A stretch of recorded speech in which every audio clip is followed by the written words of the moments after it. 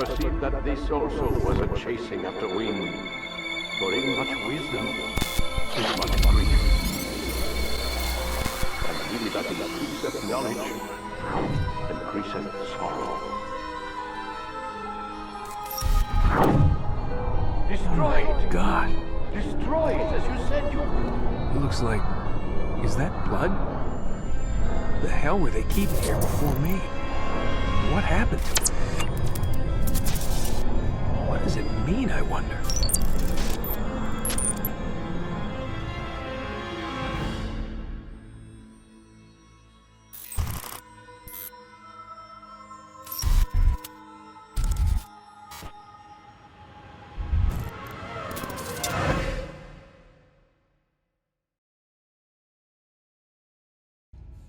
5 years ago, in late 2019, for the 10-year anniversary of Assassin's Creed 2, I made a really bad retrospective on the game. It's essentially just a retelling of events, far too many cutscenes played at length, and very little in the way of actual analysis. Since 2019, I like to think, in my hubris, that I've gotten better at this. My videos on Assassin's Creed 1 and Black Flag are some of my favourites, and I feel like Assassin's Creed 2 deserves the proper LazerzZ video treatment.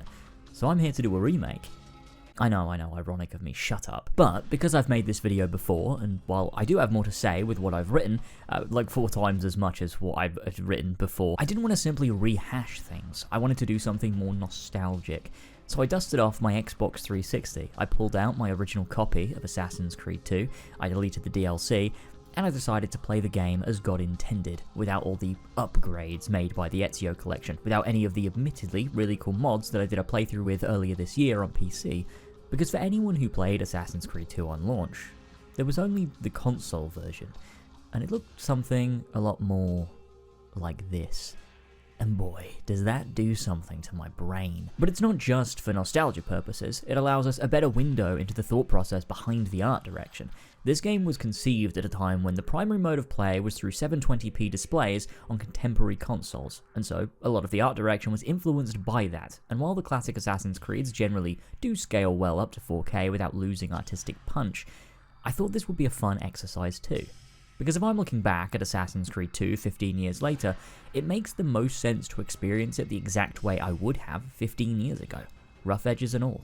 This is the game that we fell in love with, and we did so for a reason. Odds are, the version you're seeing on YouTube won't look quite as rough as the version I was actually playing, mainly because of rendering and the YouTube video window being smaller than my monitor, but I think it still conveys the spirit far more than my original video, or any other videos that talk about Assassin's Creed 2, either using footage from the PC version or the D-Master. I mean, seriously, look at this shit.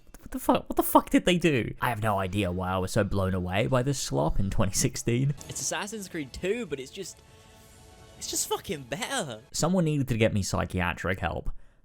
Maybe then 2017 could have been prevented. You may also have caught me saying I deleted the DLC, and that's right, I did.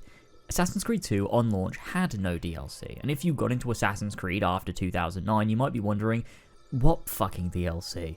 And that's a valid question. This review sounds like a threat. After Assassin's Creed 2 got its Game of the Year edition, PC release, and then especially the Ezio collection in 2016, it's been near impossible to play a version of Assassin's Creed 2 without Sequence 12 and 13 shoved into the game without your consent, similar to what Ubisoft do to 1/4 of women who work at the company. I've for the longest time been someone who feels Battle of Forlì and Bonfire of the Vanities take far more away from the game than they add, and so in this video, we won't be talking about them at all. I want to keep this video as pure of an analysis of the original Assassin's Creed 2 experience as humanly possible. However, I am a capitalist pig, and so, like Ubisoft, I've taken both of those sequences and put them behind a paywall. In seriousness though, every video I post here comes with a companion video on Patreon, fully scripted and in some way connected to the main channel upload. So if you want to hear a refreshed analysis and critique of the Assassin's Creed 2 DLC, you might be surprised by my thoughts. It's available on Patreon at the LazerzZ Vault tier, or the Vault Lite tier, I forgot I have that now, for access to all companion videos. This video will be structured just like my retrospectives on Assassin's Creed 1 and Black Flag, and will actually now work as a direct sequel to my video on Assassin's Creed 1, unlike the original, which is sacrilege, whilst continuing to improve upon everything that went wrong with the first game. I'll go through the game in order, set the scene, and dive into mechanical and thematic analysis when appropriate, and try to space it out so the video isn't top-heavy or bottom-heavy. We good? Good. If you enjoyed that, then a like would be super appreciated, and let's go. Wait, does he say that anymore? Shit.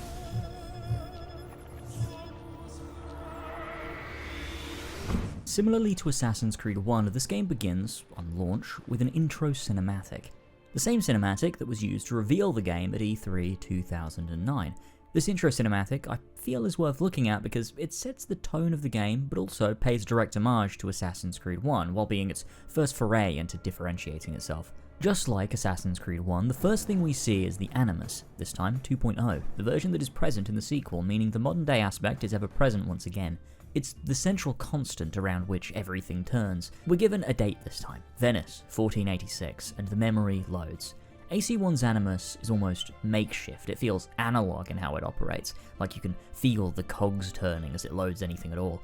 The Animus 2.0 feels serene, it feels heavenly, like it's transcending. No longer does it chug along, almost steam-powered, it's evolved. It's like it's been unshackled. That couldn't be thematically important, could it? This time there are two targets. The camera follows them, as if our assassin is our point of view, stalking them amidst the carnival celebrations in Venice. And as the lights grow brighter and our Templar becomes more distracted, that's when he appears. The assassin strikes and everything slows to a crawl. The lights blur and distort as he stares out to his partner, blood running from his neck while he drops to the floor. And behind him, our assassin, smirking, almost gloating. This is our first drop of characterization. No longer do we have a stoic, matter-of-fact killer, we have emotions tied up in this too. And differently from Altair again, this assassin doesn't run. During the Crusades, when the assassins were operating, one of the core parts of the assassination was the performance of it all, killing only their target in broad daylight and then, in real life, being killed willingly once their task was complete. In Assassin's Creed 1, they alter this to be an escape. The assassins don't cut down everyone in their path, they kill their single target and then they flee into the shadows. Here though, our assassin doesn't. He takes the time to dispatch each and every armed guard before giving chase, running through the dark streets of Venice, gorgeously depicted with the burnt orange sky lighting up the rooftops, our assassin's advantage in this chase. The Templar reaches his guards and lays a trap. Our assassin appears, revealing himself in the open, dropping down onto ground level, into the shadows of the street below and making a slow approach, his hidden blade drawn. But that's when the Templar makes a mistake with this one line. A pity you could not let your father live to see it. And this establishes an emotional crux, a reason for why our assassin was so reckless, why he smiles, why he's almost taunting his targets, the polar opposite of Altair. He's out for revenge. This is not the brotherhood we knew. Is there even a brotherhood anymore? And so our assassin retracts his hidden blade, cocks a mechanism on his wrist, holds up his arm and fires a projectile, killing his target at range. If there was any doubt at all, this makes it clear. Assassin's Creed 2 is not trying to be Assassin's Creed 1, but again, or simply better. It's trying to be something different, and it absolutely does that. For better, and sometimes for worse.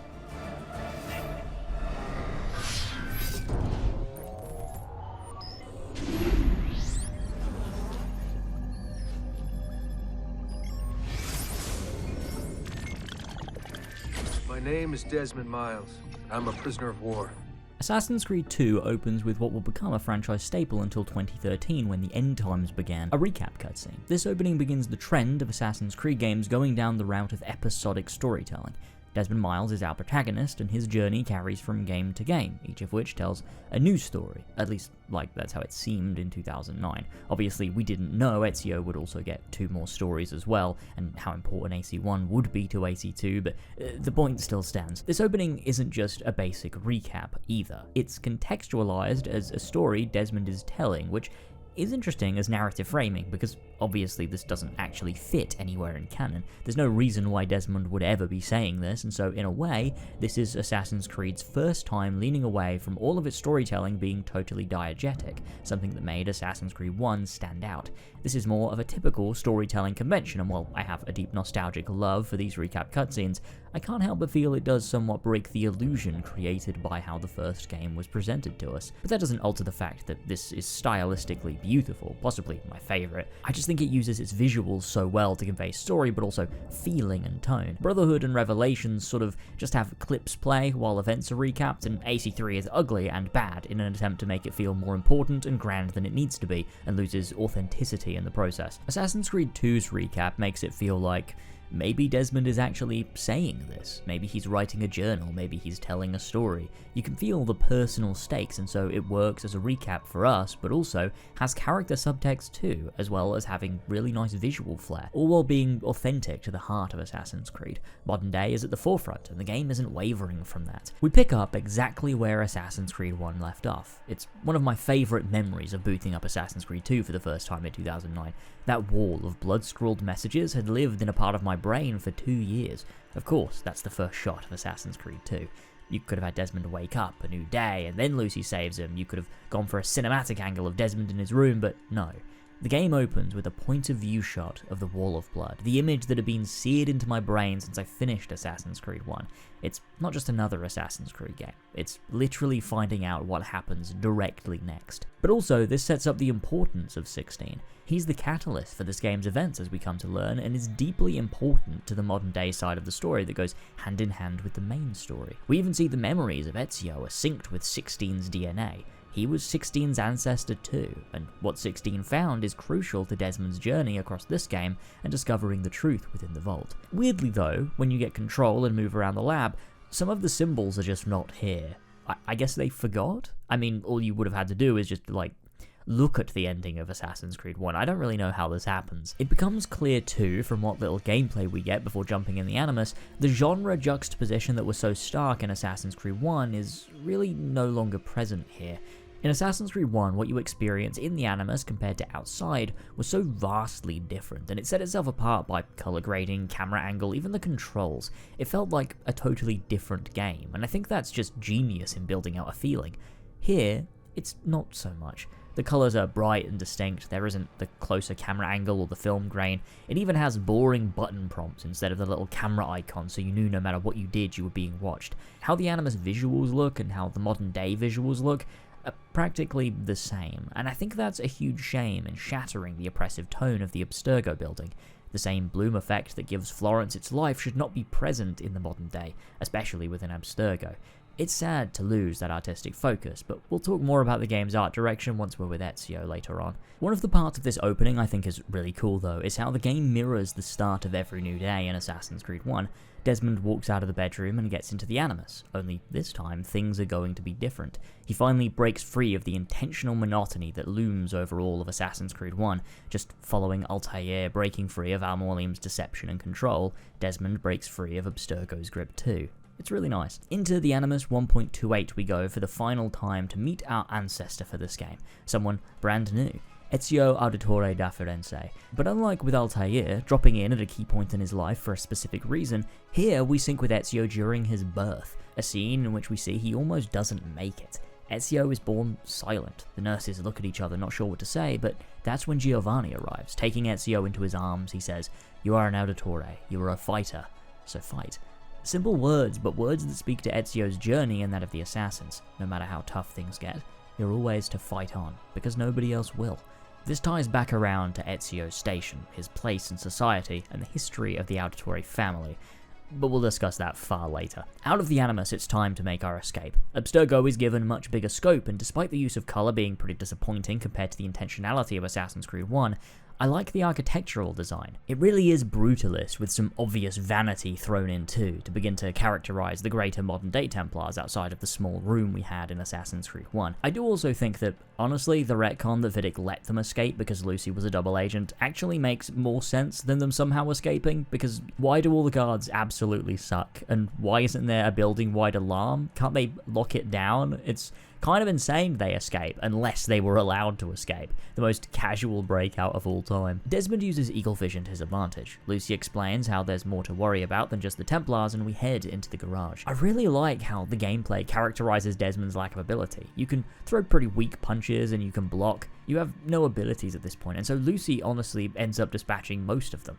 You're just sort of trying to survive in this fight. I like that it allows for a tangible way to feel Desmond improve and become more skilled the longer he's with Ezio. In the boot of Lucy's car, we escape Abstergo and arrive at the assassin hideout, a location that thankfully is suited a lot more to the art direction of this game. The warm colours and bright bloom effects creates a sense of safety, a haven tucked away, somewhere calm and welcoming rather than the hostile and oppressive atmosphere of the Abstergo lab. It's in direct opposition. It's full of life, and the interior architecture looks handmade, a human touch to everything. Even through the windows, no longer do we have a bright white blinding light obscuring our location. We can now tell we're in Italy. I always assumed Florence when I was a kid because they're clearly reusing assets, but AC Initiates explained it was Rome, which makes sense given the Abstergo facility they escaped is also in Rome, and if they ended up in Florence, that would mean Desmond was in the boot for... hold on, let me check. 3 hours. And that feels insane. I do think being aware of where the Abstergo facility was does sort of diminish its impact. Everything that felt so intentional about Assassin's Creed 1 and its obscurity is undone when you discover the rest of the building, and the fact you're in Rome, that the guards there are so pathetic. Desmond probably could have escaped on day one. But I think to counter that, it's intentional. The Templars control through intimidation, through perspective, through force, and by breaking your will. Once you see through that, once you see through the illusion conjured by Assassin's Creed 1, they can be beaten. Freedom isn't impossible. Desmond officially joins up after Lucy explains their situation. More assassins are dying, Abstergo plan to replace their apple, and they need the upper hand. There's obviously more to her reasons, she says as much, but for now, Desmond trusts her. He wants to fight back. After seeing what they're planning, what they did to him, he has motivation. But it's more than just that. It's never explicitly said, but I do think Desmond's experiences as Altair mold him just as much as his time in Abstergo as a prisoner. I think he saw a man grapple with the ideals of an order he was born into and come to a greater understanding about them and discover purpose. Desmond feels the same thing, and finally, after years of running, he wants to become an assassin for his own reasons, of his own free will. And so it begins his journey in earnest. We now get introduced to the full gang, Rebecca Crane and Sean Hastings. These guys are not deep characters, but they are oozing with compelling characterization, and I think the voice performances from Danny Wallace and Eliza Schneider really make them pop. After being so used to Vidic, we meet the assassins, very unique and expressive people. They don't feel typical, and that's sort of the point. The introduction to the modern-day assassins is our first look, truly, into what the assassins are post-Altair, but we don't yet understand quite how this happened and how Ezio's journey plays into it at all. Rebecca is our plucky mechanic, but despite that, you can see the assassin ideals in her, the way she talks about the Animus. Like I mentioned earlier, it's unshackled by the logic and practicality that holds back Abstergo's design. Even with all their resources, anything they can do, she can do better by sheer passion and creativity, human traits that make us individuals and that deserve to be nurtured. Her animus is an expression of her own freedom, and thereby makes its presentation of memory become cleaner, smoother, and less rigid. Sean is very defensive, especially with Desmond. He sees him as a guy who just got everything given to him because of his DNA, whereas Sean had to work for it. It's a slight reflection of the inequality that births assassins to begin with. It would have been nice to maybe mirror Ezio's own place in the world as a noble, with Desmond's importance because of what he was born into as well. The game doesn't do this, and so it sort of means nothing, but it could have been an interesting way to go. I think he has a really good arc across these games. It's not really present and central, it's kind of all subtext, but I love that he goes from this sort of harsh exterior that's just being really snarky and a bit of a bitch to being genuinely caring. I think it's one of the only things about Sean that was handled really well in the sort of post-Golden Age era. Some of the stuff from him in Syndicate is really, really good. Not this, not that's bad, I hate that, but this cutscene. It's really nice, and I think it shows great growth on his part, especially some of the stuff in Valhalla too. I really think Sean is maybe the most consistently well-written character in Assassin's Creed. And with that, we head into this new Animus. A dreamlike memory corridor takes us away and into the memories of Ezio Auditore.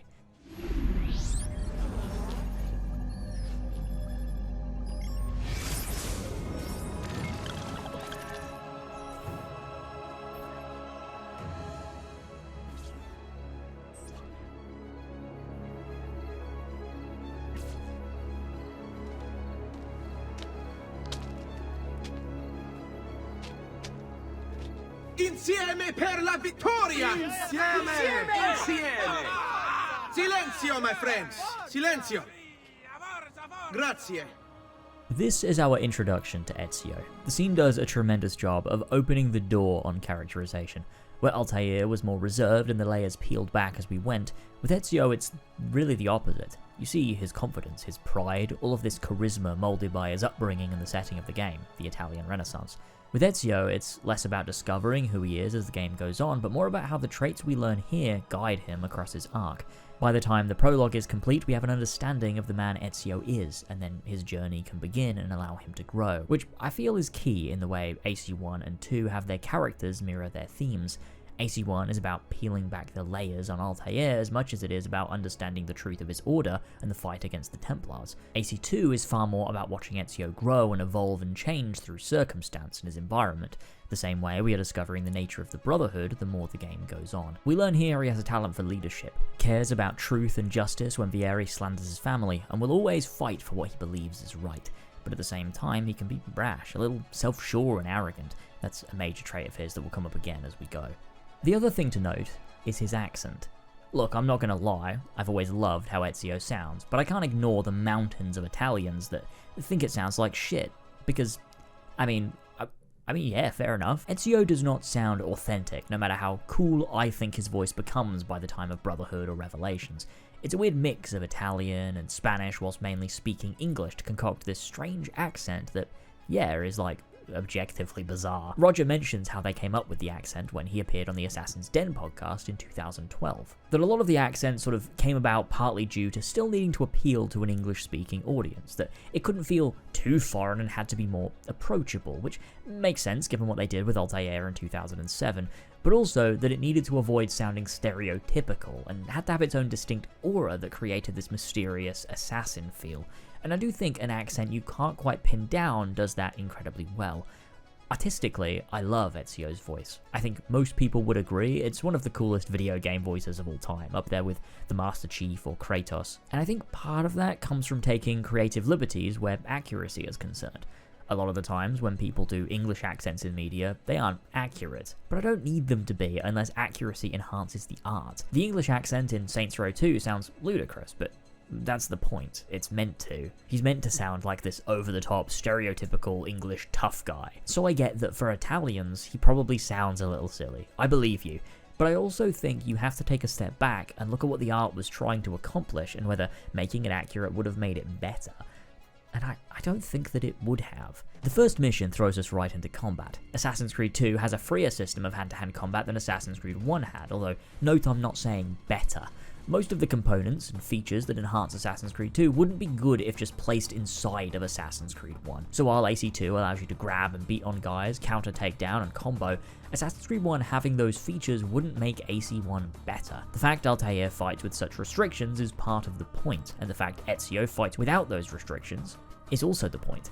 You'll find me coming back to this multiple times across the video. Additions made to Assassin's Creed 2 mechanically are not as simple as this is better than AC1, because AC1 used its mechanics very intentionally, as does Assassin's Creed 2 in most cases, and so the greater mechanical freedom in Assassin's Creed 2 actually enhances the mechanical restrictions in Assassin's Creed 1 because of what each game is trying to say for itself and how it retroactively gives greater meaning to what came before and comes after thematically. I'm going to keep revisiting this line of thought across the video until I eventually reach a point with it. I just want to establish examples as we go. Beating on these guys also gives you a chance to feel how much more skilled Ezio was than Desmond too.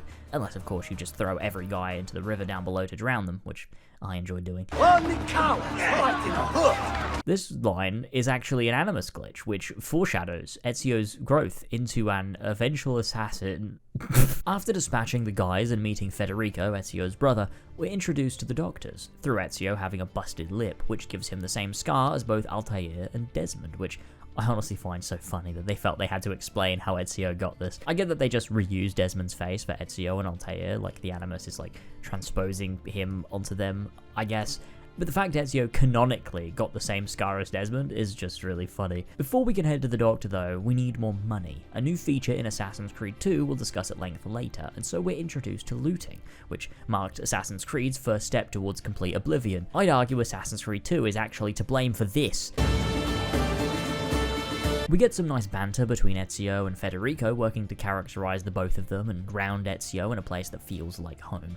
I think this is really important. Florence always feels like Ezio's city. This is where he grew up. He knows the streets, these places. Him and his brother instinctively know the closest doctor who recognizes them. It's just another night in their home, a life they adore, and that's of course how this section caps off as you climb the roof of the Basilica di Santa Trinita, a church I've actually been to.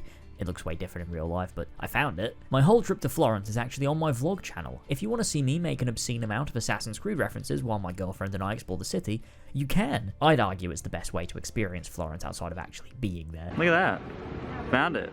Pretty sick, eh? Ezio and Federico reach the top and we're finally greeted with the title card. This scene is obviously a classic. It's special, it's one of the scenes that most people have ingrained in their memory, but what it's doing on a tonal level is really well executed.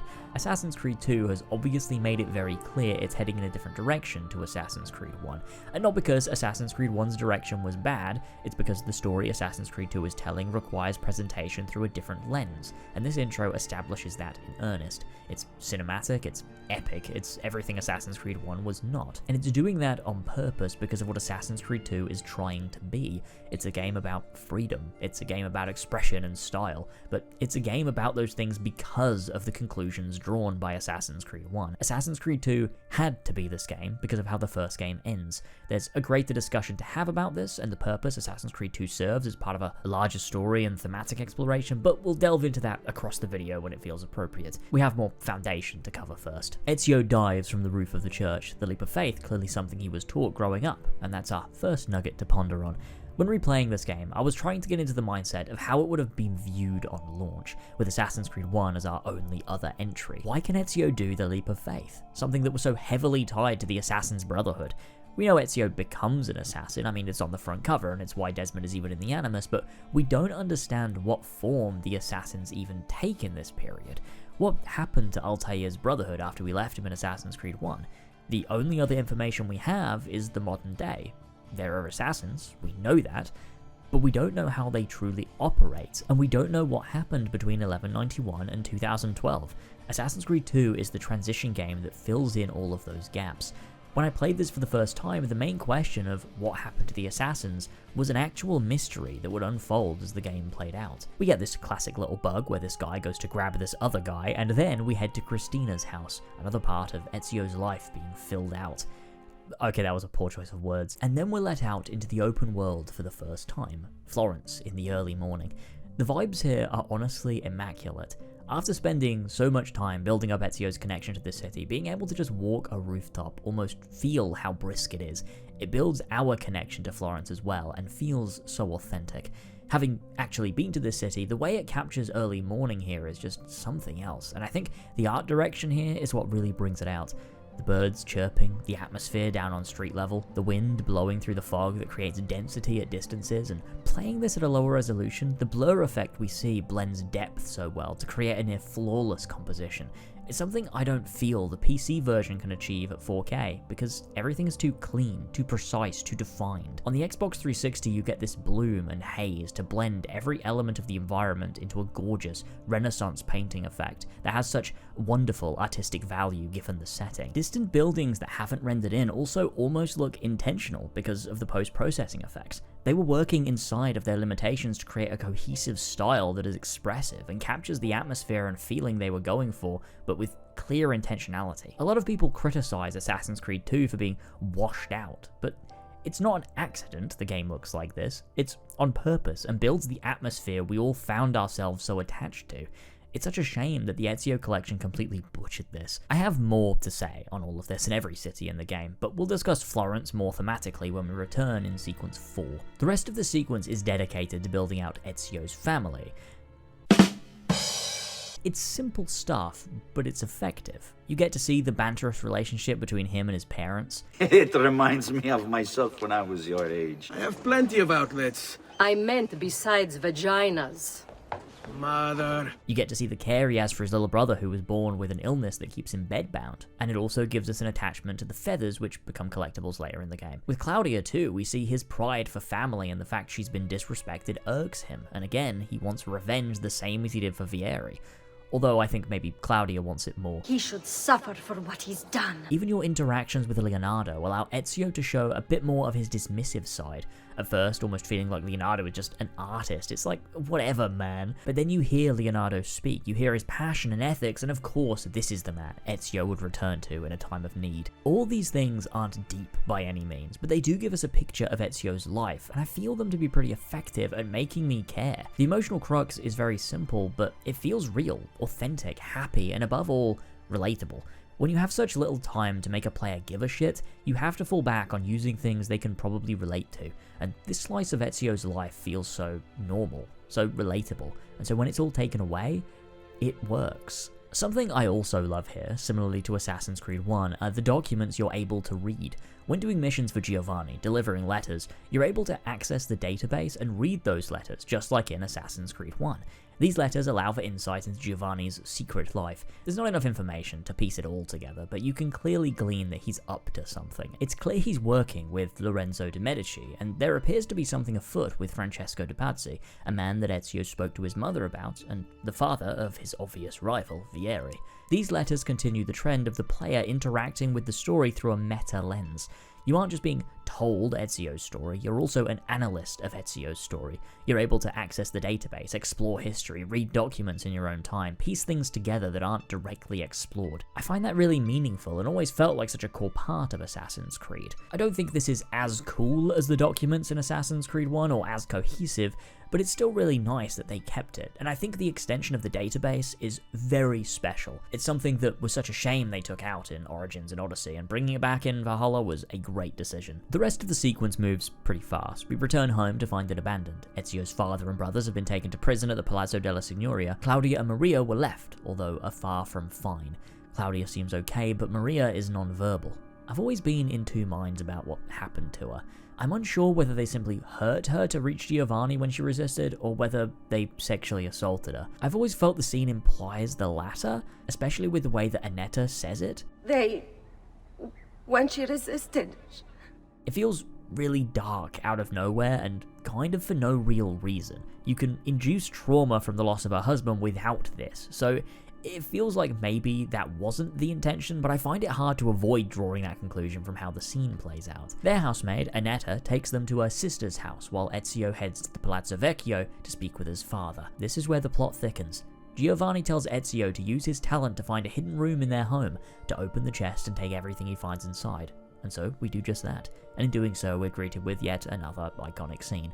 Ezio finally donning his father's robes, and also getting white hair for a moment. Ezio's robes in Assassin's Creed 2 are often considered his best visually. Maybe I agree, but they're not my absolute favourite out of the default robes from each game. These robes are never truly Ezio's.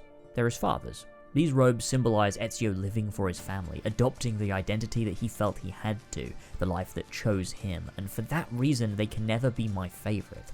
In Brotherhood, those robes symbolise two things. They're a rebirth of the classical Brotherhood, which is why they evoke Levantine robes so strongly, with the bright white and red, but also they symbolise Ezio discovering his own identity, finally fighting for his own reasons and his ideals, rather than chasing a revenge he felt was necessary. And so while the Assassin's Creed 2 robes have a beautiful symbolic meaning, and purely visually might be the coolest of his main robes, I still think in a character sense, they will never be as good as his Brotherhood set, and I find it hard to separate the character significance from the visual style. That said, the version of the Assassin's Creed 2 robes that are in the final retail version of Assassin's Creed 2 pale in comparison to the robes in the E3 demo, which is the version I played with using mods when I played Assassin's Creed 2 on PC earlier this year. With the glove and detailed leather shoulder strap for the cape, there's just something so much cooler about this version than the regular version in the full game with the pathetic little cape strap and stupid metal bracer garbage.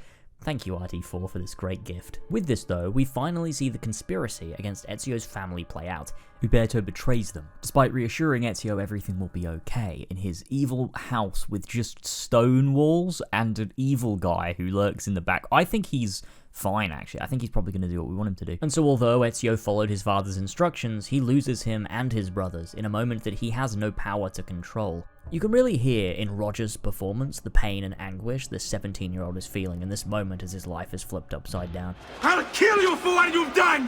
Thanks to the brief connection to his family, the grounding sense of investment in Florence as a home, and the open and outright betrayal, I think the opening does a tremendous job to make us care, to make us want to fight back and to push on with what follows. I always find myself frustrated at this point as the player, unable to act the same way Ezio must, and so I continue. And as the game goes on, I find a new reason to push on as the story develops. But for now, we close sequence 1.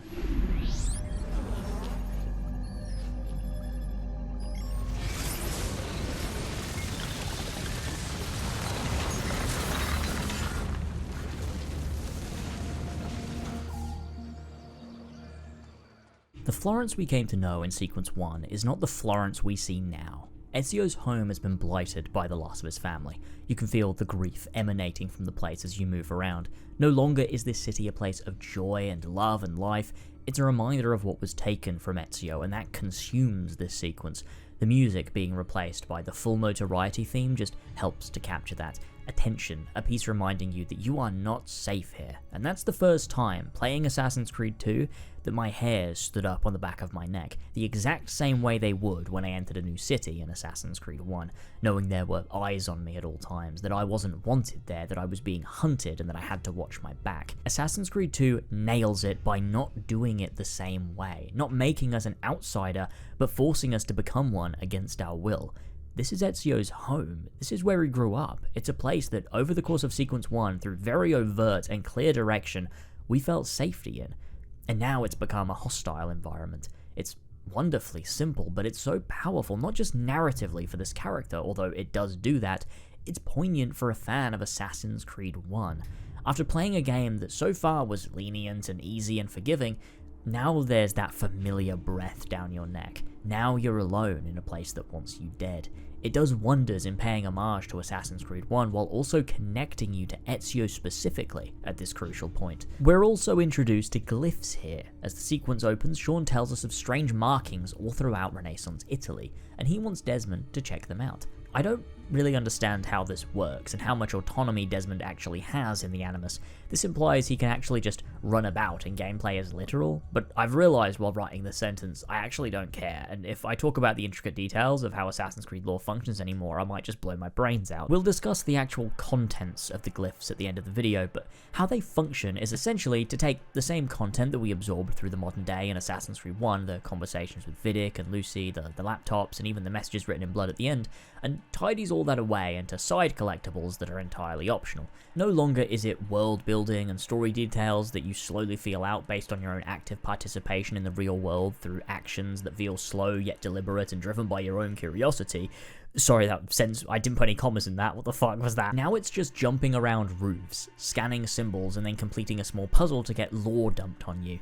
This was obviously done to stop pulling the player out of the Animus, as it was a major criticism of Assassin's Creed 1, mainly leveled by blackguards and cowards. If it wasn't already clear, I think this is much worse, and also doesn't even really provide much in the way of actual story. It's just random facts that have no bearing on Desmond or the modern day gang, unlike the discoverable information in Assassin's Creed 1, which was all important in building out a sense of world that was valuable given Desmond was discovering all of this for the first time. And we'd actually get to see his thoughts through conversations with both Vidic and Lucy. It was all meaningful and driven by your own autonomy. You had to figure it out. For all its faults, I do enjoy what they do with 16. I think the only value it really adds is seeing this man, this victim of the Templars, completely fall apart and lose himself.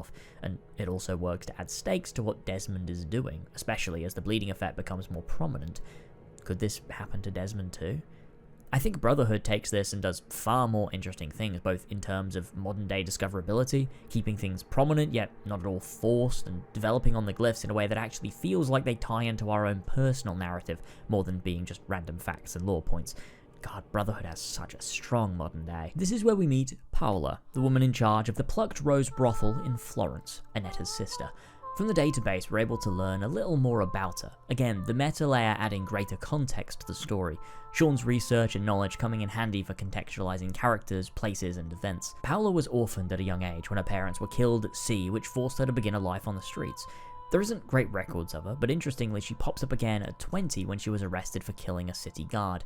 She won the case though on a self-defense plea thanks to the support of Giovanni Auditore, which is when she went on to start her brothel and protect girls like herself from a life on the streets. You can glean from this the reason she decides to help Ezio now, partly because of her protective nature based on her own experience, but also partly because of the help she received from his father. She helps Ezio to get revenge on Uberto, the man that betrayed him. Paola wants to help, and so we work with her. This is where Paola teaches us how to blend, and finally I can delve into a discussion about how AC2 handles social stealth, which is to say, I think this very simple change was the downfall of meaningful social stealth. Blend is no longer a constant state of being. I explained in my Assassin's Creed 1 video that in that game, while you did have blend groups as moving hide spots with the monks, you were actually always in a state of blending in. Part of how detection works in Assassin's Creed 1 is actually based on your actions when in an open space and when being observed. You have to monitor who is looking at you and their level of awareness. If nobody is looking at you, you can literally do anything and you'll be fine. If you're being observed by low level awareness, you can run around just fine, but don't attack, don't bump into people. Basically, keep to yourself and you'll generally be okay. If you're being observed by high level awareness, then you have to walk, maybe even use the blend function with a passive use of your legs. Be careful and be wary. Behave like you belong or you'll be spotted and chased. As the player in Assassin's Creed 1, you have to be conscious of all of these things to be able to blend in. It is various actions you are choosing to take. AC2, rather than building on this system, completely flattens it. Blending is now simply the act of walking into a group of people and becoming invisible. It is nothing more than a hide spot that can move, and using them is only really important when you are notorious, as indicated by the notoriety meter in the corner. When you're notorious, gameplay functions similarly to Assassin's Creed 1, in very small ways. The way you move actually does impact detection speed, but you'll be detected no matter what, unless you move out of line of sight or blend with a crowd or use another hide spot. So basically you cannot be seen or you will be detected. This doesn't take skill or perception the way that it did in Assassin's Creed 1. You don't have to act in any certain way, you just walk into a crowd and you're safe. That said, this is the most fun way to play Assassin's Creed 2, when anyone can spot you and detect you. It gives purpose back to walking the streets, because walking from one crowd to another gives you extra frames of blend exiting a crowd to not be spotted. Running does not, and increases detection speed, and so walking becomes meaningful again if you don't want to be spotted. The problem is, though, if you are spotted, there aren't huge consequences. Combat is far easier in Assassin's Creed 2, as we'll discuss later, as is hiding and escaping, and maps like Venice are so much larger than AC1 that walking feels more cumbersome than it does engaging, especially when you have the alternative. Tear posters, bribe heralds, kill officials, and you'll return to an incognito state, a state which means you can do anything at all and nothing matters. It makes movement through cities absolutely void of purpose. You end up simply sprinting through the streets as fast as you can to the next marker. The reaction of guards and civilians no longer matters. Bumping into people isn't something that causes any repercussions generally, and so because of this, you have no incentive to reach the rooftops like you did in Assassin's Creed 1. In fact, you're more likely to be detected on roofs than you are on the ground, and so it de-incentivizes getting to higher ground. And so I think that this one change to blend catastrophically alters how people interact with Assassin's Creed, and it might be the biggest crime Assassin's Creed 2 committed in its attempt to appeal to a broader audience. There was a harmony in navigation that existed from the systems built for Assassin's Creed 1. Ground level, hostile, be careful, don't be seen. If you are, you're fucked. Get to higher ground, feel the freedom it brings, control your environment, be an assassin. Assassin's Creed 2 doesn't have this. You aren't forced to act any certain way, you never have to adapt, just run in a straight line through the streets until you reach your marker. It's boring, and it's shallow. Assassin's Creed 1's movement through cities had a powerful intentionality behind it. As you walk those streets, every step felt important, as did your observation of the environment. You felt like a blade in the crowd as you slowly gentle pushed through a crowd near guards, just mere feet away but unseen by enemies that absolutely could detect you if you decided to sprint on by.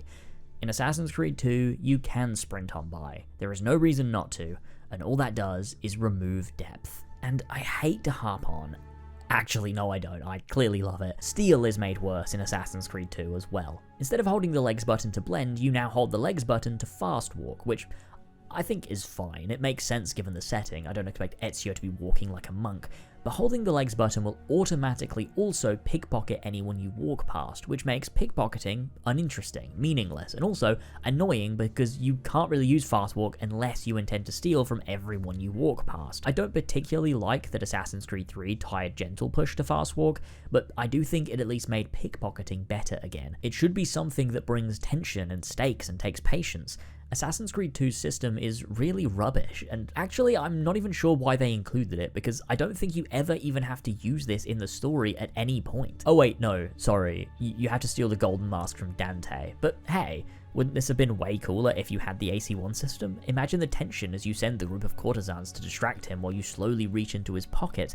I don't know, we're getting ahead of ourselves. I do want to offer my thoughts on how Blend could have been fixed and developed upon though, because I think there was a way to go here. And I might have talked about this in another video somewhere. I don't know, I couldn't find it. I feel like I've mentioned it at some point. It might have been in a Patreon video, I don't know. I'm gonna say it again though. I personally think you keep the way AC-1's detection works. Maybe work in some nuances so it's less of a 3-tiered detection system, but even still, you keep it the same so your actions matter. Then you introduce the idea of crowd blending, but you stagger it based on crowd density. So for example, if you're out in the open and walking around in an area of the city that has perceptive guards, maybe you'll be detected way easier if you're looked at. But if you duck into a group of 3 guys, it'll delay the time it takes for them to notice you and allows you to slip away. And so as you increase the density of a crowd, the more invisible you become, which means as the player you always have ways to slip away totally unseen, mimicking that first Assassin's Creed 1 CGI trailer. But also you have to consider the size of the crowd, the distance, and your own movement through a space. I think in doing that, you make crowds matter and integrate them into navigation and planning without making them a strict binary of invisible versus not invisible. I think I might have mentioned this in my AC-1 video too. I write so much I physically cannot remember if that's where it was, but Valhalla did attempt to remedy this. It actually tried to take us back to the AC-1 system. It's far worse and feels like it's held together by string and tape, but it's interesting that someone got it. For the first time since 2007, someone actually got how Blend was supposed to work. Then what I gather from watching White Light's video on Mirage, they totally threw that philosophy out the window, and now Shadows doesn't even have social stealth at all. Man, Assassin's Creed might be trapped in an endless cycle of repeating the same mistakes again. Over and over again. With Paola's lessons taught, she instructs Ezio to take the page he found among his father's things along with the broken blade and bracer to be fixed by Leonardo da Vinci. I feel like perhaps a better way to get Ezio to Leonardo would maybe be to have Ezio suggest Leonardo, based on the fact that he met him once and actually admired his conviction. It feels a little weird that Paola has a familiarity with Leonardo enough to specifically recommend him to Ezio, although maybe it's her closeness with Giovanni and Leonardo being close to the Auditore family. Actually, no wait, yeah, no that is it, never mind. I'm dumb. Heading to Leonardo, we're finally introduced to their relationship properly. Leonardo is shocked to see Ezio, but you see him quickly switch up to show kindness, to give Ezio a place he feels welcome. It's really warming, and this relationship between them both is a constant across the game. Leonardo acts as a means for Ezio to feel grounded, to still have some connection to his home and his family. It's something Ezio really needs now, and it's easily the best relationship in the game. Their scenes together are brief, but they're always brimming with character. Here, Ezio hands over the bracer, blade, and the codex page that came with them. Leonardo works on decrypting it and presents Ezio with the working hidden blade, which still to this day is such a good moment. Being handed the weapon you became so familiar with in Assassin's Creed 1, it brings a sense of control, especially having no weapons at all for the first half of the sequence. However, we once again have to address the allegations. No, not those, although they are certainly important. The allegations that Leonardo is the one that modified the hidden blade not to require the ring finger sacrifice. I still, to this day, get people commenting that I'm wrong and that Leonardo is the one who modified the design. No. He didn't. Leonardo says, though it once required a sacrifice, it has been modified. He just built it to design like it said in the page. Altair is the one who modified the ring finger sacrifice. I have 2 pieces of obvious evidence just to back myself up to make this utterly indisputable.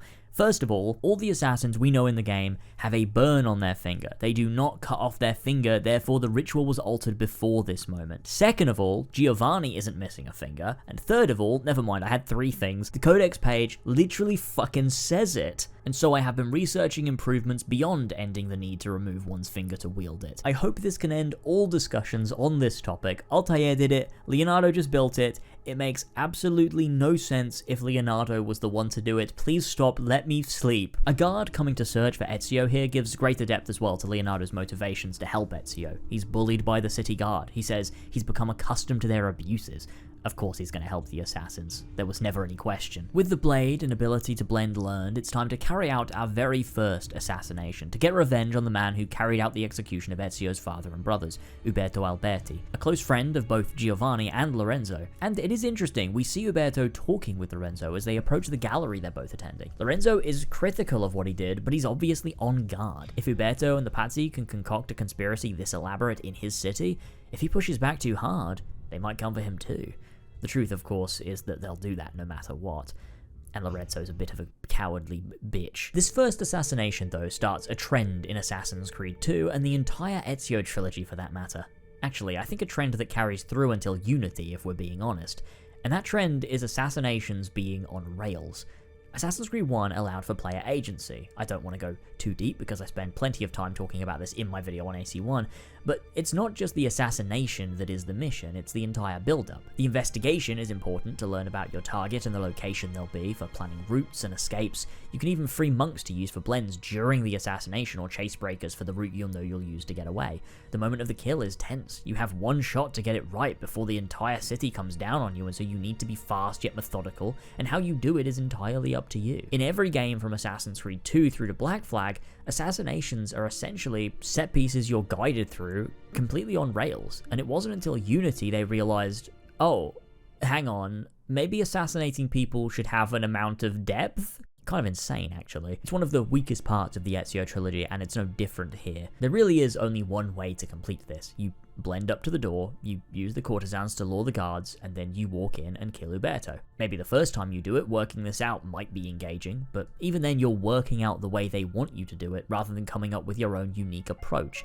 And I think no matter how you look at it, that kinda sucks. Freedom is the central pillar of the Assassin Brotherhood, and to not allow for freedom mechanically or in your design philosophy feels like a grave mistake. I do like that you can stand and listen to Uberto though. It's a nice detail, hearing him almost gloat about what he did and consider erasing the Auditore family from history. It's devious and just poises your blade to strike all the more true.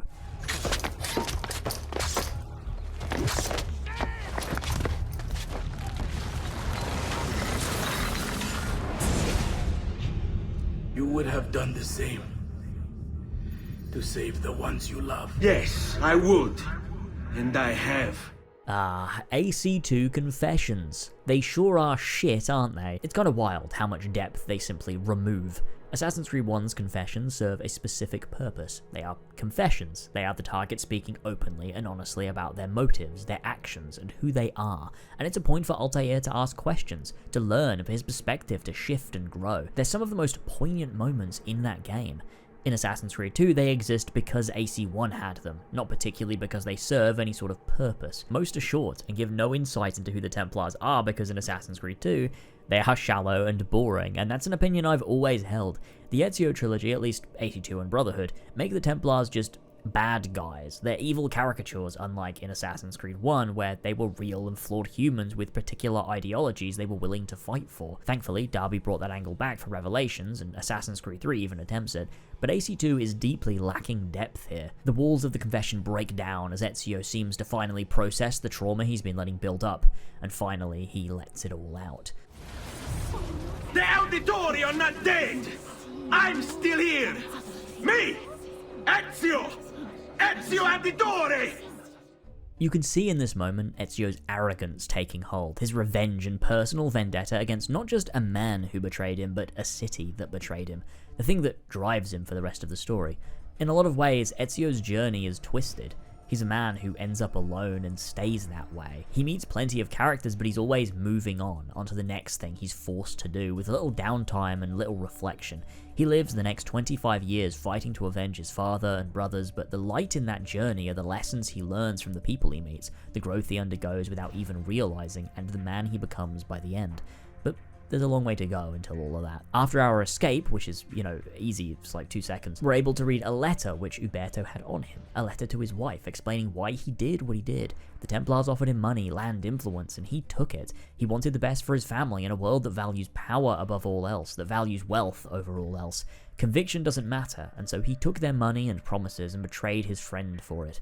This letter adds greater depth to his character, greater nuance. Society being imbalanced, being built in a way that steps on those not at the very top, caused Uberto to neglect his morals and do the Templars' bidding. I don't have tons to say on this matter. I mean, it is what it is, but at least gives us a deeper impression of the man he was and why he did what he did.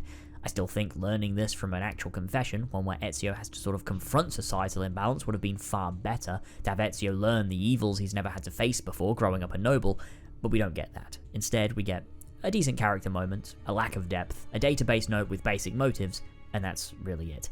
It's fine, it's serviceable, but it's not remarkable, nor does it move me in any real way. Now the kill has been executed, Ezio takes his family and they leave the city, bound for Ezio's uncle's villa in Monteriggioni. Florence is now empty, it's dark, it's lost the colour that made it pop, the music is ominous and oppressive.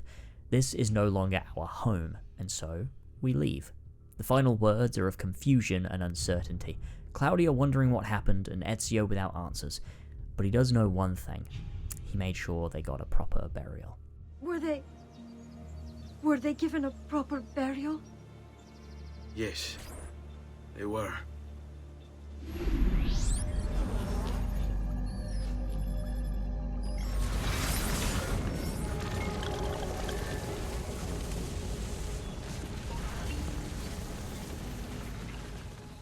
Arriving in Monteriggioni is filled with uncertainty and anxiety, but also safety and peace too, as the music evokes those Masyaf tones from Assassin's Creed 1.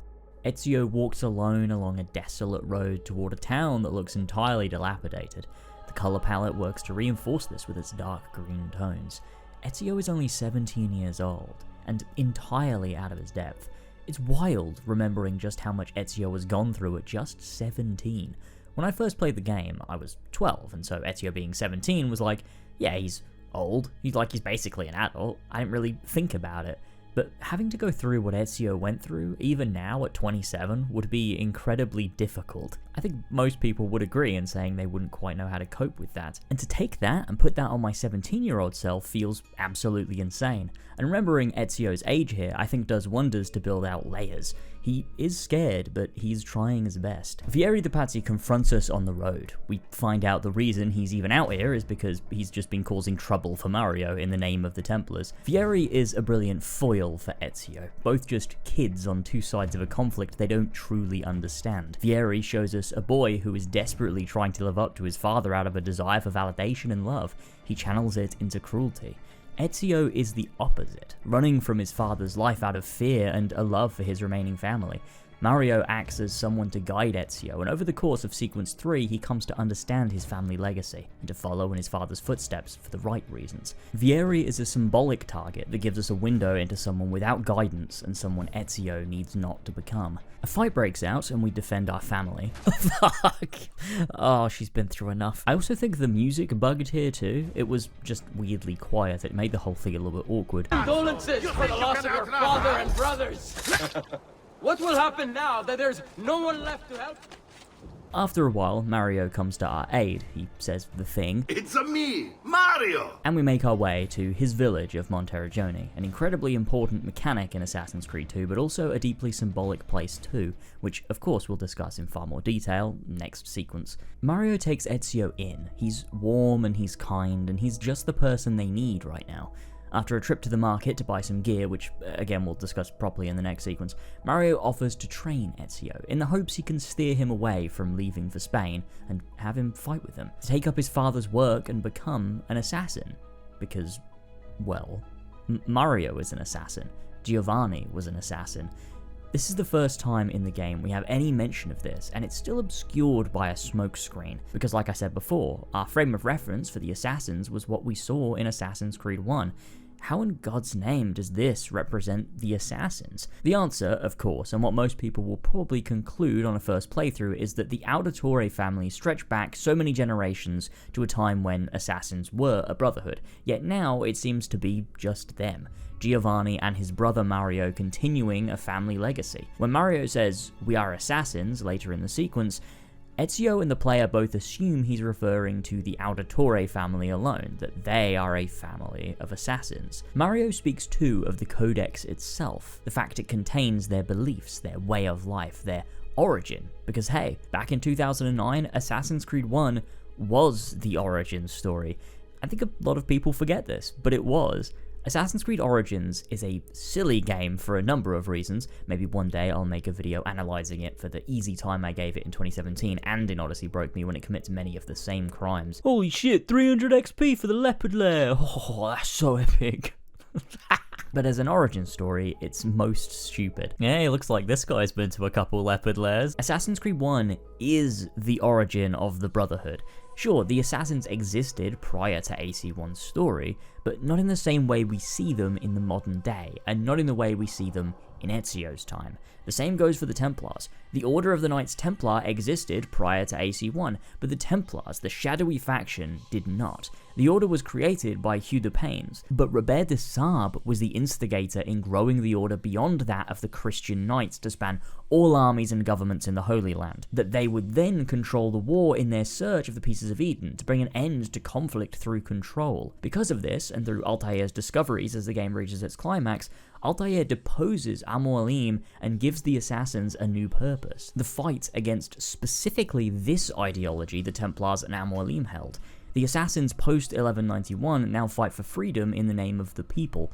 Altair's story is the origin of the modern-day Assassin Brotherhood. It's where the fiction begins, and it's also the origin of the modern-day Templar Order too, deciding that actually the Assassins were formed to specifically fight for freedom under the name The Hidden Ones, and then slowly became dogmatic for some reason and fought for peace instead of freedom, only to switch back again to fighting for their original cause entirely without the knowledge of Bayek is stupid and dumb and bad, and also kind of completely pointless. Altair's story is him realizing the necessity of freedom because of what he observes of the Templars, but also what he observes of Al-Mualim's assassins, and that's why he reforms the Brotherhood, and that's where the fiction begins. I have more on this later. We sort of revisit this very topic in a bit more detail, but I wanted to sort of get this in now while it was also relevant. There's more to discuss with this topic, and it'll become more relevant the more codex pages we collect, as well as when we complete each assassin tomb as well.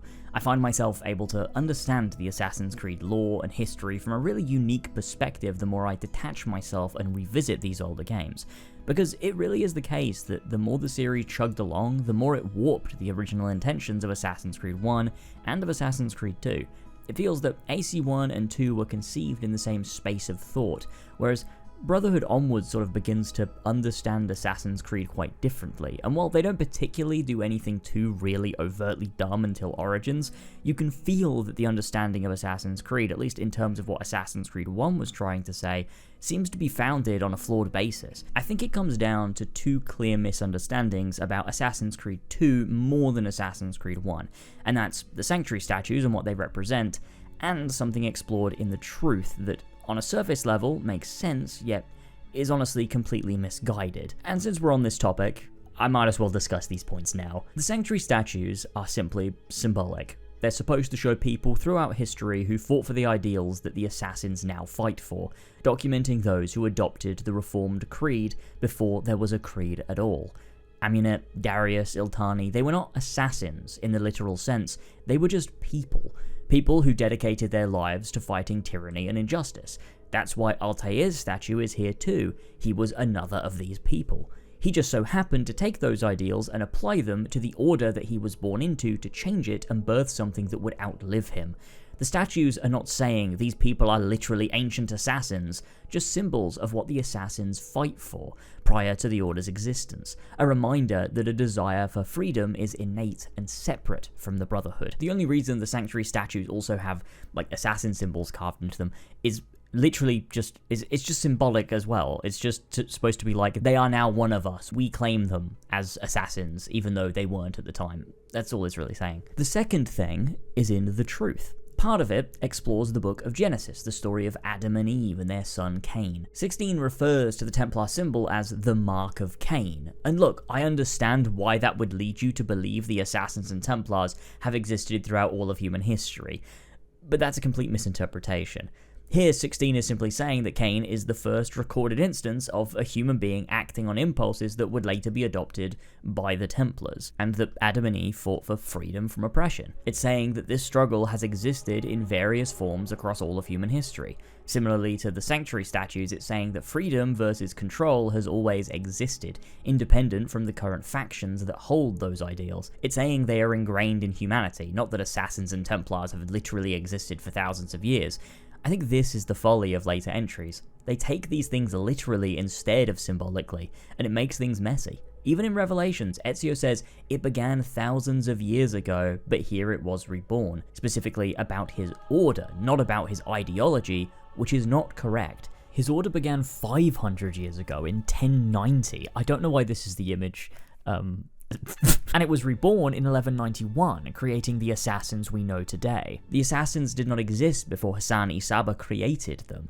There were merely people fighting against tyranny in a disorganized sense. Altair simply organized it as a response to Robert and Al-Mualim, and then looked back to people throughout history that had fought for the same things that he now wants the assassins to fight for, symbols that reinforce his own beliefs. I'm also really itching to talk about the organization itself and how the Brotherhood as it stands post-Assassin's Creed Brotherhood kind of makes no fucking sense at all based on what AC2 does with its approach to the transition from the 13th to 15th century, but I think we'll save that for sequence 11, which, yes, is very far away, but I think it'll fit better once we deeply explore what AC2 has to say for what its contemporary version of the Brotherhood looks like. What I've skated over this entire time is the fact that here we learn combat. Combat functions mechanically similarly to Assassin's Creed 1, the same as most of the game does on a base level, although AC2 has some alterations that I think makes the combat, I'm really sorry to do this again, worse. In AC1, you can dispatch guys fast if you use the right moves against the right guard types. Yet, if you fuck up, you can quite easily get swarmed and overpowered, which makes escape usually often the best solution for large groups of enemies. Although, if you're good, you can use your counters, combos, and dodges in a way to make you feel light, agile, and swift. In Assassin's Creed 2, you end up pushed towards defense more often than escape or offense. This happens because of the counter and combo system. In AC1, combos are popped off by pressing armed hand and then pressing it again once your sword makes contact with an enemy's, either killing them or knocking them off balance, from which they can usually be killed. You have to time it well, but if you do, it is fast and it is efficient. In AC2, combos are executed by successive armed hand presses upon connection with the enemy's sword, and usually combo executions will only happen if the enemy has low enough health. So with higher level enemies, it's doing this over and over again until Ezio decides now is the time to land a killing blow. Same goes for counters. If it's a regular guard, it's an insta-kill, but if it's not, then you need to counter 3 to 4 times before they'll actually die. It alters combat in such a way that it becomes incredibly tedious. Being swarmed by guards in Assassin's Creed 2 isn't challenging or pressure, it's an annoyance that takes ages to fight through, whereas I felt Assassin's Creed 1 had a really strong balance to make it engaging. Perhaps something as simple as lower health could make fights in Assassin's Creed 2 feel more intentional, but even then I don't know. I think Brotherhood remedies this with the combo chain system, but it still fails by making you too much of a tank. AC1 is probably the closest they ever got to making you feel like a glass cannon. Even then, towards Memory Block 5 and 6, your health increases so much that it loses that feel somewhat. AC2's combat is probably one of my least favourite systems in the franchise, up there with Black Flag and Syndicate. I think I just dislike how it promotes tedium above creative and expressive play. It's similar to how Assassin's Creed 3 had quite a good thing going and then Black Flag ruined it. And same with Syndicate. Unity has a strong basis to build from, yet Syndicate decided not to do that. I feel like AC2 doesn't build from AC1, it instead makes it cumbersome. Brotherhood and Revelations are better, no doubt, but they still feel like band-aiding a larger issue at the core of the design philosophy. Strafing also just lets you jump around the back of guys and kill them or deal large damage, and it's such a dumb move. Why did they do this? Despite the weeks of training and knowledge, Ezio still plans to take his family to Spain in 3 days. Mario, of course, isn't best pleased. Ezio throwing away everything his father fought and died for. Although, buddy, aren't you supposed to fight for free will? Ezio should be able to throw away all that if he wants to. Sounds like someone's a big ol' hypocrite, isn't he? What are you gonna do? Go kill Templars for infringing on people's freedoms, but also guilt Ezio into pledging his life to a creed he doesn't even currently really believe in? Interesting. Interesting stance to take there, Mario. In all seriousness, it'd be awesome if the game thought to I don't know, address this obvious critique of the Assassin's Creed. Darby probably would have. I'm sure they wouldn't have let him put it in anything but 17 notes scattered around the map, hidden in caves for some reason, but Darby would have at least thought about it. That's not really fair. Korime does write about the ironies of the Assassin's Creed in the Codex pages, but that's later. Shh. After 15 seconds of time to think about this, Ezio decides to head to San Gimignano to kill Vieri too. No real conflict, no real deliberation, he just sort of changes his mind. It's pretty shallow, to be honest. But off we go to San Gimignano to help Mario. I don't have much to say about this memory, we'll discuss the city later on, but this is essentially an assassination that becomes a huge fight, which ends up as a running theme. Turns out Mario's plan as an assassin was to take an army into the city and fight the other army.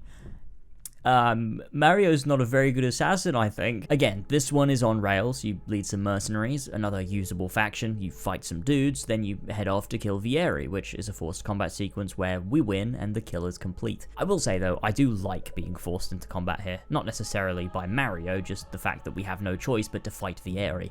Ezio is not skilled yet, he's still just a novice, and so it feels thematically right that he'd end up fighting Vieri rather than taking him out without being seen.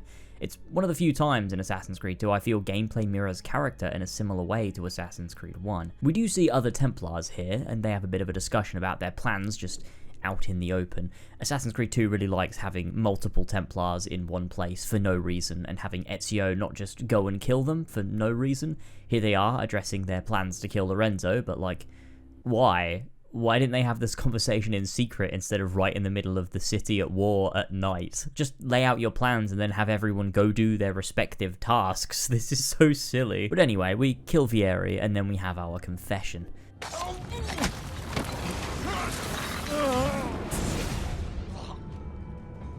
What are you and your allies planning? Is this what my father discovered? Is this why he was killed? I'm sorry. Were you hoping for a confession? Yeah, that about sums up AC2, doesn't it? This is a great scene, though. The lack of a confession actually does serve the story for once. Vieri has nothing to say here, because truly he has no ideals, only spite. This enrages Ezio, as it would, and he loses it, shouting and shaking Vieri's corpse, furious that he can't get answers. This is when Mario steps in and teaches Ezio a valuable lesson. Enough, Ezio! Show some respect. Respect? After all that's happened, do you think he would have shown either of us such kindness? You are not Vieri. Do not become him. This is a simple line, but one that speaks to why assassins do this. It's methodical, yet it's also empathetic. It's never done out of malice, and killing shouldn't come with indignity. You cannot let hate rule you or displace your motives. Kindness must win out. This also begins Ezio's tradition of saying his iconic phrase upon killing his targets, which becomes an epic reference in later games. Requiescat in pace, Caesar. Oh my god, this was so bad. Why did they do this? It's so fucking cringe. And with that, ends sequence 3.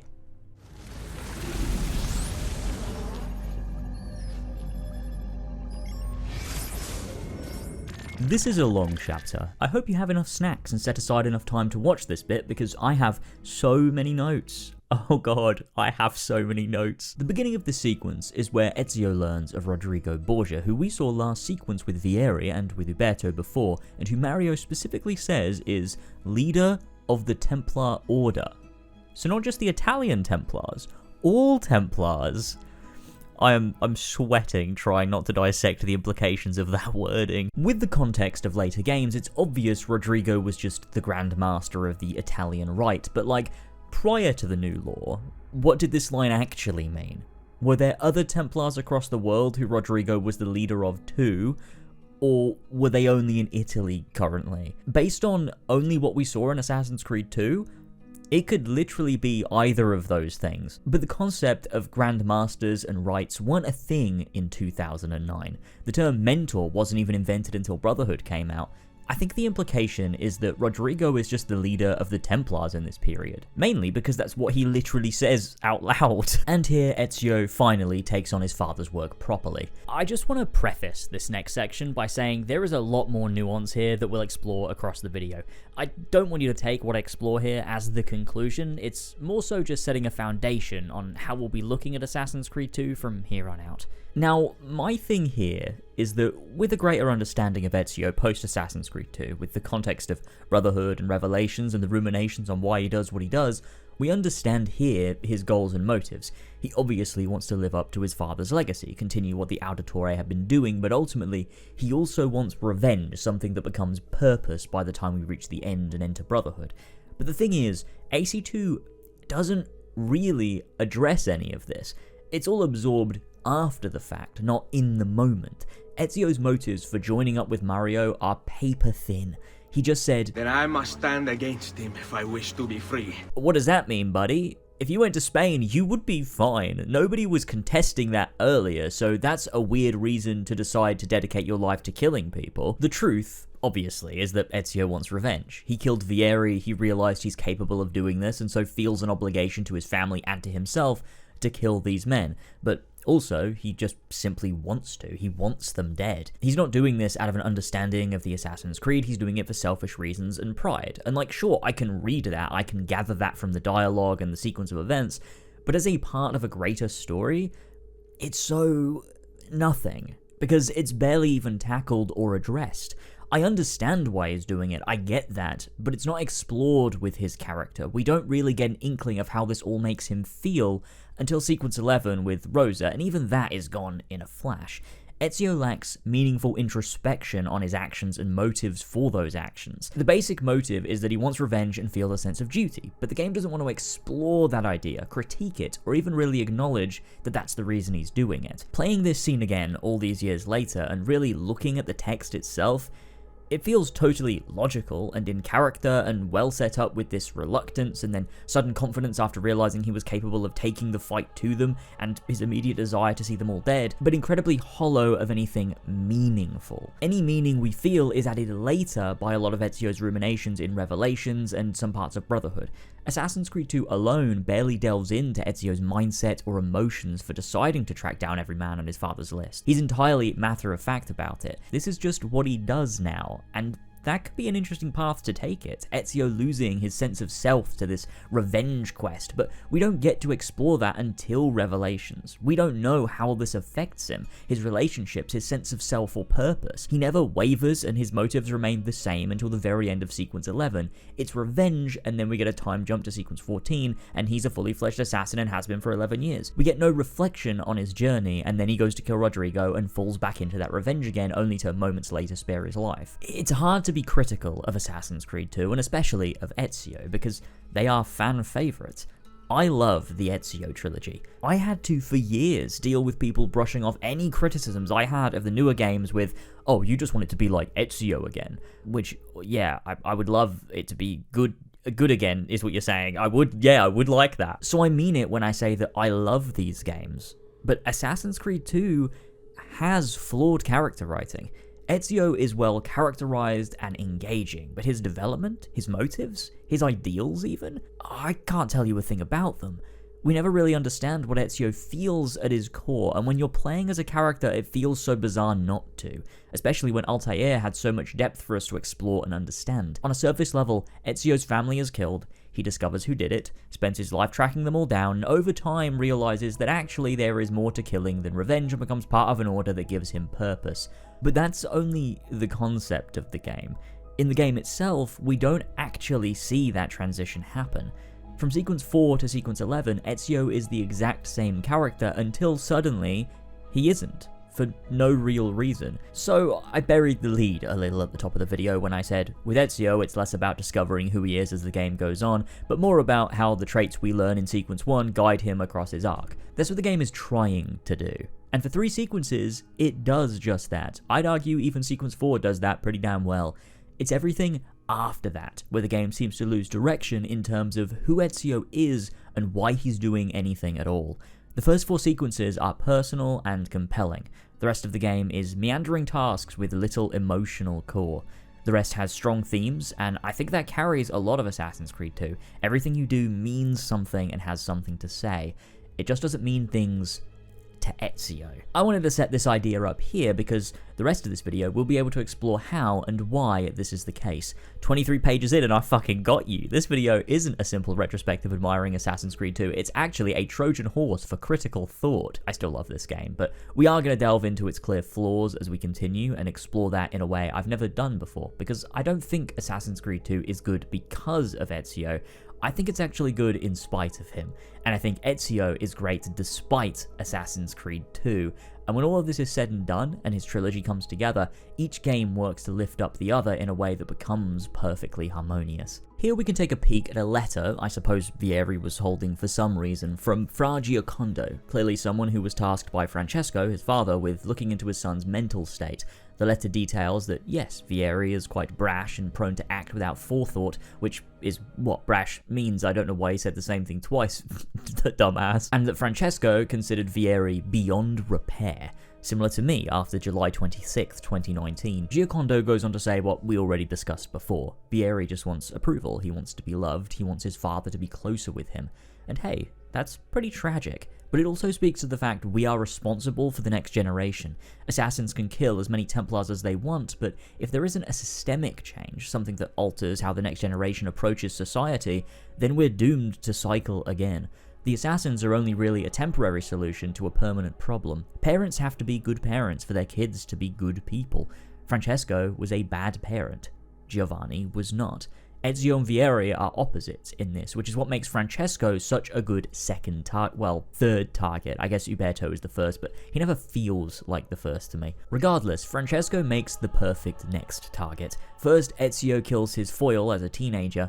Now he's going to kill the man responsible for Vieri and the foil of his father, truly stepping into his father's shoes. It's really good stuff. See what I mean? These first 4 sequences are draped in character and emotional weight. You just wait for that stark contrast that comes after when looking at it this way. The following scene is where things start to come together as to how the game functions as a direct sequel to Assassin's Creed 1, not just a loose sequel. Mario shows Ezio the Codex Wall, pages that he and Giovanni have been collecting, pages written by an old assassin who once held something called a piece of Eden and wrote of something ancient hidden beneath the earth. Altair. No, Altair wasn't hidden beneath the earth, it was written by fuck. At this point, my little 12-year-old brain lit up. This wasn't just a new ancestor that Desmond was following to continue his story. This story also followed up specifically on Altair himself. We've explored a few ways so far that that's the case, but this is where it becomes clear to us, and to Ezio for the first time. These pages were written by Altair. The vault Lucy is trying to find is also directly linked to a map created by Altair and what he learned from the Piece of Eden. And the nature of the assassins, as we'll feel out over the course of this game, is a direct result of what Altair did to the Brotherhood after his knowledge gained from life and from the apple itself. Assassin's Creed 2 is not just a sequel in the modern day sense. Ezio is directly linked to Altair and is across his entire trilogy, from this game chasing his ghost and following his breadcrumbs to find the vault as the prophet, to rebuilding the Brotherhood in Rome, following Altair's example and living among the people after the destruction of the villa, an analogue for Masyaf Castle, yet organising properly and mobilising against the Templar force, to literally chasing his ghost in Revelations until he concludes he can no longer follow that path to the end, and that's a good thing. Altair's story didn't end in Assassin's Creed 1, his legacy carries through Assassin's Creed 2 and beyond. Altair, Desmond, and Ezio are narratively and thematically linked, and that's what makes the first 4 games so strong and cohesive, and that's also what makes AC3 stick out like a sore thumb, but I'll talk a little bit about that toward the end of the video. It doesn't end here though, because next, this point is hammered home as we're introduced to the armor of Altair, locked away behind a gate that you could probably stick a pole through and pull out, but besides that, Rebecca even says out loud, if you want to reach full synchronization with Ezio, you have to get that armor, laying it out clear as day that if you want to play the game properly, Ezio has to follow in Altair's footsteps entirely. We'll discuss the armor once we get it, and each assassin statue as we come across the relevant tomb. We head off to grab the codex pages that are littered around Monteriggioni that somehow Mario didn't know were here, just tucked away in chests, which is really odd when you think about it, but just don't think about it, because the more you do, the more it feels entirely implausible. If anything, I think the optional pages should have been hidden behind small missions, or maybe low-profile Templar targets or something.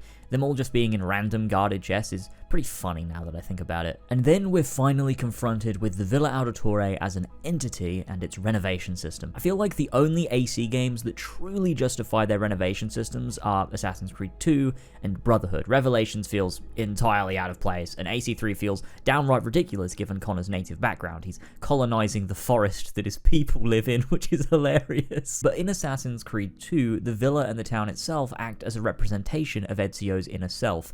It begins dark and lonely and empty and run down, and over the course of the game, as you renovate it, it begins to brighten. The road is cleaner, there are more people, the villa is refurbished, Ezio's soul becomes more at peace.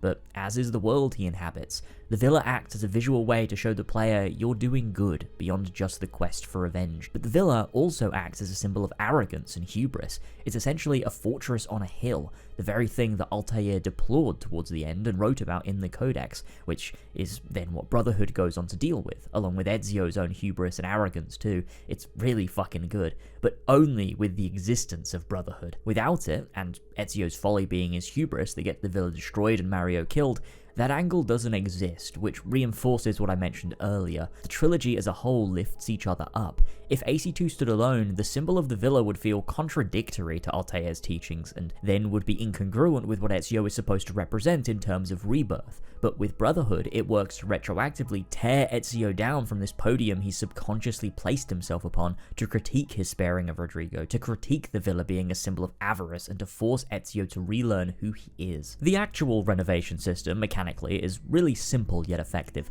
You bring in money, then choose which buildings to renovate, and for that you get rewards. When it comes to shops, you get discounts, and when it comes to buildings around town, it sometimes unlocks little mines or caves or rooms with chests. It's small, but it's cute, and it feels like a detail they didn't need to add but did anyway. It makes Monteriggioni feel alive and full of secrets, which is how the place is characterized by the story. In terms of shops, this is a new feature in Assassin's Creed 2, and of course works its way perfectly into the setting. Being set in the Italian Renaissance, it makes sense that the economy would feature heavily as gameplay. You have more simple shops like painters who offer maps of treasures if you want to commit war crimes to your map, as well as paintings to adorn the walls of the villa, which is really nice. Each city has different paintings, and I don't know, I find this a really nice addition to the game. You've got the doctors who'll provide you with medicine, since now your health doesn't regen automatically, but requires a use of medicine to heal, which I always liked, but in hindsight, I'm not sure it really adds depth. It's sort of just a thing that you do, so I actually get why they removed it in Assassin's Creed 3. It's kind of just there, I guess. Maybe it acts to make combat more risky, but, like, does it? Health recharged very slowly in combat in Assassin's Creed 1, and didn't fully recharge until you were free of combat, so actually, that was more risky than Assassin's Creed 2. Maybe it just acts to make combat easier. I don't know. I don't feel strongly on it, but it is a weird choice to make healing manual because it just sort of adds an extra step. It's not like medicine is ever scarce or too expensive, it just adds extra steps, not depth. And they also carry poison for when we unlock that, which I can't lie, I think I used one time in a side mission and that's it. Poison kind of sucks in Assassin's Creed 2. Then you've got the two shops everyone actually cares about, the tailor and the blacksmith. I really enjoy how Assassin's Creed 2 weaves progression through player choice at the shops and through linear additions in the story through codex pages. I think it adds a sense of meaning to moving through the game. The story giving you extra stuff as you get further, which gives progression narrative weight and ties Ezio back to Altair, but also allows the player to do their own progression at the same time with armor and weapons and pouches to enhance your base stats, I guess, which gives Ezio freedom separate from Altair's innovations. It's nice, it's thematic, and it's fun too. And I think this is a great point to discuss these upgrades visually versus their thematic bearing. I've always preferred Ezio's base robes, white and red, no armor. It looks the coolest to me, and I think I find most people agree, which is why often we end up with mods to remove gear or finding glitches that do the same. Those plain robes are just the most assassin-like and make you feel the coolest. That said though, I do think Assassin's Creed 2's inclusion of dyes and armor actually works really well into what Assassin's Creed 2 is trying to explore with this particular presentation of the Assassin Brotherhood. The Brotherhood is not a fully built up order here, it's a ragtag group of people fighting from the shadows without clear ranks or a uniform or anything that existed in Altair's time, specifically because of what Altair did. And so Ezio dyeing his robes or patching it up with different pieces of armor to help him in combat actually works really well thematically. He's taking these robes, a clean and obvious symbol of the classical assassin brotherhood, and altering them. He's changing the iconic colors, he's throwing on pieces of leather and metal, he's defying the organized structure the way Altair wanted. And that represents so strongly Ezio's place as a character in Assassin's Creed 2 relative to Assassin's Creed 1's conclusion. And so, while I usually keep the robes the clean and original set, because I just think visually it looks way nicer, customizing his robes actually feels right for the story and themes of the game, and that's really cool. It doesn't work as well for Brotherhood and Revelation, sadly, but here it's really cool. Last thing to touch upon in Monteriggioni for now are these little statuettes. I'll forever love these little guys. I've memorized all their locations, and they're all statues of the Roman gods, who we discover the first civilization were also based on, which nicely ties the setting to the first Civ storyline in a cute little way. It's not deep and doesn't really have much to say, but I think the fact AC1 had such strong biblical references and then Assassin's Creed 2 uses the Roman gods is a really cool way of linking all faith under one banner and exploring it through the ones who came before. It's nowhere near as interesting as how Assassin's Creed 1 uses the Bible, which is why I called it cute, not clever, but it does reinforce and continue the idea of faith being a root of control and conflict. The Third Crusade was a religious conflict born of a devotion to gods who, in Assassin's Creed, were just oppressors and continue to cause oppression and conflict despite their absence from the world. Like Amolim says in Assassin's Creed 1, those craven gods who retreat from this world that men might slaughter one another in their names. They live amongst an illusion already. Assassin's Creed as a whole seeks to tear down barriers and strive for unity. It's not critical of faith, but of organized religion, and it characterizes that by using the first civilization's law being based on all of human religion. There is one more thing to touch upon in Monteriggioni, but I'll come back to that in the next sequence. For now, it's time to head to Florence and to plan the assassination of Francesco de Pazzi. Arriving back in Florence after 2 years, this is the perfect time to discuss the city thematically and how it functions as a place mechanically to explore. After 2 years, Florence has shed its dark tones. The heavy tension that hung over the city when we left is no longer here. It's now bright and colourful again, with the original music making a return. All that exists here now for Ezio are memories, and life just goes on. But first, we head to Leonardo, who immediately notices Ezio's new sense of resolve, which is clear to see. Like I said, Sequence 4 still has very compelling characterization. Ezio is not the same kid he was 2 years ago. He feels far more mature and capable, as well as filled with purpose. He's gained a confidence that he lacked before, and has clearly grown up fast, but still finds comfort in Leonardo as a close friend. Leo decodes the codex page that he took from Vieri, which is a manuscript for both a second hidden blade, I don't know why that was something you would need a page to invent, and assassination techniques, also something that I don't know why you would need a page for, assassinating from hide spots, ledges, and air assassinations. I do like how this gameplay mirrors the themes though. Assassins seek freedom, and so Altair instilled freedom in the very fabric of how assassins operate. Now our techniques are not so rigid, again working to link back and characterize Altair post Assassin's Creed 1 through implication. Leonardo sends Ezio on his way to find the Fox, who is canonically Aiden Pierce's ancestor, and then we head back out. So, Florence, the birthplace of the Renaissance. How does this city act thematically? Well, just like that. Other than being Ezio's birthplace, this is considered historically where the Renaissance began, and so what a perfect place to set Ezio's home. The Renaissance was a time of cultural rebirth, leaving the Middle Ages behind into a time brighter and more full of freedom, both for the arts and the economy. There was heaps of scientific innovation and a deeper interest in philosophy.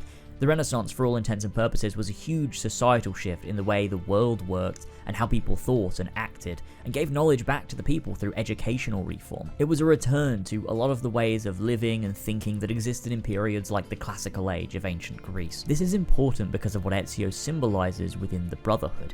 He is, for all intents and purposes, the one who began the Renaissance for the assassins. What men like Leonardo da Vinci did for Italy, Ezio does for the Assassin Brotherhood, which makes sense why they're mates. The setting always had to be Italy for a game that follows up on Assassin's Creed 1.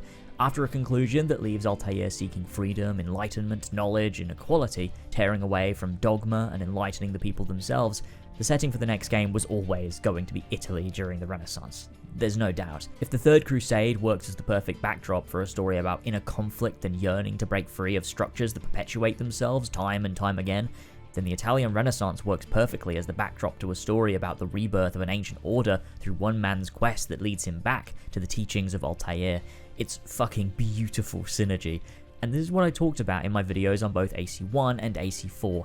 The setting can't be incidental, it has to be thematically integral to the story being told and the narrative at large, and Assassin's Creed 2 completely nails that. I do wonder why a setting that had such a huge focus on philosophy dropped the philosophy from its narrative, but hey, I won't harp on about that until later when I will. Florence as a city is my favourite in Assassin's Creed 2. I remember before the game came out being most excited for Venice. I mean, it was all over the marketing. But Florence was the one that made the greatest impression on me, both visually and mechanically.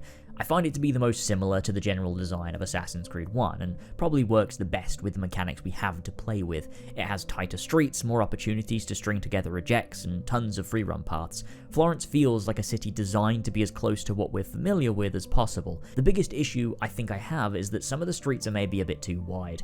I know they're meant to be, I know it's accurate, but it's never fun to run towards the edge of a building and realize you can't make the jump and have to find another way to navigate. It just stunts movement a little bit and is something that you find plaguing tons of later entries of Assassin's Creed games, whereas Assassin's Creed 1 was pretty perfect. Florence usually is. It's the best city I find for parkour to be fun and flowing in Assassin's Creed 2, but it's still slightly less than what Assassin's Creed 1 was on a design front, and that's never more obvious than with viewpoints. Viewpoints were in Assassin's Creed 1 for a reason. We see towers that unfog the map as the norm in open world games, but they were made popular by Ubisoft and pioneered in Assassin's Creed 1. Like all games where mechanics originate, the mechanic is usually in that original thing for a reason, and in Assassin's Creed 1 it exists because it reinforces the character of Altair and the themes the game is trying to explore, rising above the noise, finding clarity, seeking truths, and understanding the world you inhabit.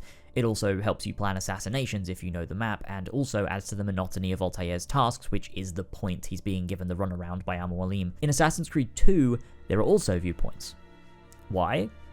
Because Assassin's Creed has viewpoints. It never gets any deeper than that. And it doesn't have to. It doesn't make it automatically bad, but it doesn't make it good either. In every Assassin's Creed game after Assassin's Creed 1, they are just a mechanic, a utility, a means to an end. Sure, they're sometimes a good view, and sure, they still have ways to facilitate the Assassin's Creed core theme of freedom, but that's all they do. Viewpoints in AC1 meant something to the themes of the franchise, that specific story, and Altair individually. In Assassin's Creed 2, they are just things that you do. But I will say, they aren't all shallow. Assassin's Creed 2 makes most of your viewpoints major landmarks, which is different from Assassin's Creed 1's random towers, and each one usually has somewhat of a climbing puzzle, making sure you're climbing the right areas, slowly making your way around, and it only gets better once you have that climb leap ability. Doing the viewpoints will give you a better view of the map and allow you to see the game's side missions. Assassin's Creed 2 has side missions, but I personally would rather that it didn't. For now, there are 3 types. Beat-up events, which are essentially exclusively beating up cheating husbands, which the game calls double-crossing husbands, I don't know, that made me chuckle. Letter deliveries, and races. And letter deliveries and races are kind of the same thing. They are the most basic of tasks with very loose story surrounding them and not a lot of reason given to why Ezio would be engaging in them. It's a prime example of how I am a huge defender of Assassin's Creed 1 not having any side missions. The game knows its focus, it knows what it's doing, it doesn't bother with random stuff that would harm the overall vision. AC2 though, does, and the game is worse for it. One of the cool elements though is that when you do these letter deliveries, you can read them in the database and learn a little about the world you inhabit. Sometimes even letters that play into the themes of the game, speaking to corruption or control, which is nice, although it's very shallow all things considered and nowhere near as cohesive to an overall purpose as the letters you can procure in Assassin's Creed 1. But these feel even more strangely out of place because of the structure of the game. They try to make it feel more open-worldy with side missions and a main quest that you can choose to follow when you choose to, which they do. In AC1, the mission you were doing was always active. You could just choose to ignore it if you wanted to, but it was always happening. You didn't have to accept a mission start, you just sort of organically started tasks that were part of the world. In Assassin's Creed 2, before you start a mission, you're greeted with an accept or decline screen, so you can choose if you want to lock into the mission or if you want to keep free roaming, and AC will continue this structure until Origins in 2017. In doing so, Assassin's Creed 2 feels more like a typical open world, the sort of thing we've come to know from something like GTA. But in reality, if you look at Assassin's Creed 2 and you take away the mission start screens, it's the exact same as AC1. AC2 is a linear game in an open world. The game never really wants you to explore. It's not structured at all like Black Flag or Valhalla in the sense that it expects the player to go off and find stuff and do little side stories and sometimes go do the main missions. The main missions are the game. The cities are a backdrop for them, and any side missions feel only like they detract from the point. Brotherhood, I think, realized this, and that's why it perfectly understands its balance between open world and main story. It has optional missions, but they're all part of the same focus as the main story, taking down the Borgia. It's one cohesive whole. Assassin's Creed 2 is torn between the game that it wants to be and the game that it has to be, and I think that's clear to see with how it handles its side content. There are random distractions from the game, so you can do a task and it can feign being an open world with stuff to do, when in reality AC2 is structured just like AC1 was, even more linear than AC1 in a lot of ways. There have been a few times since the start where we've been able to explore if you want to, but never have we been encouraged to, because it's not the point. And that philosophy is the exact same as Assassin's Creed 1, it's just presented in a way that can feel confused. And that's why I find it hard to categorize Assassin Tombs as side missions, because whilst they are optional, they are so much more cohesive to the overall game than the side missions are. But we'll get onto that in just a sec, bear with me like 30 seconds. After catching this thief way too early, because it's always been broken, we meet La Volpe, the fox, whose name was revealed to be Gilberto in the novels, but don't worry about that. He is the leader of the Thieves Guild in Florence. We really do not learn much about Volpe. He's in about 4 scenes in the whole game and is basically the typical thief archetype. Really, any characterization done for Volpe was actually in Brotherhood, not in Assassin's Creed 2, where he even has his own arc. Here he's just sort of a guy you talk to 3 times. The database entry on him is pretty interesting though, stating that he's been somewhat mythologized by the people. History doesn't have much to say, but supposedly he robbed the Pope's carriage without anyone noticing, including the Pope, and was once seen on 3 buildings in Florence on the same night at the same time. Some even claim he's immortal. I find this fascinating, and it would have been nice to maybe build this up a bit more in the actual game rather than it all being database entries, but still, I think it does wonders to characterize La Volpe as a very assassin-like figure, working in the shadows to the point of becoming a myth. But this brings us to our first of the Assassin Tombs, a catacomb beneath Santa Maria Novella. I do think this tomb itself is supposed to sort of be an ode to the Templar trailer from Assassin's Creed 1, the way you make your way unseen to a meeting between the Templars, watching from above, only this time you don't kill anyone. It kind of would have been cool if you did. Assassin Tombs are phenomenal. They're easily my favorite mission type in the whole franchise, and there's a reason that Assassin's Creed Brotherhood made pretty much every linear mission a tomb-like. Me and my mate Tyler also went through and ranked every single tomb from the Ezio trilogy in a video a few years ago, which I still think is severely underrated. We had a laugh and it was a fun nostalgic exercise. I'll link it if you want to watch it. The first here is a really memorable tomb. Integrating it into the main story was a clever idea, allowing us to understand what these missions consist of before giving them as optional locations. It also allows Rebecca to identify and tag them inside the Animus for us, which is nice. Santa Maria Novella is a really elegant expression of the parkour mechanics, from some exploration to some stealth sequences to a chase at the end. This tomb sort of has it all. It's the most Ezio trilogy tomb mission in a nutshell of the tomb missions in the game. The tombs also have these secret little areas you can find too if you're very shrewd, but I think what this tomb does is to show us just how much the parkour on a base level actually differs from Assassin's Creed 1. I don't want to break down and analyze the system itself because I've done that in a dedicated parkour video and in my AC1 video, but to describe Assassin's Creed 2's parkour in a word, despite using the same basic foundation, Assassin's Creed 2 feels more free. And this is what I said earlier in the video, right at the top. The same way fist combat being more free doesn't automatically make it better than Assassin's Creed 1, or the way the new assassination techniques doesn't automatically make it better than AC1 either, the same goes for parkour. I've seen a lot of people say that Assassin's Creed 2 has superior parkour to AC1, and sure, void of the context it exists within, purely on a mechanical level, maybe, yeah, I agree, but I think that does a disservice to the entire vision. Assassin's Creed 1 is slow and methodical, and in some ways almost cumbersome, on purpose. The parkour in Assassin's Creed 1 is a gameplay representation of how Altair is limited by tradition, the same as his combat, the same as his lack of assassination techniques, and to overcome that, you have to think outside the box, string together rejects, use the environment. Assassin's Creed 2's parkour being faster and more fluid does not make AC1's worse.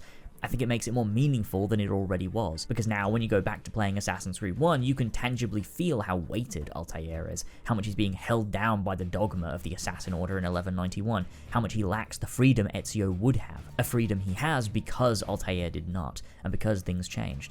In Assassin's Creed 2, parkour becomes thematically an expression of self in a way that Assassin's Creed 1 could be if you had the skill and cared to try. Now the game is built around expressing that, which again reinforces the themes of freedom from what was and a rebirth from what was. It helps too that you're doing these expressive missions within tombs of figures who represent the ideals of the assassin order. This tomb belongs to Darius, the first ever wielder of the Hidden Blade and the one to assassinate the tyrant Xerxes in ancient Greece. I really like the use of music here. As you enter Darius's chamber, the music that plays is the piece from Assassin's Creed 1 that would play whenever you'd be talking to Amoalim in Masyaf, bringing everything full circle again. Those before Altair and after Altair always link back to the assassins in Masyaf, the origin point.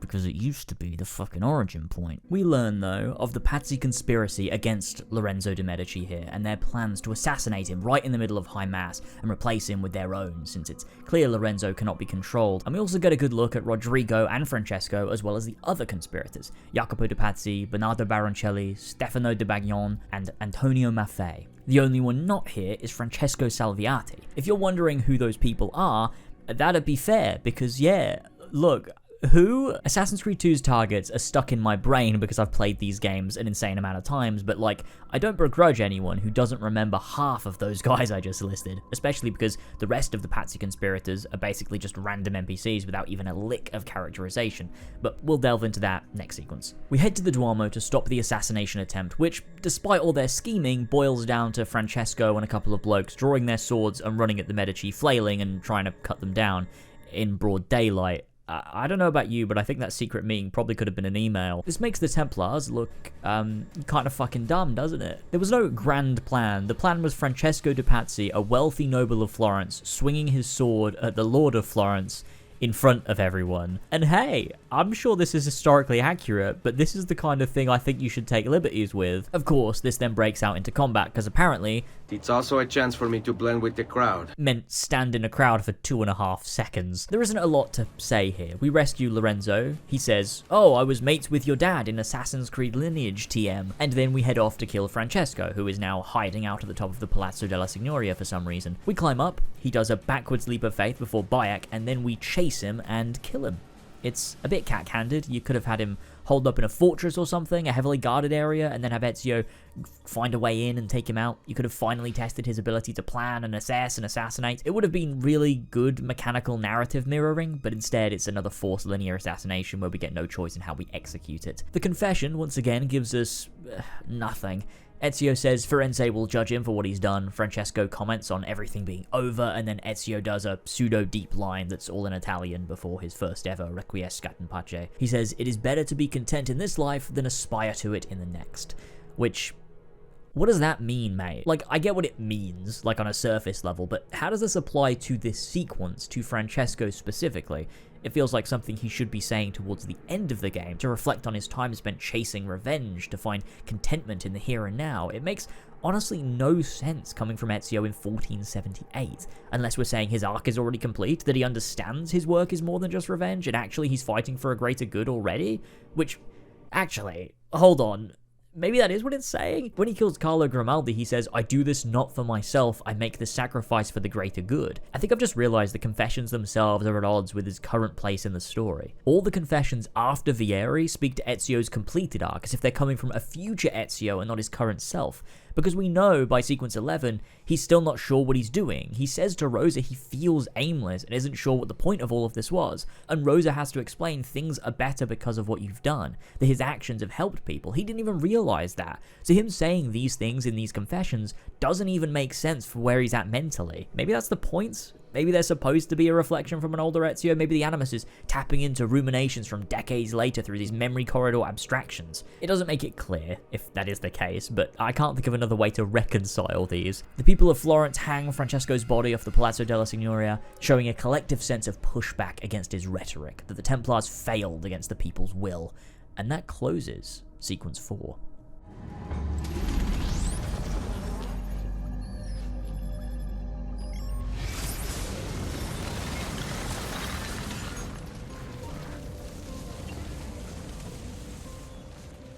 Sequence 5 picks up right after Sequence 4. Funny how that works. We catch up with our close homie, the Lord of Florence, Lorenzo de' Medici. I was 10 years old when I fell into the Arno. I don't know the rest of the quote. Okay, so let's talk about Ezio's relationship with Lorenzo, because isn't it a bit weird. I mean, first of all, on a surface level, like, there is no relationship, really just mutual respect. Lorenzo knew Giovanni, so Ezio respects what he did for his father, other than how he went on vacation and let him die, but that's water under the Ponte Vecchio. And Lorenzo respects Ezio because he respected his father. I get that, cool. But, okay, isn't it kind of antithetical to the assassins to have your protagonist be good mates with someone with that much power and wealth? Assassins fight for freedom and equality, but Ezio is here all buddy-buddy with the ruler of his city. Here's my thoughts on this, because I'm sure a few of you have already come up with reasons in the comments or shrugged it off as something that doesn't need to matter, as if we aren't being unnecessarily critical this entire video. Every video, actually, that I do is literally the only thing that I do. So if you're watching me at all and you think that, that's, I think you've come into it with like the wrong mindset, to be honest. I think this is making a grander point, not one that is actually tackled by the narrative of most of AC2 is sort of just stuff that happens and isn't really part of the story again in any way that it wants us to think about. But if we take AC2 as a whole for a moment, I don't think AC2 is anti-establishment, not like Assassin's Creed 4 is, and it feels weird coming out of AC4 and back into AC2 because you have to shift your mindset. I think while Edward's ideals and thoughts line up with the assassins actually don't want anarchy. They don't want to tear things down at any cost. They want to improve the lives of the people without uprooting society entirely. And when you have rulers like Lorenzo, someone who is characterized as rational and kind and in line with the assassins, it makes far more sense to work with him than against him, purely out of the idea that leaders are inherently bad. Even if you believe that, it wouldn't be constructive or helpful. I think Assassin's Creed 2 makes the point that the assassins' fight isn't a class battle. That just can be one avenue of their fight. The same as sex or race or religion can be too, but those things aren't inherently causing harm. And so the assassins fight alongside Lorenzo, an example of a ruler who cares for the people that he rules. This is doubly strange though when you take into account the final thing I wanted to touch upon with regards to Monteriggioni, the Auditore family crypt. Once you complete Sequence 4, you gain access to this crypt dealing with the history of the Auditore family and the construction of the villa. It's a good little tomb, but what I want to highlight is the story of Domenico Auditore, the first of the family line. He was raised in Venice and came into contact with Marco Polo, one of his father's patrons. He learned that his family was descended from an ancient order and began an apprenticeship under Dante Alighieri to become an assassin. Dante told him that society was set up in such a way to control its members, to stop people from thinking, from seeing. Soon, he could look past all laws and delusions to see that mankind was being used by its rulers, that the people deserve freedom.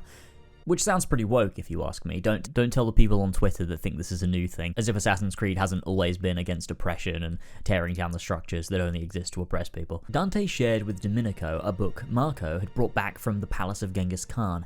This was Altair's Codex. He learned that the Knights Templar still existed, and after a tragedy and his wife's death, he took Marco Polo's account number, which he'd given him, and withdrew enough money to start a new life. He assumed the name Auditore and impersonated a noble at court and became one of them. The memoirs conclude with this line: "To the Auditore that reads this, remember that you are not a nobleman. You are not one of the deceivers. You are one of the people.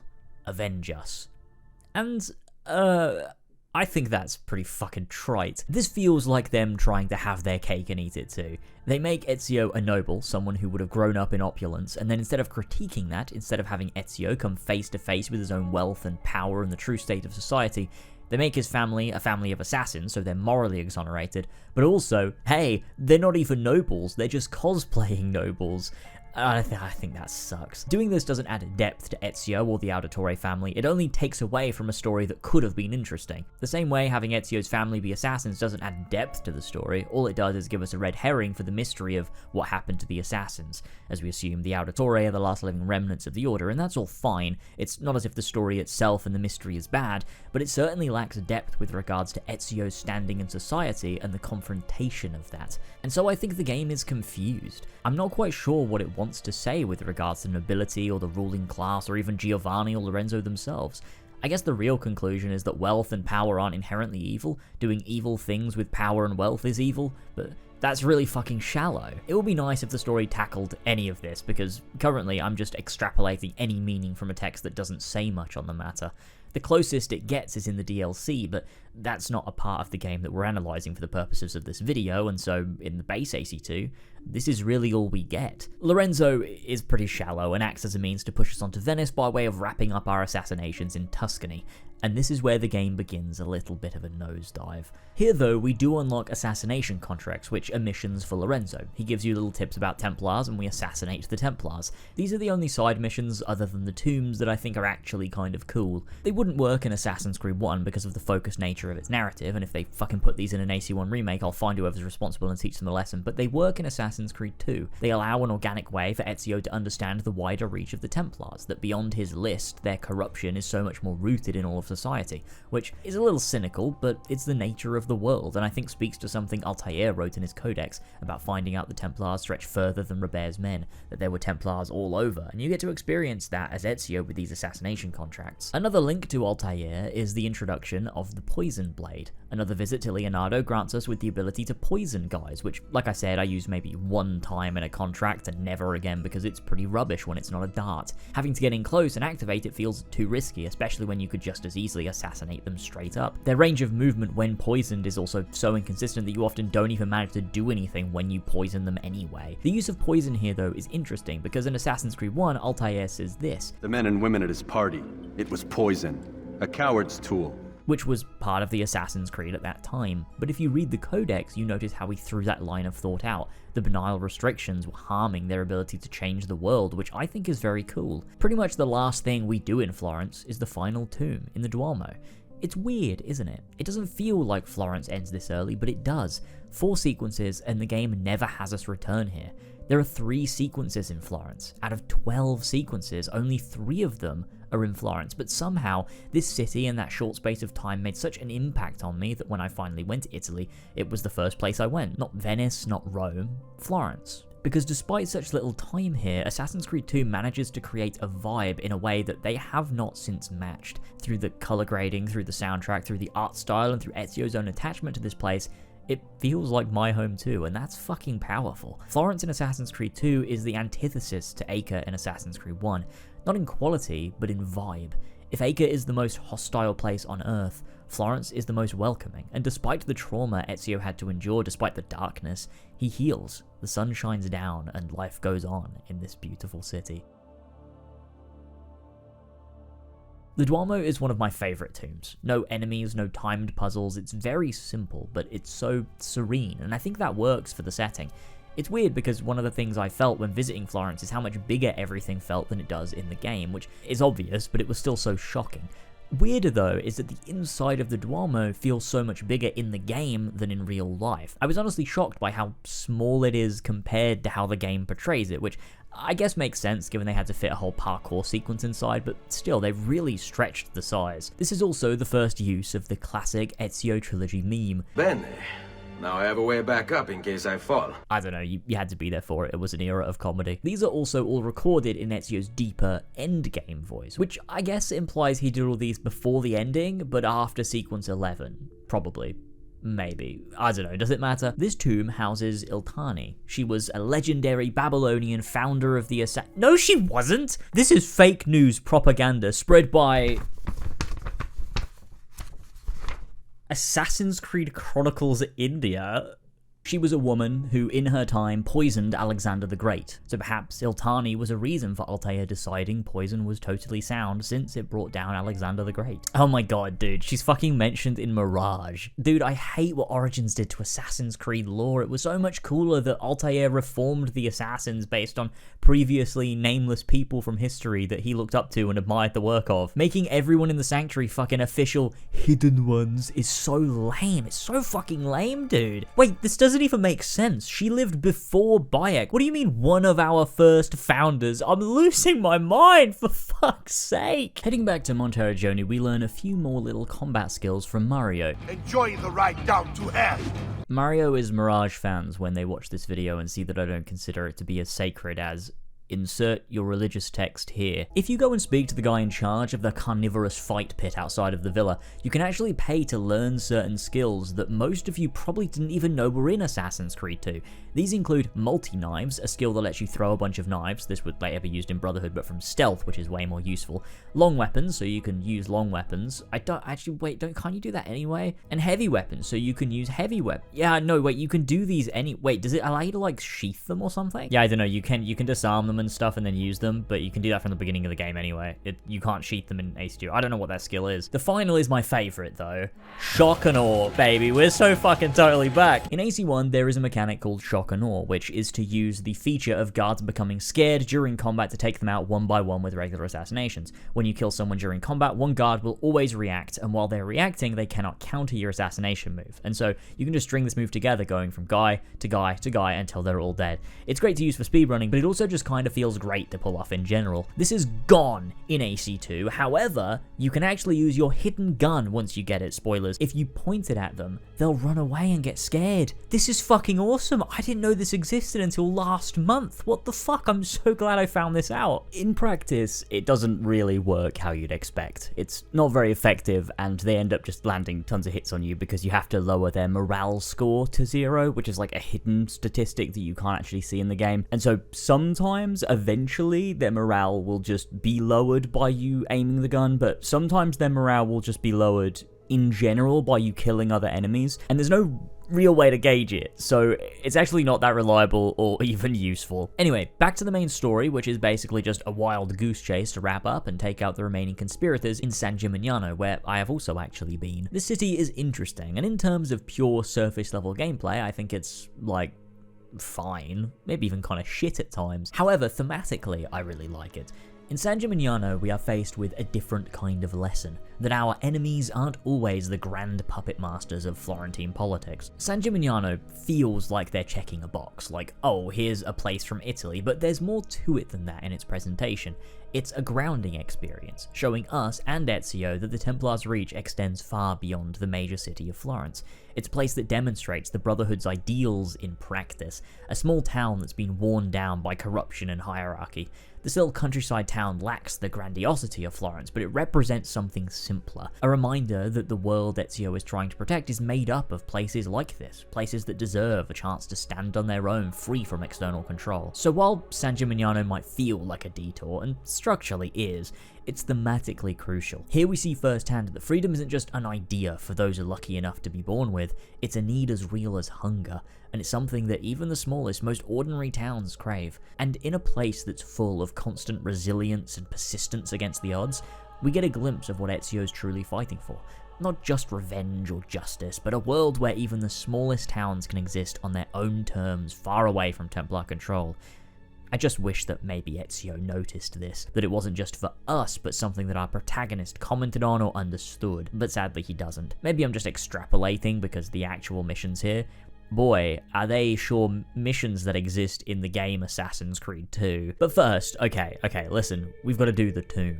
2 tombs in one sequence is really a treat, I can't lie. Here, we enter the Torre Grossa. Torre Grossa. There we go. Torre Grossa. And I think this tomb is fine. I like parts. This room sucks. This room also sucks. I enjoy the spiral bit, though. It reminds me of that one Vulture boss fight from the Spider-Man 1 movie game. You remember that one? Yeah. I barely do. This is the tomb of Chinese assassin Wei Yu. I know. Who? Oh god, I didn't realize they had a full render of the guy now. That doesn't even look like him. Wait, they made a fucking comic about him? What is that render even from? Assassin's Creed Jade? Wait, do you play as Wei Yu in Assassin's Creed Jade? Oh no, he's your adopted dad. Okay, never mind. Okay, yo, wait, so he wasn't a hidden one or an assassin. Fuck yeah, Wei Yu's legacy remains intact.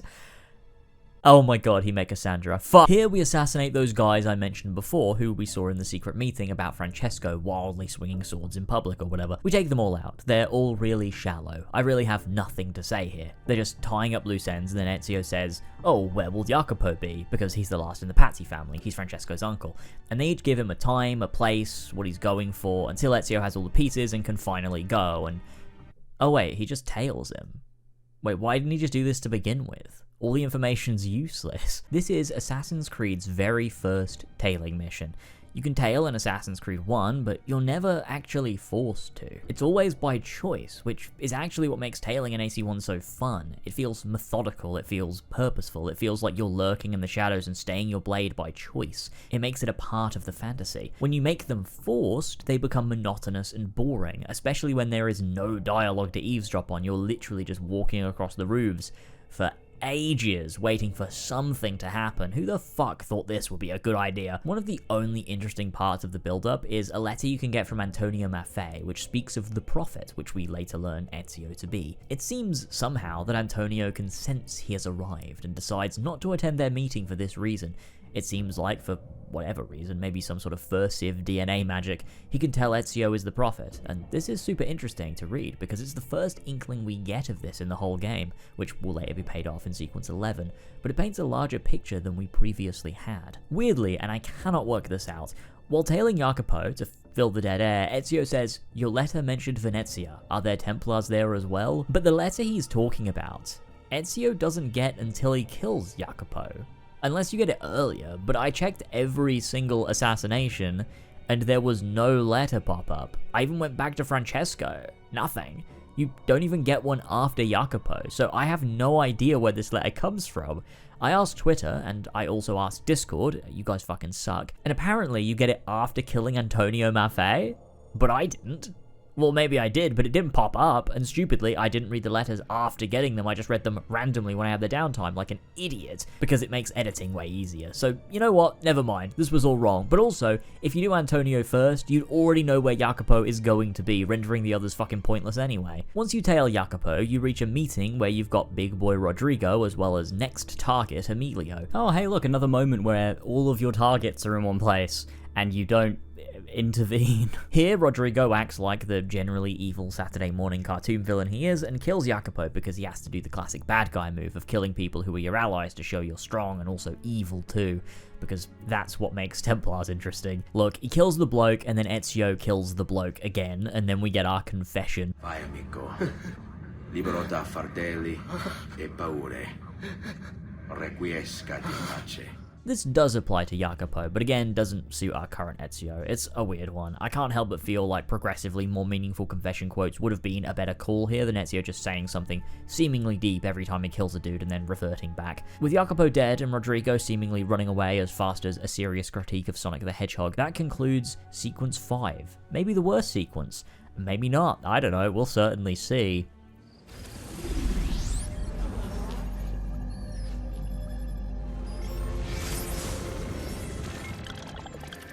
After our great job clearing out Jacopo and all those other guys, we're rewarded with the Medici cape from Lorenzo de Medici. I personally think the capes are pretty dumb. They look dumb and they function dumb.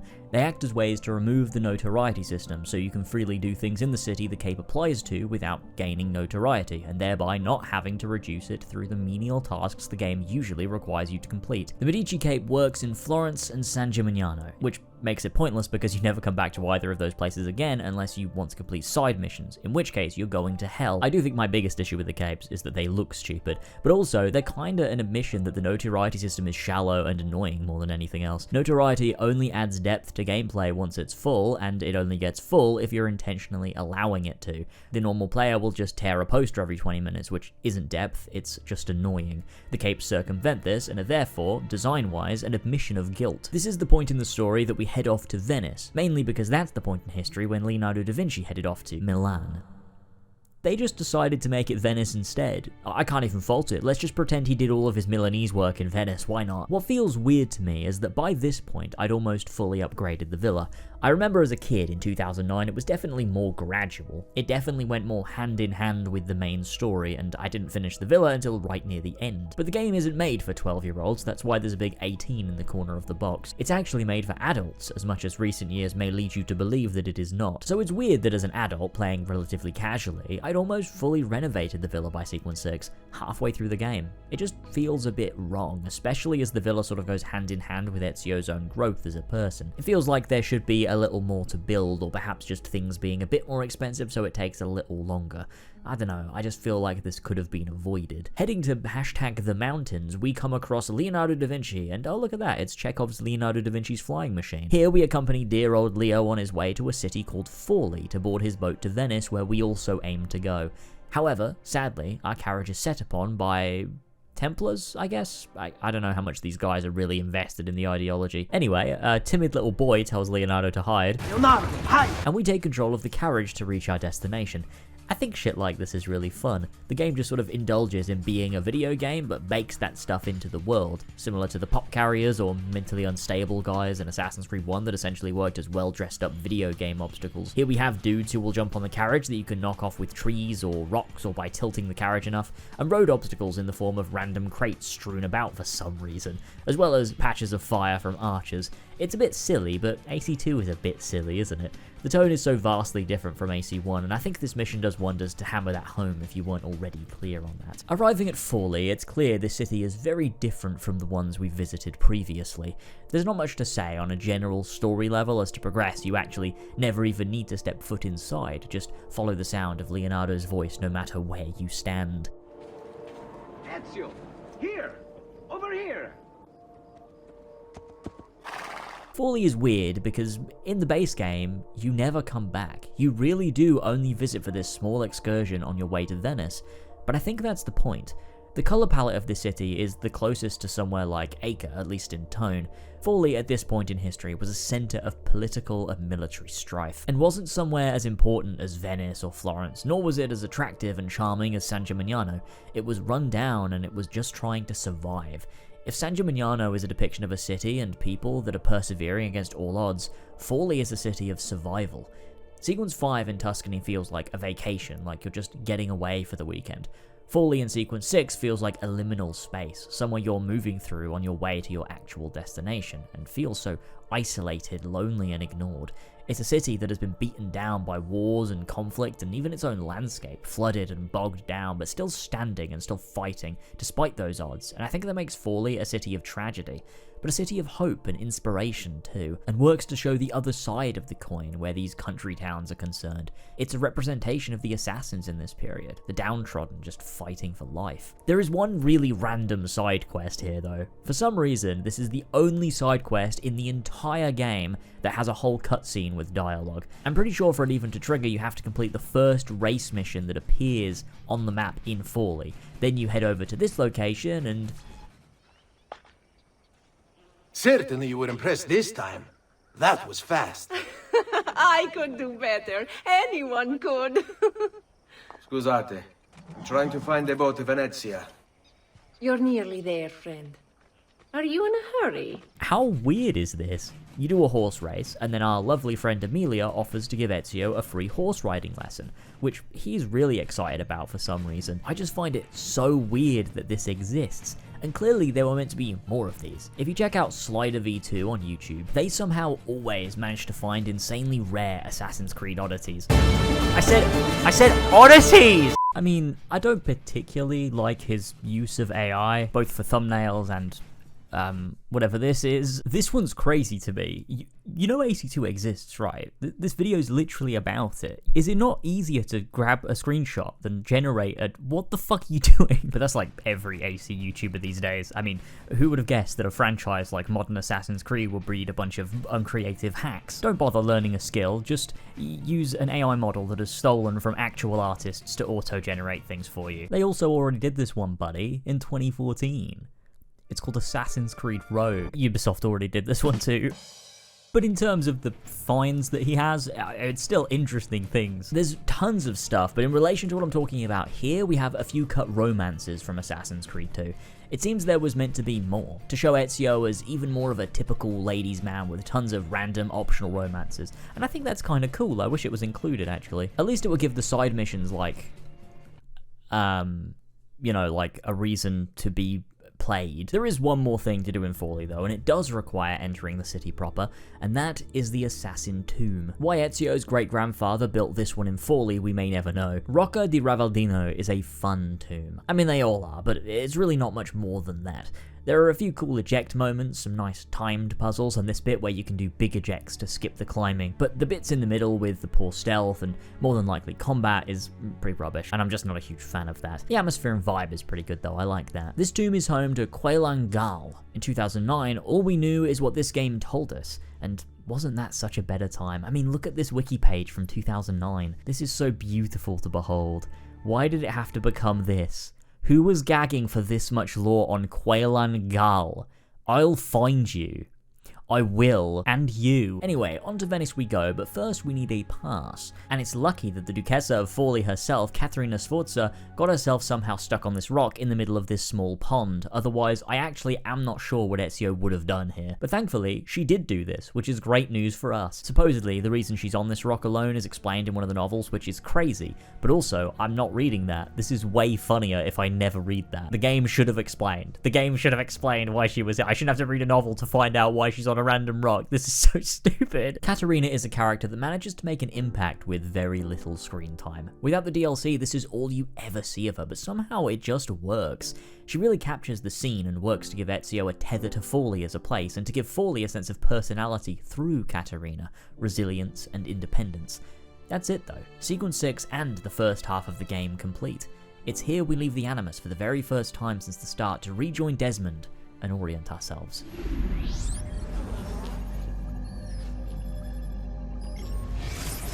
Everything all right? Better than all right. You're making amazing progress. This really does work as a perfect midpoint to break up the game into two distinct halves, that being the good half and the bad half. I'm sorry, I'm joking.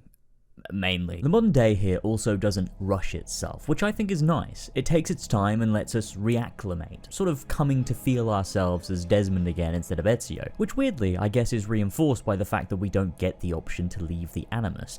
By this point, we've almost forgotten Desmond existed, and it's a little disorienting, in a good way, almost allowing us to feel what Desmond is feeling as the bleeding effect starts to truly take hold. This section works to reframe our context for entering Ezio's memories, while also showing us that Desmond is learning from his experiences, both physically and mentally. We're introduced properly to the side effects of the bleeding effect, which steps up stakes. Rebecca explains the possibility of brain degradation and overlapping realities, to which Sean chimes in, saying that if they aren't careful, then Desmond won't need the Animus to visit with his ancestors, which wouldn't be a problem assuming he could control it. Up until now, though, nobody has. This line works to prompt Desmond to raise concern once again about 16, one of the core driving forces of the modern day, but also this was a clear setup for the vague concept we know existed in the early years for what Patrice's 5-game plan seemed to be. Sean saying this was obviously a setup that would later then be paid off down the line, that Desmond would be the first person to be able to control the bleeding effect. We don't know to what extent this would be, or quite what form it would have taken, but every time I hear this line I can't help but think of that original plan,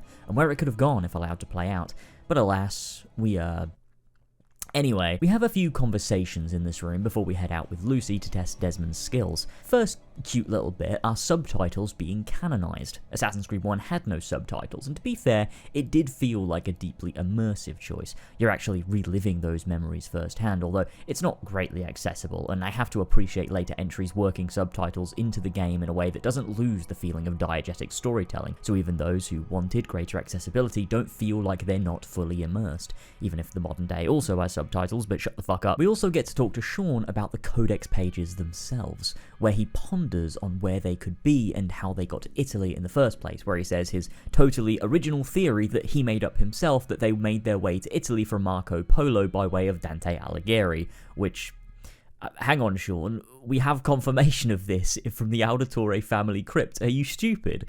Dante was close to him, if not an assassin himself. Brother, we been new.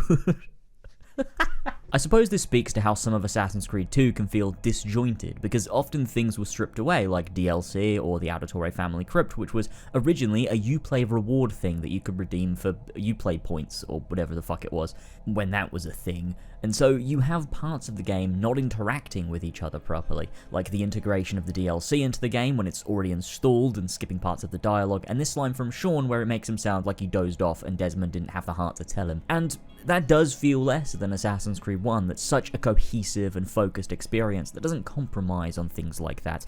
You can see in Assassin's Creed 2 them already monetizing the game and that detracting from the game's cohesion, which is a shame. It's not as bad as later entries would be. Obviously, it's nowhere near this fucking bad, but it's still worse than Assassin's Creed 1 in that regard, which is a reason why a lot of Mirage irks me. There might be elements that are aiming to be like Assassin's Creed 1, but the thing that made Assassin's Creed 1 was the focus, commitment, cohesion, and uncompromising purpose of that game, the deliberateness of everything that it did. I think optional store items in Assassin's Creed, no matter how optional they might be, are bad and detract from a franchise that in the original entry was so uncompromisingly perfect in its dedication to an artistic vision.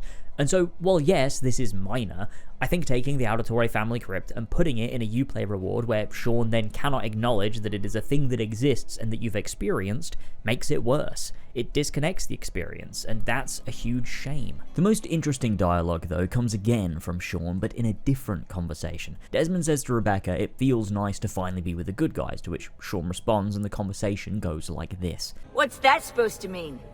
In case you've forgotten, Rebecca, we're assassins. I can look it up for you if you like. Basically, it means we assassinate people. Only when we have to. It's a choice. You're choosing to kill. I haven't killed anyone. No, not yet. But what do you think all this is for, eh? You think Lucy's giving you Ezio's abilities so you can build schools in South America and deliver rice to starving Indonesians? What are you, Desmond, a vegan? You'd be the first vegan assassin in history. Look, it's not ideal, and taking a life is never easy. But sometimes there's no other way. Sometimes, Desmond, people have to die for things to change. She's got a point, but don't fool yourself into thinking you have no say. I mean, isn't that what we're all about here? Safeguarding free will? I love this one. It's maybe the only dwelling on something like this we get from Desmond until Revelations, and even then I feel like the Assassin's Creed itself doesn't truly come under fire until AC4, and then again in Valhalla. So really, this sort of thing is rare post-Assassin's Creed 1, and it feels so much like a conversation that is in line with the morality established in that first game.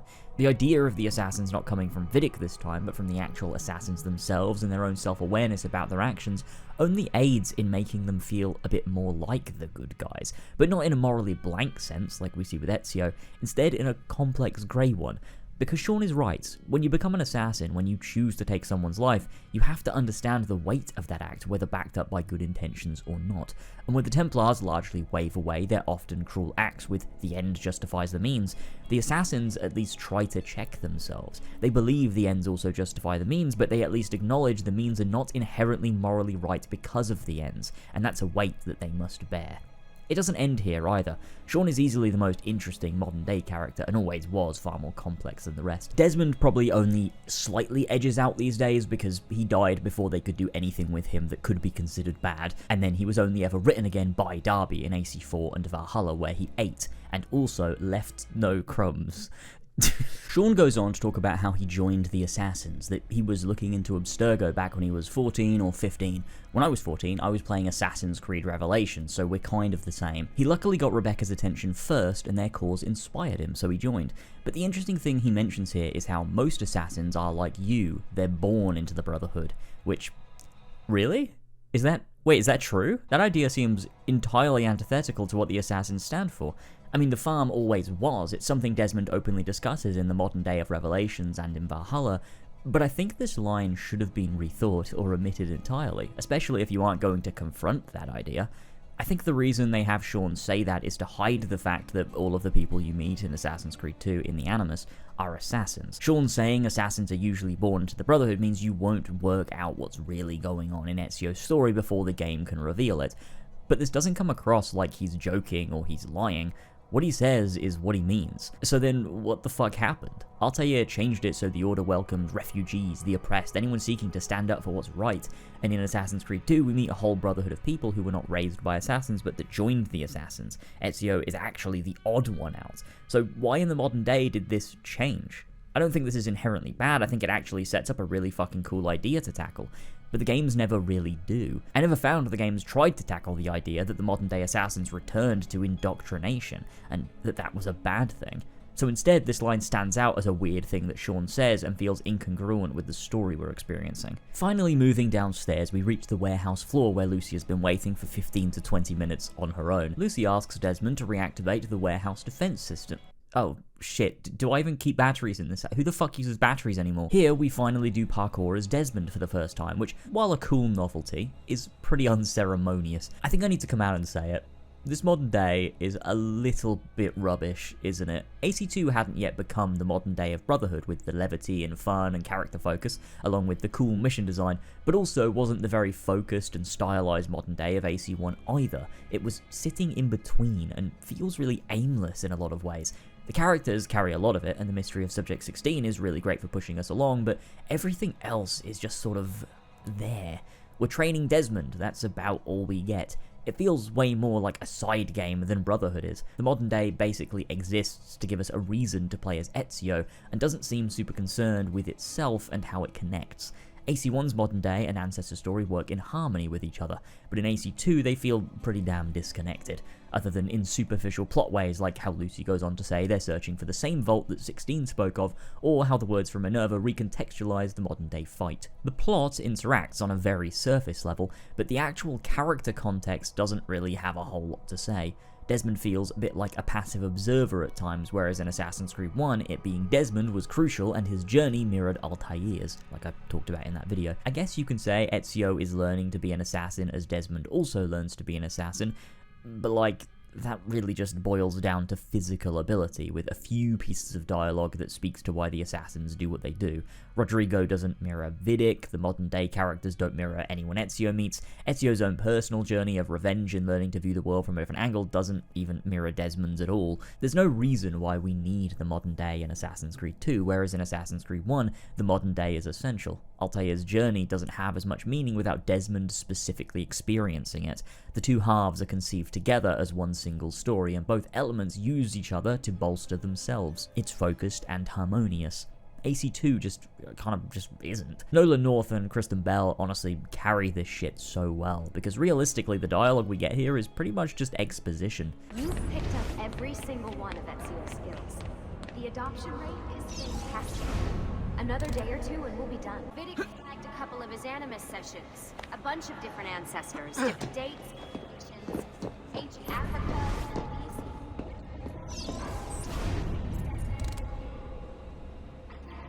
about the vault. After everything the Templars put him through, after everything I put him through, it's all scrambled. If we hadn't pushed 16 so hard, we'd have the answers already. And maybe we're gonna be alive. So you're after the Codex and the vault?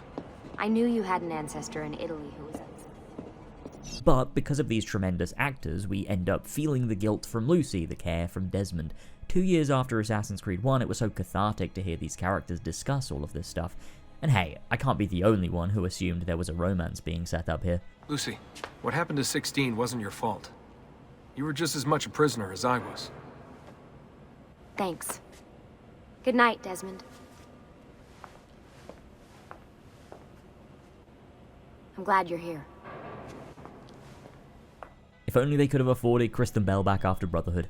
Who knows how interesting those games could have been. I will say though, for all of this midpoint's lack of depth, it does make up for it in its vivid depiction of the bleeding effect. While you're climbing around, you get visions, little ghosts of the past. Guards fighting, horses shouting.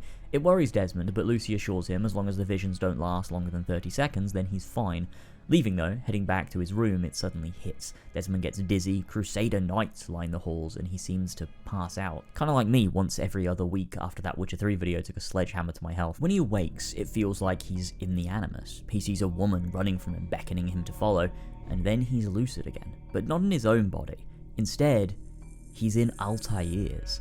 This moment was huge when I first played it. If I needed any more proof that Assassin's Creed 2 isn't just a separate story with a new guy, this is it. Altair is front and center again, playable in Assassin's Creed 2. The game has so much reverence for the first in a way that feels so careful. I'm not entirely sure why they're in Acre. I mean, I guess it's because they wanted to reuse assets at the most recognizable location and they just kind of had to go for Acre, but it still feels a little bit odd. Like, why would Altair come here specifically with his wife? Especially when there's like Crusader Knights just kind of wandering. It feels a bit weird. I also don't love how his robes look in AC2. It's so fucking minor, I know, but there's something about them. Maybe how AC2 handles lighting or textures or something. Ezio's model too. I think it just makes Altair look a little stumpy, when in Assassin's Creed 1 he's pretty tall and slender. Maybe the camera angle doesn't help too, but the biggest offender here is the lighting itself and post-processing, I guess? I don't know, I'm not Digital Foundry, but using the same graphical, I don't know, engine or settings, or you know what I mean, using the same graphics as AC2 makes AC1's world look weird. The same way the presentation harms the intro of the modern day, it harms this too artistically. Acre had a certain tone, and it having the same lighting and grading and haze as Renaissance Italy creates a really odd effect that feels completely wrong. They obviously didn't have the time to allocate to creating entirely different visual effects for the sequence or the modern day, and so it just reuses the ones they created for Italy that gives that oil painting effect. But man, it just makes Acre look so bizarre. I really don't love it, and man, you just know when they remake AC1 they're going to do so much worse than just this. But don't worry, I'm sure they'll have an AC1 filter. Oh my fucking god. As if AC1 was just filtered all blue and didn't have clear art direction and color grading for each location to evoke tone. No, AC1's art direction is boiled down to a blue filter. They'll never make me like you, Mirage. Presentation aside, they really work to make Altair play like he did in Assassin's Creed 1. His climbing is slower, you can't air assassinate unless holding onto a wall, nor can you ledge assassinate. I don't know why they couldn't have restricted these moves in Revelations until after the second memory, but for some reason they just didn't bother. Assassin's Creed 2 did though, and I will forever appreciate those tiny details. It makes it feel like you're truly playing as Altair and not just Ezio in an Altair skin. It's really nice, and it creates the same disparity in gameplay I felt between Altair and Desmond in Assassin's Creed 1, but here between Ezio and Altair. I also use the classic William assassination method to get into the Citadel because I love it so much. Following the woman who we discover is Maria Thorpe, Altair's wife, and doing this finicky little side eject on the tower to reach the top and discover it's the woman from Acre. Oh, here we go. Okay, I don't know why he says this. I honestly have no idea. Maria is not from Acre, she is English, and they met in Jerusalem. I have no idea what this means. The only thing I can link it to is Bloodlines, in which Altair meets up again with Maria in Acre at the start, and since it was released as a companion game to AC2, they were referencing that, but it doesn't make sense because when would Desmond have even gotten the time to see those memories? AC2 picks up right after the ending of Assassin's Creed 1. It doesn't make sense, it's stupid, and I want to kill myself. It's also important here to readdress once again how genetic memory works. It doesn't matter so much these days because often you aren't visiting your own ancestors' memories, and Layla just grabs the DNA from the dead person she wants to relive the memories of, which is kind of twisted, honestly. However, back here it did matter, and people still seem sometimes to misunderstand exactly how it works. So let's set the record straight on two things. First of all, Desmond cannot continue reliving Altair's memories here, because Altair has in fact impregnated his wife with the baby that would pass the genetic memories on to Desmond. Seth, Altair's second son, Darim, is not an ancestor of Desmond, and therefore he cannot continue to relive the memories of Altair, because the memories as they stand were passed on to Seth here. He can, however, continue reliving the memories of Maria as the baby begins to form inside her, and later he'll only be able to relive the memories of Seth himself until those genes are also passed on. Seth can only possibly receive the genetic memories of Altair up until the point he was conceived, and so Desmond can only get that far also. It makes perfect sense, but people still misunderstand this all the time in the comments of my videos. The second thing is that Altair and Ezio are not related. This one is harder for people to grasp because how could they not be? They're both related to Desmond. The reason for this is just how family trees work, as far back as a single generation.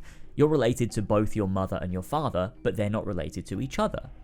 I hope. So follow that tree back 500 years to Ezio and another 300 to Altair, and of course they wouldn't be related. Tons of couples have met and had kids and over again until a descendant of Altair and a descendant of Ezio eventually had kids and combined the bloodlines, that up until that point were entirely separate. And after that, all the kids were related to both Altair and Ezio, but neither were related to each other. The point those bloodlines combined, by the way, was Desmond's mother and father. Altair is related to Desmond's mother, and Ezio is related to Desmond's father. Both then are related to Desmond through his parents' combined genes. Desmond is important because he's the convergence of important and significant DNA. I'm sure I'll still get one or two comments telling me that I'm wrong. That's fine. It'll just keep me up at night. Waking from his memory trip, Desmond seems rattled, as you would be, creating a layer of depth to the character, actually being genuinely worried about what happened to him, but keeping it to himself for now. I like the little dialogue here too you can have with Lucy. Once again, Kristen Bell and Nolan North just owning the show. Lucy's worry for the teams they've lost, the little voice crack, and Desmond showing concern, but also trying to be charming, like Ezio. I can only assume due to the bleeding effect. It's really good stuff, and despite the overall lack of focus or depth to a lot of this modern day, I honestly take it back. I said it was rubbish. It's not. It may be inferior to Assassin's Creed 1 and Brotherhood, but it still has bits that are pretty good. I think this is probably a good point, after visiting Altair, to do some reflection and analysis on the codex pages of his we've collected thus far.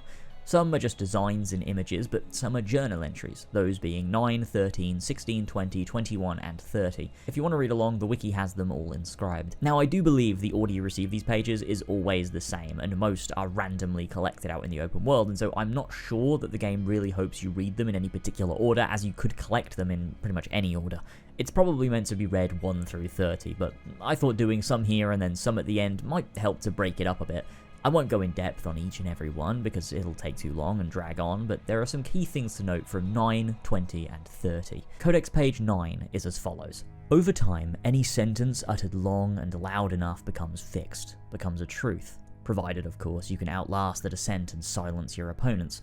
But should you succeed and remove all challenges, then what remains is, by default, now true. Is it truth in some objective sense? No. But how does one ever achieve an objective point of view? The answer is, you don't. It is literally, physically impossible. There are too many variables, too many fields and formulae to consider. We can try, of course. We can inch ever closer and closer to a revelation, but we'll never reach it. Not ever. And so I have realized that so long as the Templars exist, they will attempt to bend reality to their will. They recognize there is no such thing as an absolute truth, or if there is, we are hopelessly under-equipped to recognize it. And so, in its place, they seek to create their own explanation. It is the guiding principle of their so-named New World Order, to reshape existence in their own image. It is not about artifacts, not about men, these are merely tools. It's about concepts. Clever of them. For how does one wage war against a concept? It is the perfect weapon. It lacks physical form, yet can alter the world around us in numerous, often violent ways. You cannot kill a creed. Even if you kill all of its adherents, destroy all of its writings, these are a reprieve at best. Someone, someday, will rediscover it, reinvent it. I believe that even we, the assassins, have simply rediscovered an order that predates the old man himself.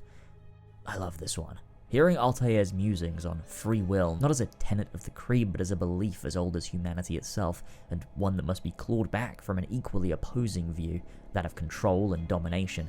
The idea the assassins had merely rediscovered a set of ideals is one that I love. This gives credence to Altair shaping the new brotherhood around people who thought as he did across history, to bring about change paved by people previously disconnected who existed centuries ago. But he also speaks to how the idea they fight, the Templars, is unbeatable too. Both are destined to be at war forever, but maybe that's what they must do if it is to benefit the people they fight for. The assassins are rocks holding back the sea for millennia, until neither remain. Codex page 20 is one of my absolute favourites, and it goes like this. I have studied the ancient pagan faiths that came before this more recent obsession with a single divine creator. They seem to have focused more on the fundamental forces at play in the world around us, and less on arbitrary moral rules. The sun rises in the morning and sets in the evening. The tides ebb and flow. Grass grows, withers, dies, and then in time emerges from the ground once more. The air turns warm, then cools and back again. Some hidden energy keeps us fitted to the ground and pulls us back when we attempt to leave it. Each of these movements was represented before by a god or goddess, each force given a face but recognized as something distinct and powerful, which is not to say there were not connections between these forces, a pantheon of individual spirits, of rules, invisible hands guiding the progress of the world around us. And so here there was an attempt to categorize, to study, explain, and understand the way things work, even if it was flawed, but no more. Now we are asked to succumb to a far more simplified explanation. How naive to believe there might be a single answer to every question, every mystery, that there exists a lone divine light which rules over all. They say it is a light that brings truth and love. I say it is a light that blinds us and forces us to stumble about in ignorance. I long for a day when men will turn away from invisible monsters and once more embrace a more rational view of the world. But these new religions are so convenient and promise such terrible punishment should one reject them. I worry that fear shall keep us stuck to what is surely the greatest lie ever told. This one is so tremendously written, one would be surprised to find it's within Assassin's Creed of all things. This has Altair reflecting on the Holy War and his conclusions that are different than what he said at the end of Assassin's Creed 1, but I think for good reason. To Al-Mualim, who condemns the phantoms the Saracens and Crusaders follow, Altair retorts, least they choose these phantoms, to which Al-Mualim responds, do they? Aside from the occasional convert or heretic. And Altair shrugs it off. Here in the Codex page, you can see that he thought about it more. And although he still respects the right to choose your own belief, we see him agreeing that often they do not choose. Often it is indoctrination or fear of punishment, or simply because it is simple and doesn't demand thought toward the world you exist in. Altair is not critical of faith, he is critical of organized faith. That line has always stuck with me. I worry that fear shall keep us stuck to what is surely the greatest lie ever told. It's cold as fuck, and speaks to Al-Mualim's still ever poignant words from Ecclesiastes 1:18. For in much wisdom is much grief, and he that increaseth knowledge increaseth sorrow. The more Altair learns, the more he despairs for the world he cannot change, and so his new brotherhood sought to fight for that his knowledge and sorrow may bring about change in the future, and it's what they still fight for now, that his time gazing into the apple wasn't wasted. Codex page 30 is the final entry, and is written in his final days, old and withered. He writes, soon I shall pass from this world, it is my time. All the hours of the day are now coloured by thoughts and fears born of this realisation. I know that the elements of my body will return to the earth, but what of my consciousness, my identity? That is to say, what of me? I suspect it will end, that there is no next world, nor a return to this one. It will simply be done. Forever. Our lives are so brief and unimportant. The cosmos cares nothing for us, for what we've done. Had we wrought evil instead of good, had I chosen to abuse the apple instead of seal it away, none of that would have mattered. There is no counting, no reckoning, no final judgment. There is simply silence and darkness, utter and absolute. And so I've begun to wonder, might there not be a way to stop, or at least delay death's embrace? Surely the ones who came before were not so frail and feeble as we, but I have sworn to be done with the artifact, to not gaze into its core. Still, faced as I am with the prospect of my end, what harm is there in one last look? This is a chilling final entry, and would be the last image of Altair we had until Revelations in 2011. It's incredibly bittersweet, because he feels alone with his knowledge, with his death. He feels anxious about whether him as a person will continue to live after he is gone. His usage of the apple has shown him that is not the case, that he will simply cease to be and will no longer think or feel, and that's tragic. But the irony here, and it's a bitter one, is that he will continue to live. Through his order, spiritually and genetically through his memories, Altair's ideals will form generations to come, and his memories themselves will be seen and lived by others, by Desmond, by Ezio. Altair, the physical person, died, but Altair the symbol never does, and he shaped everything that was to come. This page is important too for Ezio in Revelations. Despite his decision to leave everything behind mainly being forged by the memory seals, I can't help but feel these codex pages sowed the seeds many decades prior. I can't imagine the image of Altair alone and full of despair was one of joy for Ezio when he read this, and you can imagine some reflecting in his later years too. We'll revisit more codex pages towards the end of the game, but these were the main ones at this point that stuck out. For now, let's head back into the Animus for the second half of Assassin's Creed 2.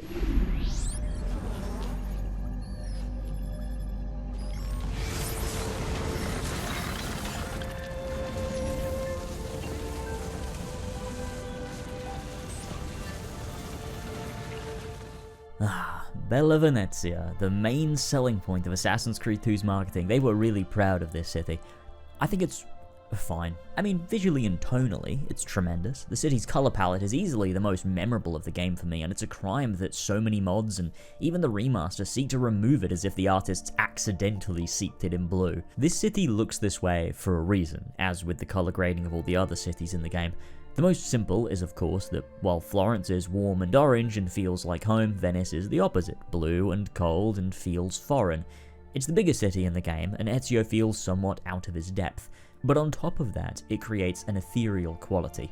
Venice was one of, if not the richest cities in all of Italy during this period. And for a lot of people, that made it the place to be if you wanted to make it, if you wanted the best life. It was like a dream, and I think the visual presentation along with the track itself, Dreams of Venice, worked to create this beautiful facade. Because it is a facade. Beneath this, we see Venice for what it truly is. The corruption, the deceit, the scheming, the poverty. Venice is sick, and that sickness reaches anyone who isn't nobility. Venice works as Ezio's first time confronting the truth of opulence. While, thanks to this silly Auditore origin story, Ezio was never a spoiled brat, he still grew up in wealth. Despite likely being taught of the world outside his bubble from a young age, he'd never had to come face to face with it truly. Venice is what does this, a seat of power for the wealthy and the corrupt.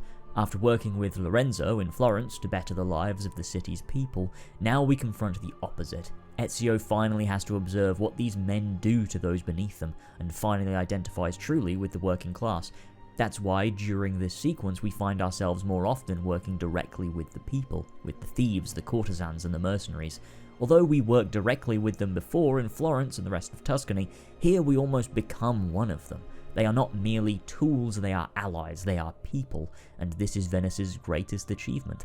I think the only problem with all this is that Ezio never reckons with it. Everything we're presented with is great, but Ezio never actually acknowledges it. He never has an opinion, he never has any revelation or comes to any conclusion. He just carries out his work, as always, and moves on. The themes are presented, the vision of wealth and nobility is actively deconstructed, but Ezio doesn't have a thing to say about it, and that misses out a major potential depth. And in a city like Venice, one with hushed blue tones, a city floating on water, a romantic location ripe for character deconstruction and reflection, both figuratively and literally, it's a shame that they don't. This is interesting because, again, Brotherhood Ezio proves he learned lessons. The entire thesis in that game is based on experiences in Assassin's Creed 2, in Venice. Our faith in humanity rests at the heart of the Assassin Brotherhood. Yet in Assassin's Creed 2 alone, it's vacant on a character level, and that's what makes Venice the weaker half of the game. Not its presentation of themes, not its exploration of concepts and ideas, Ezio's interaction with them, or lack thereof. Venice is actually thematically far deeper than anything we see in the rest of the game, but the fact Ezio doesn't interact with it and has a little emotional connection to the events unfolding makes people tune out.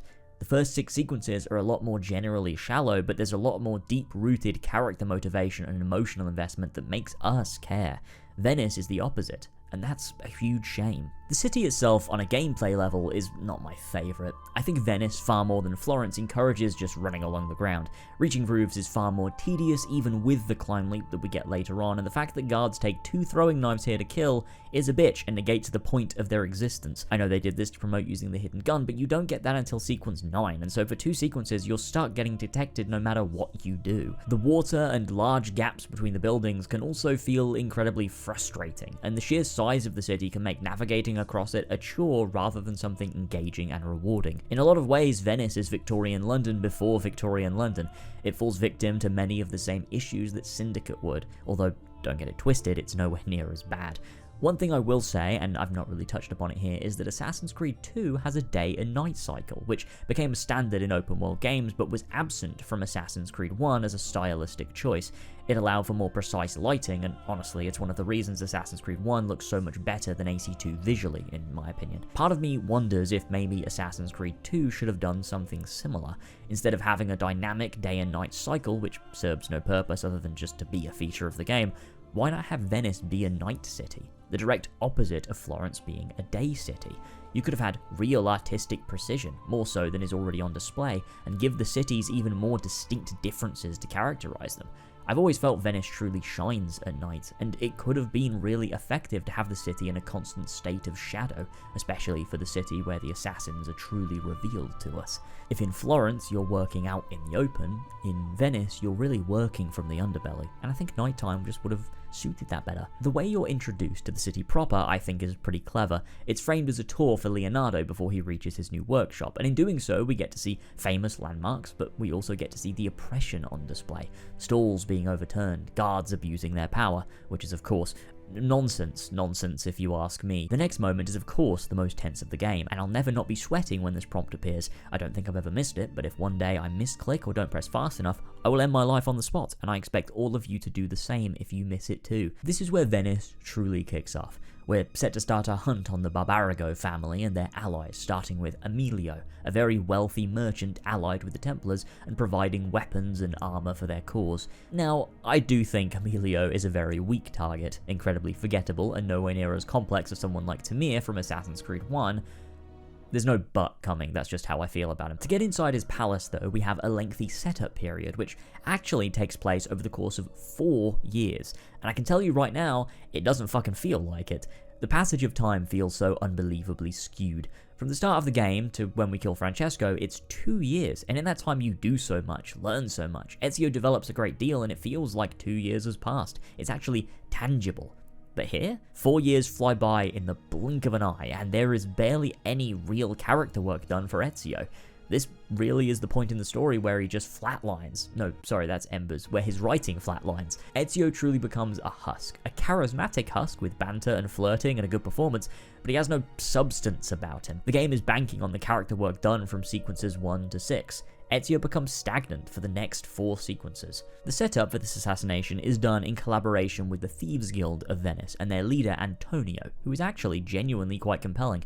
You can see his concern for his guild, he has a passion for making real changes. There's a few times you can see him trying to genuinely guide Ezio, and he becomes the Mario of this half of the game, showing up across all of the sequences. I think Antonio is probably the most prominent side character in Assassin's Creed 2 actually. It might have been cooler had he returned in Brotherhood instead of Volpe, although I get why they didn't. Claudia and Maria get the courtesans, so they're new, Volpe from Florence gets the thieves, and then Bartolomeo from Venice gets the mercenaries after Mario dies. It was an even split, but still, Antonio kind of rules. Rosa is the second character who becomes a major figure during Venice, and she's also incredibly endearing. She is strong-willed and spirited, and you can see her care for the cause too. She wants to make a change and looks up to Ezio, constantly reminding him of the positive impact their actions are having. I think she works really well to recontextualize Ezio's revenge quest. To her, it's inspiring despite being somewhat unaware of his true motives being selfish. I think she works as a grounding force, but also kind of a distraction for Ezio.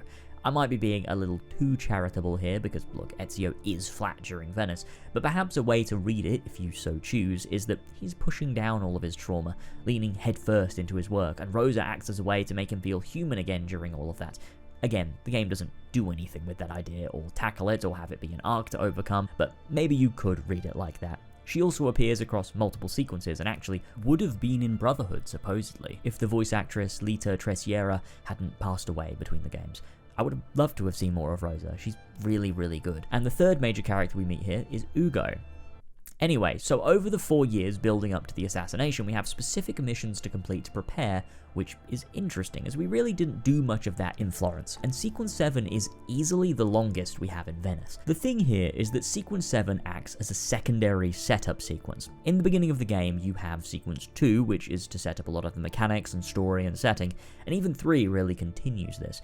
Sequence 7 does it again though, just this time in Venice, and it does sometimes feel like the pacing is being a little stunted, as we have to get to grips with things all over again. I will say though, I've definitely softened on this since the last time I made a video on Assassin's Creed 2.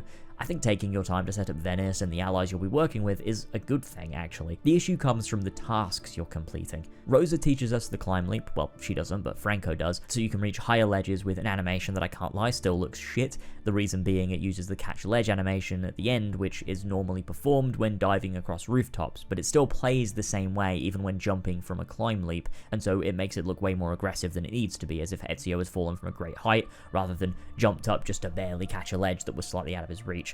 But it is a useful move that alters gameplay slightly, giving you the ability to more confidently scale walls. You then have to meet Rosa again to test the move again, assassinate traitors for Antonio across the map, free 3 sets of thieves across the district also, and then go on a fetch quest for multiple items that will aid in the assassination. The issue here isn't even the tasks themselves, but that they contribute nothing of depth to the actual narrative or anything in the way of character. They are merely tasks. If each mission contained maybe dialogue you could naturally overhear about Emilio, or a letter you could loot to find out more about where he'll be, or a map of the palace that he lives in, these would feel way more productive. I think the hand-holdy nature of Assassin's Creed 2 stops a lot of the prep work from feeling important or exciting, unlike in Assassin's Creed 1, when you felt in control of the preparation and had only yourself to count on. You had to read those notes, you had to listen to the dialogue, and then decide how you were going to use it. The game never told you, and I think that's crucial. artificial. By telling the player exactly what to do at every step of the way, you don't leave any room for experimentation or actual engagement. Your eyes glaze over as you do what game says for a whole hour with nothing really of importance to learn outside of cutscenes. I think AC1's core strength is that everything was just absorbed, whether the core narrative or the little details, none of it was presented in obviously different ways, and so all of it felt possibly important, meaning you had to engage, you couldn't just zone out until you saw a cutscene, and I think it becomes incredibly obvious in this sequence how much it's holding back Assassin's Creed 2. Sequence 7 is the first time you spend time building up, similar to investigations, and then have to make your way into a palace without being seen and kill your target. I fucked up on this playthrough, so here's me doing it on my PC playthrough earlier this year. Oh, no, I fucked up here too. If Sequence 7 had more autonomy, less hand-holding, and had real information you could organically learn, maybe as a direct homage to Assassin's Creed 1, I think it would have been really cool and would work thematically as a way to get Ezio from being someone who follows instructions and looks to others to someone who, over 4 years, leads instead as the thieves start looking up to him. It'd be so cool, man. It would have been so cool. We almost had true cinema. This confession is the outline and basis of something with depth. Do not be afraid. I feel no fear, Assassin. Only regret. I sought unity, stability, order. At too great a cost. Progress demands sacrifice. Non trova alcuna gioia in questo, ma non c'è altro modo. Requiescat in pace. See what I mean? It's almost something. If you I don't know, wrote something other than bullet points. None of this is explored during the build-up, in the confession, or afterwards. It's completely vapid. Oh, Emilio sought unity, did he? Okay. Why? How? By what means? To what end? Who is Emilio? What are his motivations? Why did he shove Jacopo with such glee? With Tamir, you see his cruelty, but you realize he had his reasons. That doesn't justify what he did, obviously, but it helps you understand that he's not just an evil dude doing evil shit. In his head, he has justifications. He believes in a cause, and he kills that man because he's scared of failure. But also, they have a deadline, learned about in the notes you can pickpocket before the assassination itself. Otherwise, their entire plan falls through. He does what he does, and rules out of fear to get things done efficiently so they can execute their plan and bring peace. Tamir sees what he does as a small sacrifice for the greater good. Emilio is similar on paper, in the sense that he says progress demands sacrifice, but we don't see any evidence of that. He goes from an evil caricature guy to a sad little bloke dying, and we have no in-between and no insight. I know I probably sound like a broken record here, but come on, they're called confessions. Why aren't they fucking confessions? With Emilio dead, the thieves take over the Palazzo della Seta and give back what Emilio stole from the people. Unlike in Assassin's Creed 1, there is no moral ambiguity to this decision, no possible risk in doing this like with William and his intent to ration when the lean times came. Despite Emilio's words that he had good reason, we see no good reason, and therefore just give back to the people he took from, and everything is once again 100% good. There is no complexity, no grey area, nothing to ponder on. The hero's got the bad guy. Good job.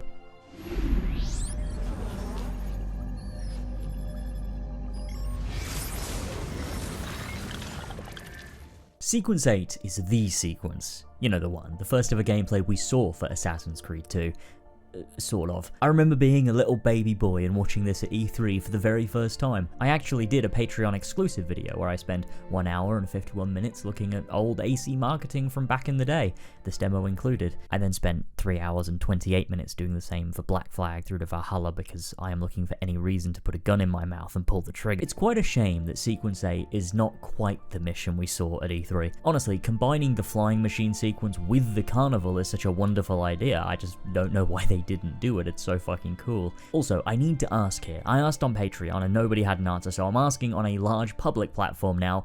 This area isn't in the full game, is it? Like, I'm fairly certain it isn't. I scoured the map for this location as a kid and I never found it. Did I just miss it? If anyone knows, please, I am begging you, tell me where this is. Okay, enough about the demo, on to Sequence 8 itself. This sequence starts with the second tailing mission in the game, and by golly, this one goes on for a while. I've explained why forced tailing sucks, I don't really need to again. Here though, at least we have dialogue to listen to. Then again, it's all pretty much just exposition. The most valuable part is the dialogue between Silvio and Carlo before the larger group arrives. You can hear Carlo's aspirations and also him feeling somewhat like an underdog, not being a barbarigo himself, which is interesting characterization. It sort of gives him a deeper motive to his actions, albeit not by much. The rest of the tale is just every single Templar left on our list being out in the open and in one place at the same time, and Ezio not killing them for some reason, and then saying, Che idiota sono. I should have kept my eyes on them. Brother, what? Corey May literally said, fuck it, they vanished into thin air. I think he full-on gave up. Anyway, our job is to kill Carlo Grimaldi this sequence because he's planning to kill the Doge, and we like the Doge. I think. We don't know anything about him, but he's not a Templar, which makes him automatically a good guy, and we don't need to dissect that anymore. That's how AC2 does things. And since we're in a rush, we of course took a trip all the way back to Monteriggioni to finalize the renovation of the town. Again, it feels wrong to finish this early, but it is what it is. And man, the town looks so nice when it's complete. I really do love the gradual visual changes from obvious stuff like the villa itself to the different buildings and their condition, the road becoming properly paved, or the color grading becoming more orange and warm. It's wonderful. Really, really wonderful. And I think Assassin's Creed 2 is probably the best they ever did this feature. What do you know? The installment that introduces a gameplay feature is the best the gameplay feature is ever done. It's almost like when a feature is introduced for a thematic reason, it works way better than when a feature is included purely because the game before also had that feature. Funny how that works. Also, before we set out to save the Doge from being killed in cold blood, we have to actually break into the very building we would later need to break into to save the Doge. Honestly, this tomb is placed at a weird point and probably shouldn't be accessible until after this sequence. Just shift both Venice tombs forward a sequence and it'll probably make a little bit more sense. This tomb is the Basilica di San Marco, and I think this is probably my favorite tomb in the game. It's essentially Duomo 2.0 in that it has no combat, no stealth or chases, just parkour puzzles, only this time they're timed challenges. The logistics of like how they are existing escapes me, but I think you just sort of have to suspend your disbelief with this stuff in Assassin's Creed. It was just secretly built into the cathedral without anyone knowing. I guess. Each of these 4 puzzles is a genuine test of your ability to use the skills you've been learning across the game, and I think that's really good. If you've managed to pick up on wall cancelling and side ejecting, you can complete these incredibly fast, and it feels really good. Don't look at that. These are fucking awesome levels. How wild is it that Assassin's Creed used to have such good parkour that it could build core levels around it that tested your ability to do it efficiently? If you did this in Valhalla, it could possibly be the worst thing ever to be made. This tomb houses Amunet, who assassinated Cleopatra with a poisonous asp, and that's the truth of it. It's not romanticized one bit, and that's all we know about Amunet. What a cool and mysterious character. I hope they never make her a secondary protagonist of a game that rewrites all of Assassin history. That'd be probably bad. More importantly though, most people are unaware that the Basilica di San Marco is canonically situated on top of an Isu temple, one that houses the Dagger of Vejovis, as explored in the critically acclaimed Assassin's Creed Escape Room puzzle book. If this was 2016, I probably would have made 2 dedicated rant videos on the existence of this book and threatened the life of the brand manager on Twitter 7 times in 1 week.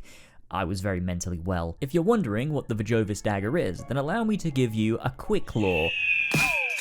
No, stop. We're not doing that. Vejovis's dagger is a piece of Eden in the shape of a double-bladed dagger. It was part of a resurrection plot by the Isu Vejovis to reincarnate into successive sages. Part of it currently rests with Joey? Yeah, Joey, my favorite Assassin's Creed character. Joey is an assassin and also a former museum guard. And a sage? Dude, this wiki page is huge. What the fuck? One of my favorite games is thinking of a historical figure or location or just a word and then putting it into Google with the words AC Wiki after it and seeing what pops up. Or if you search assassinscreed.fandom.com/wiki/special:random, put that into your URL bar, it will send you to a random page on the website. Any possible wiki entry for Assassin's Creed, and you will stumble upon some wild shit that is currently canon, like a page about potassium water reaction. What the fuck is this an AC wiki entry for? Are the people that run this site insane? Honestly, I might have to make that like a Patreon video one day or something, just going through random AC Wiki pages. I think that could be funny. I don't know. Maybe it wouldn't be. I don't know. We'll see. Prepping to take out Carlo, we head to our good old friend Antonio. On our way to scout out the Basilica, he talks about his childhood, about how he was raised to respect nobility. They were just and kind. Despite being working class, he aspired to be greater. Despite all his efforts, they wouldn't accept him because of his birth. He was discriminated against and came to a painful realization that if you're not born one of them, you will never be one of them. And so he altered his perspective to aim to dismantle the system that kept men like him subordinate. The network of thieves, courtesans, and mercenaries have more honor and nobility than the nobles ever will, because nobility comes from within, not from birth. This is great stuff. It gives us way better insight into Antonio and the motives of the Thieves Guild. However, I have 2 points of contention. The first is that, obviously, Ezio says nothing, as always. This would have been the perfect moment to have Ezio reconcile with his own birth and family heritage, but he stays totally silent, and so instead of this being a core character moment, it's just a thing Antonio says to us, the player, and that's all. Second issue is that, doesn't this conflict directly with what we learn in the Auditore family crypt? I'm not saying that Antonio's experience is factually correct 100% of the time, but if you want this message to hit properly, if you want the themes to be actual themes, I feel like you can't have your central main character be an example of Antonio being wrong. Sadly, Antonio just didn't work as hard as Domenico. Should have tried harder, buddy. You didn't capitalism enough. It's like that meme of the dude mining and stopping before he hits the diamonds. Antonio is walking off, sad and mad at the world. And Domenico is going goblin mode and getting all of the diamonds. But don't worry, he's not a real noble. I'm gonna say that if I'm ever filthy stinking rich. Don't worry, guys, I'm fake rich. I'm just pretending to be a rich person, despite my wealth and my mansion and my place in the government. Once we conclude there is no way into the Palazzo Ducale, Ezio name drops his good mate Leonardo da Vinci again, and we go to him for aid, which pays off Chekhov's Leonardo da Vinci's flying machine. He reluctantly allows us to use it, and we proceed to send ourselves hurtling into a building, breaking our legs. Both of them. I love the following scene. I think it's one of the most characterful scenes the game has. Leonardo is celebrating the fact his invention even worked at all, meanwhile Ezio is salty that he'll be in a wheelchair for life now. In seriousness though, you can see Ezio's single-mindedness here. He has no interest in the invention or the artistry, he simply needs to get his job done. Ezio's stubbornness is showing a lot here, and I think it's really nice and subtle character work to give us a small window into what Ezio is thinking, and the fact he really has no time for trivial victories. All that matters are the Templars. Almost as if his quest for the assassins, who are supposed to fight for freedom and humanity, has cost him his humanity. He's forgotten to cherish the smaller things. And as all hope seems lost in one of the most classic scientist figures out how to do a thing they thought was impossible scene, Leonardo casts a paper into the fire and notices it begin to dance on the flame. Fire will make the machine lift into the air, and so we begin our prep in a section of the game where Venice is stuck in perpetual twilight, which honestly I think is very cool. I love this specific time of day. This cannot be replicated. Venice never looks like this naturally, only ever between these two memories.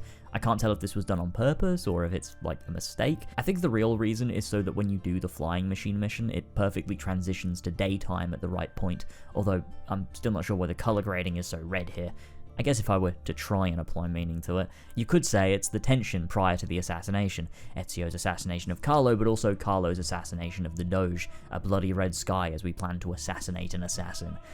But I'm just making shit up. The flying machine mission itself, I've always found hard. For some reason, it's just not as straightforward as it seems, and there's very, very little room for error, and if you do fuck it up, the time of day resets and kills the whole vibe. Thankfully though, this time, I nailed it. I will always wish the game looked like the E3 demo though. That bit on the roof of the palazzo at the end of the demo looks sublime, man. The bright white bloom just looks fantastic compared to the final game. I do think part of it maybe comes down to the E3 robes just looking way better, which is what made my PC playthrough so fun, like I mentioned before.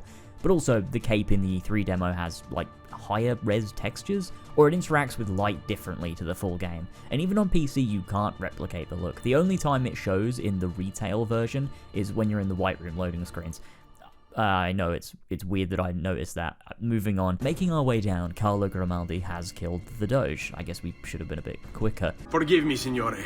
I tried. You fucking liar. Heading down with no route to escape for some reason, we catch up and kill Carlo, who has already framed us for killing the Doge. Not to harp on about the demo, but man, the animation when he assassinates Carlo in the demo is really, really cool. I wish we could have done that one in the game too.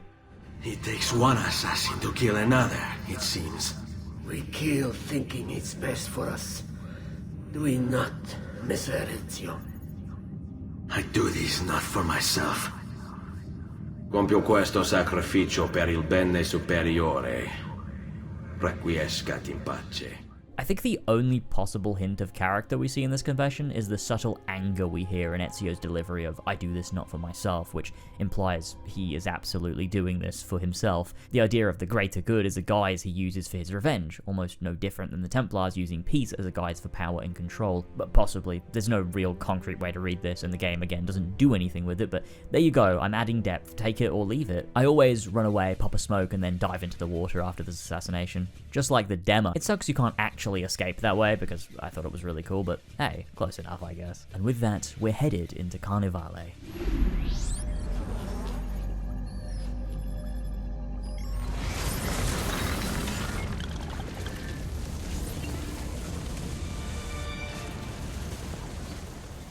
This might be the sequence I have the least to say about, honestly. I think any general discussion that I've had about Venice as a location I've done by this point, and so really we're just delving into events and thoughts I have on those events because there's barely anything to really be said. I think the carnival is awesome, and the way it uses the idea that Ezio is being hunted for the framing of the murder of the Doge as a means for him to wear a mask and a cool cape is really nice. It works as strong contextualization of the event and also ties into notoriety. For this whole sequence, you don't gain any, which is fun. I also love how when you go and see Antonio, he doesn't recognize Ezio because he's wearing a mask. It makes me laugh every single time. I will say though, I'm not sure if their decision to make the carnival just a random district that is in a perpetual state of carnival really works. It's cool that you can revisit the carnival whenever you want because it's isolated to just one district, but it's also lame because it's isolated to just one district and never goes away, which means it feels less of a real event that's playing out as part of the story. I think it probably would have been way cooler to just have all of Venice being done up for Carnival for this one sequence alone. It would have been novel, it would have been way more memorable, and it would have felt authentic. Instead, it feels a little gimmicky and a little silly when you wander into a carnival area district in broad daylight in a later sequence. These people actually look kind of off their fucking rocker. I do have more stuff to say with regards to the carnival, but we'll get to that. Picking up the mask and cape, we also take the latest codex page to our friend Leonardo. Oh, more of the codex. And this is where we get the hidden gun, another of Altair's inventions based on his time with the Apple. I think a lot of people forget the reason Altair could make all this crazy shit is because of his study with regards to the Apple. A lot of these designs are simply based on first Civ tech, allowing him to create designs that would realistically be impossible with his current resources. The hidden gun is interesting. It doesn't become super viable to use until Brotherhood speeds up the charge speed, and although the dramatic nature of the slow windup is cool as fuck and mimics the E3 trailer, it just makes it feel a little mechanically useless. I think if the buildings were lower and detection meant that tons of guys would come down on you, then yeah, I'd probably take the time to use the gun to avoid the detection that could come from double throwing knives alerting the guards around you. But that doesn't happen. You throw 2 knives and while the guy detects you for half a second, he's dead. And there are no consequences, and it's faster. There really is never a scenario where using the gun is better, and the only time you need to use it is specifically within these missions, testing it out against this killer bloke and later when you go to assassinate Marco. Because every assassination and every main mission is railroaded anyway, it's not like you ever get a chance to experiment with new tools during assassinations, because the game makes sure you can only really do it one way, so a lot of the stuff you get becomes redundant. The gun is more useful than the poison blade, but only marginally. Also, when you test the gun and shoot these dummies, you can run over and loot them, and they have keys. What are the keys? I have no idea what the keys are. Nobody knows what the keys are, or what the plan for them could possibly have been. But clearly at one point, the game had keys that you could loot for some reason. Maybe it was like to access special doors in assassinations, like maybe keys would have granted access to doors that made stealth easier in a game that had assassinations with complex level design, but once they threw out complexity, the keys had no place. I don't know. We unlock the final tomb mission here, and although this grants us the 6th and final key for the sanctuary, I never throw on the armor of Altair here. It feels too early. The appropriate time, in my opinion, is between sequence 11 and 14, in that little time jump where the DLC takes place. Honestly, when I have the DLC, I do it after sequence 12, but before I start sequence 13, when the big time jump happens and Ezio gets his beard and shit. That's when I think he would have gotten the armor from the vault. Regardless, this final tomb is a cool one. It's not the best of the best, but it's probably the best of these types of tombs, the ones that are less of a cool interior and more of an old rundown catacomb. It begins with the chase, which is a ton of fun, but the best part of the tomb is the final room, a big ancient structure with chasms full of water, one of which houses a giant squid.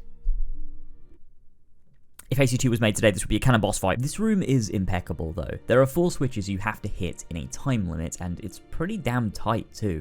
If you fuck up, you probably aren't going to hit them all at once, so you have to be efficient, fast, and skillful to do so. It's fantastic as a final parkour challenge to cap everything off. The final tomb houses Leonidas, the man who assassinated Caligula, the 3rd Roman emperor. This guy actually remains untouched. Everything we know about him is from Assassin's Creed 2.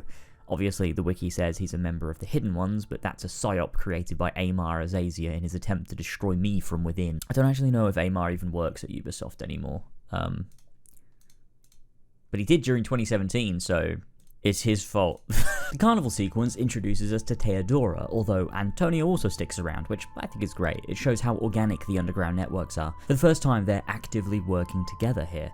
There is a link.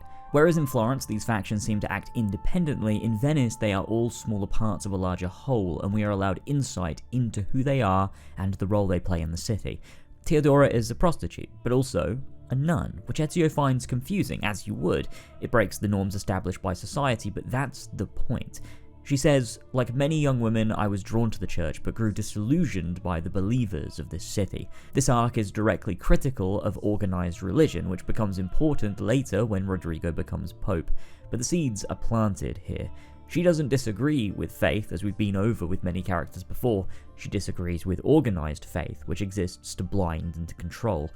She chose to practice faith in her own way, to be free of dogma and to do what she felt was right to bring the concept of God to men in a way that allows them to feel free too. I really like this, and not just because I'm also a man, and this would... Anyway, so the carnival games, we have 3 to play in the hopes of winning the Golden Mask, a special item that allows you into the Doge's party because, like I forgot to go over, we are attempting to take out the new Doge, the one that replaced the guy that Carlo killed, Marco Barbarigo. The games are fun, they aren't too deep, and I think the only one that actually makes sense for regular people to do is the one with the ribbons, which is my favourite opportunity to do the sprint steal move, which is just sprinting and then as soon as you get close to a group, letting go of high profile but still holding legs, and then immediately holding high profile again, so that it looks like you're running and stealing at the same time, and I think it's really cool. Not just because of how it looks, but because of the fact that the game lets you do this. It's not a binary, it's free-flowing and organic, and if you understand the controls, you can manipulate them. I love player agency, it's great. Capture the flag and the race ones are a little less likely to be a thing anyone would actually do, but that doesn't make them not fun, especially finishing the race with these dudes shooting fire. It's totally epic sauce. The funny thing is though, after winning all of these and having to get involved in a fist fight and then a stab fight, which assassins are innately good at, I mean it's their only job, so nice try with that plan, idiots, they still just cheat anyway and win the mask despite the fact that Dante won a grand total of 0 events, the little fucking bastard. This begs the question though, why the fuck did they do this at all? If the Doge is in control of Venice and can't even stop the Golden Mask game from occurring to gain access to his own party, so much so that the Templars have to infiltrate the game and win the mask themselves by cheating, how is he going to hope to accomplish anything at all? Why didn't Marco just not do the games? Why the fuck did they allow this to be the case? I guess it's tradition, so they had to host the tournament because it's a fun thing that people like, but then why not just pay off the dude from the start? Why didn't they plan for this? It feels like such a silly oversight on their part as the masterminds they are. I honestly think sometimes this game wants us to be laughing at the Templars for being the dumbest Saturday morning cartoon villains of all time. Sometimes the Templars in this game come across like Dr. Doofenshmirtz from Phineas and Ferb. He'd be a great AC2 Templar. Once in the party though, I will say I do like this build-up to the Doge coming out. We have to stay undetected until the timer runs out by using the crowd, moving between them to avoid guards who are actively searching the crowds, and by using the courtesans to distract them.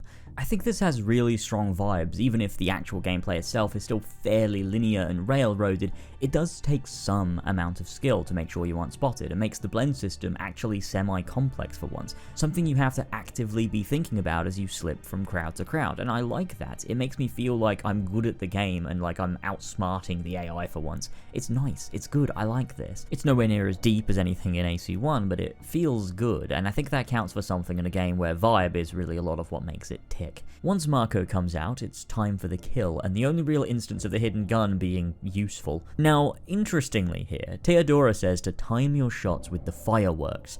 In doing so, you'll be able to slip away unnoticed, and I have never done that, nor have I ever seen anyone do that. So is it possible? Well, I looked it up, and the only fucking instance I can find of someone saying they did it is on Reddit from 4 years ago. Wait, LazerzZ?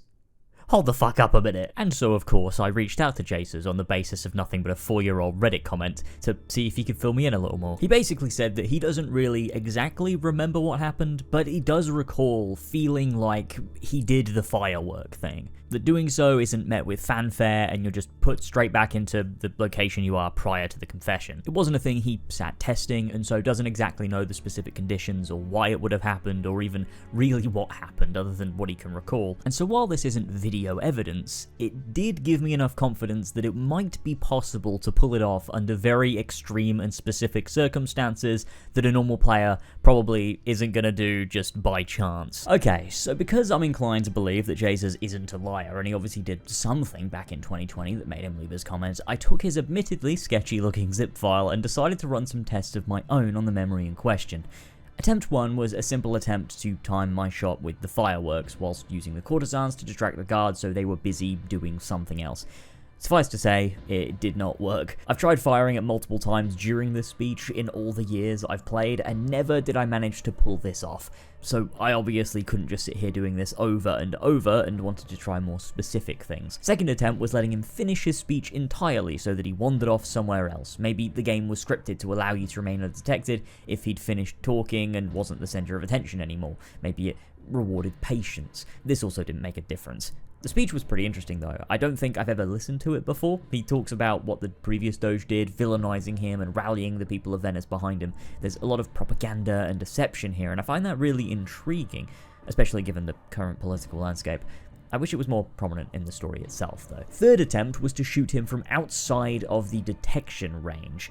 In the Ezio trilogy, the range for locking on is the same range at which the guards can perceive you. However, if you lock on and then walk outside of that range, the lock-on range actually extends past the perception range. So I thought maybe if I used that technique, the shot wouldn't be noticed to sort of bypass the detection of the guys in the area.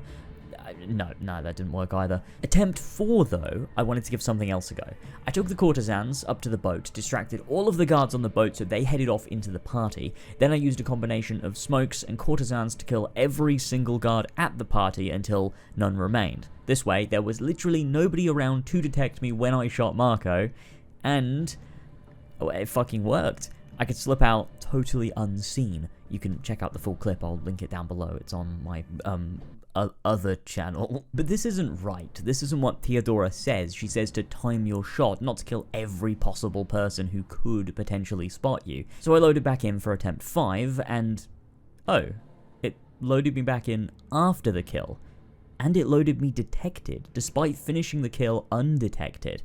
I think that's case closed. Whenever Assassin's Creed games load you into a memory partway through, it always loads you in the state that is most correct. In missions where you can be detected, if you are detected and quit, when you reload, you'll be in stealth again, because that's the state the game defaults to. Here though, it defaults to detected, implying it doesn't expect you to get out unseen at all. The game scripts detection here, similar to how it handles detection with Uberto. You can tell because the NPCs will also go running off, thinning out the crowd, which triggers the guards to detect you. Even if by some miracle you avoided detection during the shot by getting in some super specific position where the guards won't be triggered, it won't be long before they are anyway when you try to leave. What may have happened when LazerzZ did this, and this is pure speculation, is that he used the courtesans like I did, which lured the guards outside of the detection area by pure chance, just rounded them all up and took them so far away that they couldn't detect you during the kill, because that's the only thing I can think of. I think in order to slip out unseen, you have to find ways to exploit the game, because doing this normally is impossible. You cannot time your shot with the fireworks. I think I can say definitively here, it's impossible without exploiting the game intentionally or accidentally, which is a shame, because it would have been very cool. One thing I did find though whilst replaying this memory on repeat is that you can head over to this corner and find the man that will replace Marco as Doge after the assassination, his brother. He talks of never wanting to be the Doge, yet that desire to avoid power is what created the vacuum for Marco to pounce, and must be why he feels some amount of responsibility to take up that position after Marco is killed. This shit is awesome. It makes me wonder how many other little things like this might be in Assassin's Creed 2 that I've never noticed before. I won't go and look because I don't want to right now, but if you know of any, leave them in the comments, and I'll remake this video in 5 years and put them in it. No. It's too soon. I'm not ready. We rarely are. Che la morte non sia crudele. Requiescat in pace. Do I need to say anything? I'm really fidgeting here, trying my best not to rip into one of these again. We've established they are vapid, and generally mean nothing in relation to the arc they are a part of. This is obviously no different. Oh, Marco didn't want to die yet? Why is that important? Who the fuck does want to die? What does this have to do with anything happening? The only thing it does is humanize Marco slightly, but that's it. This man we knew next to nothing about, not from the angle of him as a person, or the angle of him as a Templar Doge, dictator man, or what his plans even were as Doge, has one line when he's dying that says, I don't want to die. You know, super relatable stuff, because you don't want to die either, right? Joke's on you, Ubisoft, because I actually really do. And with that, we head back to La Rosa de la Virtu to celebrate with comfort and succor. I really have nothing to say about the scene, I just think saying comfort and succor is really fun. I think this is a bit of a running theme. A scene will happen and I'll just sort of have nothing to say. I said this earlier, but I think it's becoming very apparent as we go. Scenes just happen and they have little depth or meaning to them. Sometimes they just happen to move the plot along or to do a thing that comes across as fun or maybe a bit endearing, but the scenes themselves don't often have much to actually say. And so that wraps up Sequence 9. Cool.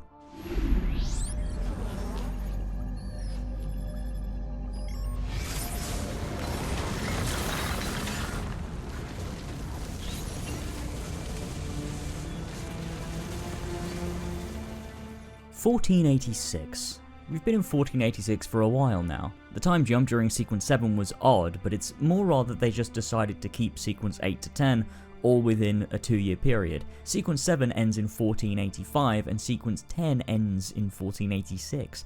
The assassination of Emilio takes 4 years to set up, but then we back-to-back take out Carlo, Marco, Silvio, and Dante without really thinking about it. I know they were obviously trying to line things up historically, which is probably why it happened as it did, but couldn't you have, just taken some liberties? They already decided that Leonardo was going to stay in Venice instead of Milan, so why not just alter the year some of these dudes died so that it didn't feel so skewed time-wise? If you'd have had Sequence 7 to 11 all take place over the course of 1481 to 1488 gradually, I think it'd feel way less strange when you see that date card pop up. Or, hey, and this is maybe heresy, no, not that one, but I think as I get older, I appreciate that setting a game over the course of someone's entire life is going to end up lacking depth if your game is only 8 to 12 hours. It's why the narrative of Assassin's Creed 1, Brotherhood, and Revelations feels a lot more tight. The sense of time never feels out of place in either of the other Ezio Trilogy games. Revelations because it's only 2 years, and Brotherhood because every open world activity is built to reinforce the game's point. You can feel time passing. Even in Assassin's Creed 3, I like that when it does major jumps, we get a little commentary filling us in on what we missed, because yeah, it is weird to jump forward years at a time in a story, it can feel strange. Setting your game across 23 years, not including the intro where he's born, which would make it 40 years, is naturally going to make your 8-hour game feel skewed at times, especially when you front load so much of it. The first 5 sequences are all 1476 to 1478, with Sequence 5 ending in 1480, and Sequence 7 starting in 1481. Over half of the game is only 5 years. And hey, to be fair, the rest of the game until Sequence 11 is only 7 years, and while that is more years in less time, you can make it work if you avoid the 4-year time jump of a single sequence, or if you fill it with enough meaningful stuff that it feels like 4 years spent doing stuff that matters. I just think our time in Venice from a character perspective is often so empty of meaning, and so you see the years fly by with little really happening for Ezio outside of the literal events, and our story begins to feel a little hollow. I think it's by sequence 10 that I really start to detach on every single playthrough. It almost feels like to salvage this mess they've made, skipping sequence 10 would have actually worked better. To get sequence 11 right as we're also starting to feel like nothing important is happening for Ezio would genuinely be well placed, but instead we begin a sequence where we do another wild goose chase for another new NPC character and more characterless Templars that we need to kill because the game says so, and of course Ezio does it because Ezio kills Templars, that's his whole thing. Venice has truly done all the commentary it has to offer. It's exhausted its themes, now it's just a place that we do things in, and that makes it feel hollow. It's not in opposition to the player, it's not foreign anymore or oppressive like Rome starts only to become home by the end. Venice is now empty, meaningless, and lacking a true developed emotional tether. Florence and Tuscany have it be Ezio's home and the work done with Mario and the villa. Forli is purposefully isolating to great effect. Venice is just a big place where you do stuff and Ezio feels nothing. If AC1 is about isolation, then Assassin's Creed 2 is about the opposite, and the game generally does that well. Even in the early days of Venice it does a decent job with the thieves, but after that, it never feels like home, it never feels like a city we become familiar with, it's really just a place. I think this is well exemplified by the Arsenal, situated in the latest and final district we unlock in AC2, Castello District. This city is too big for what it does with it. There are too many different areas, too many dividers. AC1 has cities with 3 districts each, 3 distinct areas that had different vibes, social standing, and stories to tell. But that didn't mean the cities were huge, they were as big as they needed to be for the story being told. They facilitated gameplay and allowed the player to absorb that district's story and message. Assassin's Creed 2's Venice is huge, and every district is huge, and despite having some obvious differences in design, they don't feel as stark as Assassin's Creed 1, nor do I feel I'm being told a story by walking their streets. Castello District is just another part of Venice I am doing stuff in with little way of narrative purpose. I feel the first district in Venice, Cannaregio, is the only district with a distinct story to tell that uses its district to tell that story. The rest are connected, vaguely. San Marco is the place where Carlo is, that's where he lives. Dorsoduro is the center of the carnival, and that's that, and Castello District is the location of the Arsenal where we meet Bartolomeo, who is a fighty soldier man like Mario, so there's that connection, but they're not telling stories with their districts like Cannaregio is, using the working class, torn up buildings and tight streets to convey a sense of feeling that pushes along the sequence in which you help the Thieves Guild build up their forces to take out a man who has stolen from the people and pushed an already poorer district into further poverty. It's cohesive. Sequence 10 is, again, more stuff to do, although the one beacon of genuine greatness is Bartolomeo. He's so incredibly memorable despite being used very little by the story.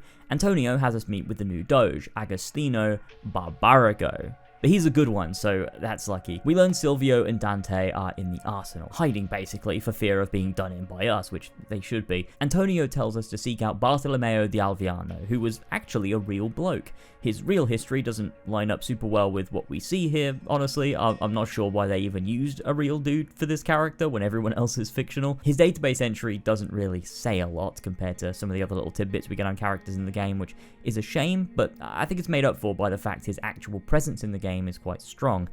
One of my favourite lines from him comes as we free him from his prison, and after some bantering back and forth, we encounter these guards outside his little house/base of operations thing, and we get this line. What good is a man's life if it's not lived free, eh? I'll not go back into a cage. I just think this is a great line to show us that beneath the surface of this often tough and bravado exterior, there's a man who cares deeply for humanity inside. That if you value life, then you actually should fight, not surrender, because perpetuating life in servitude and oppression is not life, and so Bartolomeo fights with all he has. I think Assassin's Creed 2 does a really good job of showing us that being an assassin isn't always about being sneaky and stabbing. It's not about wearing robes and a hood and using a hidden blade the way it was in Altair's time.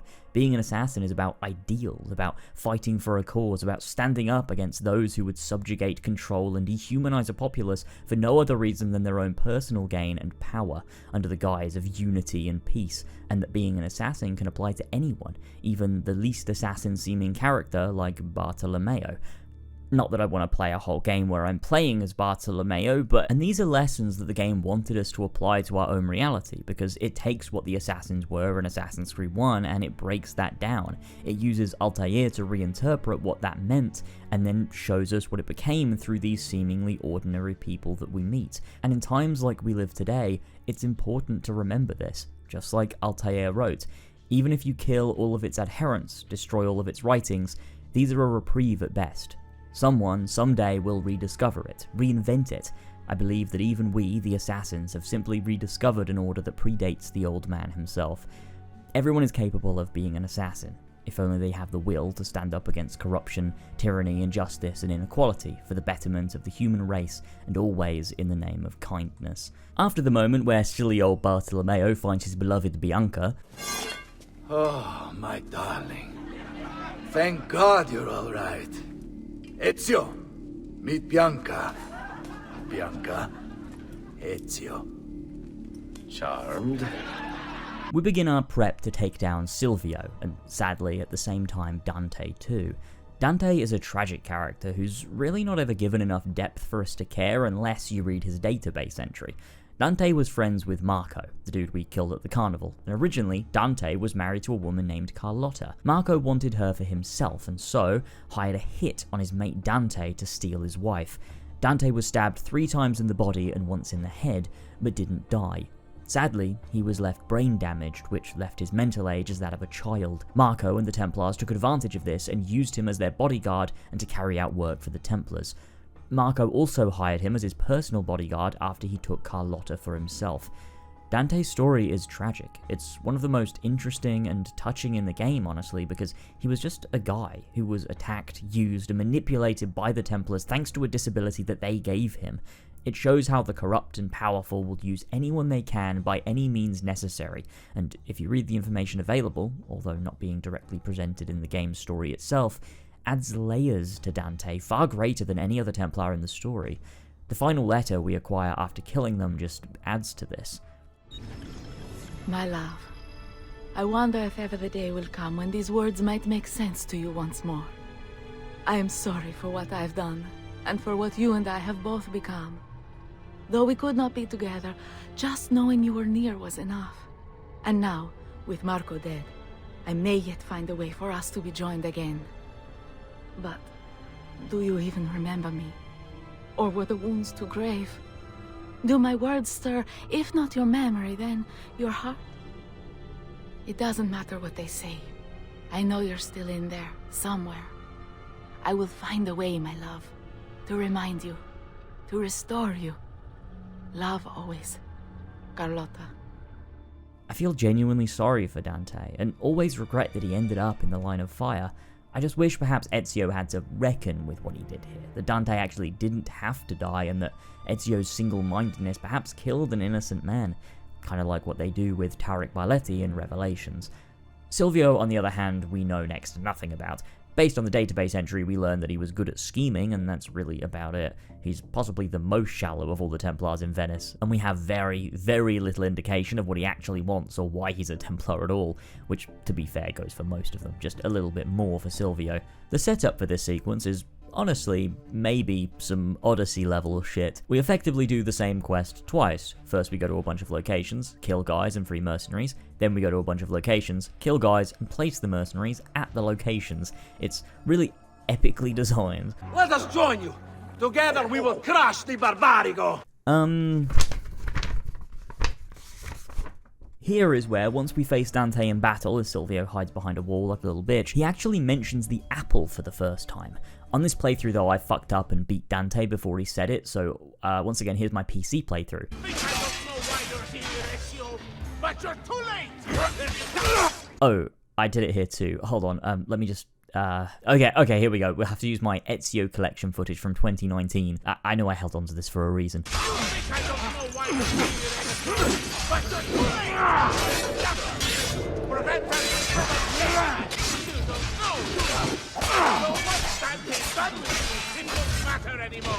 So anyway, that's cool. Gets you thinking, wondering maybe.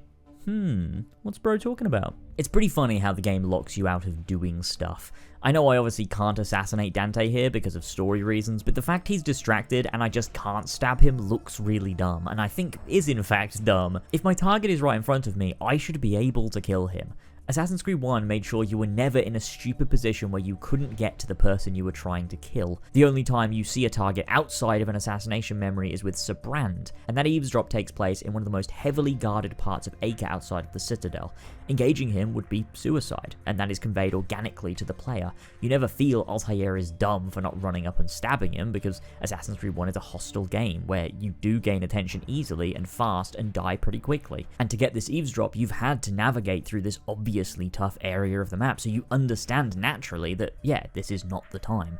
It's not the same as in Assassin's Creed 2 when Ezio does it, because he's basically a walking tank that never gets detected anyway. Instead of Assassin's Creed 2 being built in a believable way so that when we finally see the Templars as NPCs, they feel weak and open as any other random NPC in the game, which gives depth to our power fantasy after having this person built up. There they are, as interactable as any other NPC in the game for us to stalk and kill. No, Assassin's Creed 2 will have Templar NPCs show up, but they'll be protected by invisible systems that stop us from killing them or reaching them, or game over screens if we get too close sometimes. And I think it breaks any sort of honest illusion in a way that Assassin's Creed 1 never did. Finally, Dante retreats and he and Silvio run to their boat to escape to Cyprus. Usually, I follow them, giving chase and whatnot, but recently I learned of this other route, thanks to this video from the Superfly that popped up in my recommended, although I kind of totally scuffed it.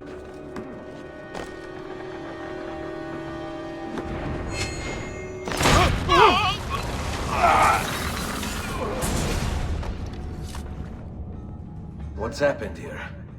Why the boats? I thought you sowed the Doge's seed. Just a distraction. We were meant to sail.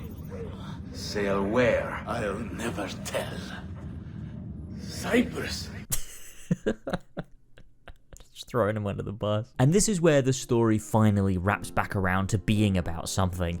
In Florence and Tuscany, the story of the Codex and Altair, the Pieces of Eden, are all sort of directly tied together. The pages taken from the Pazia are directly mentioned, and Ezio and Mario even ponder on this stuff. In Venice, once again, it's all sidelined and ignored until right now when it's very suddenly injected back in. You could argue that this is a really cool way of presenting Ezio's revenge becoming more and more prevalent as he's away from home, but I don't think that was the intent, nor do I think they even do that particularly well. The next sequence, though, is finally one with a lot worth talking about, so let's call this shit a day and move on to sequence 11.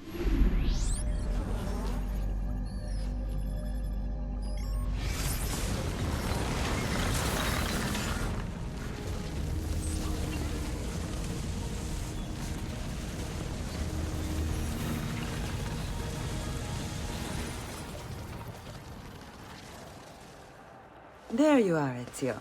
Why so serious? It's my birthday. Davvero? 100 di questi giorni. That's wonderful. Is it? It's been over 10 years since I watched my father and brothers die. 10 years hunting the men responsible. So close to the end now, but no closer to understanding what any of it was for. You may not see it, Ezio, but it's better here now because of the things you've done. Ah, finally, there's that bit that I keep mentioning.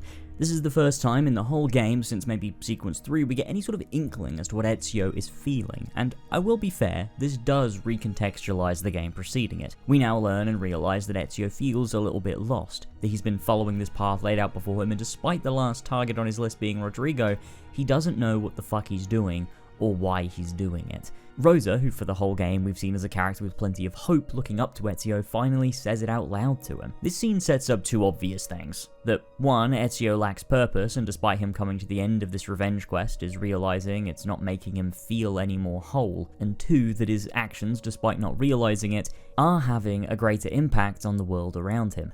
He isn't meaning to affect change, but he is, regardless. Rosa gives Ezio a birthday present, the manifest with the details of the boat that left for Cyprus, scheduled to return tomorrow.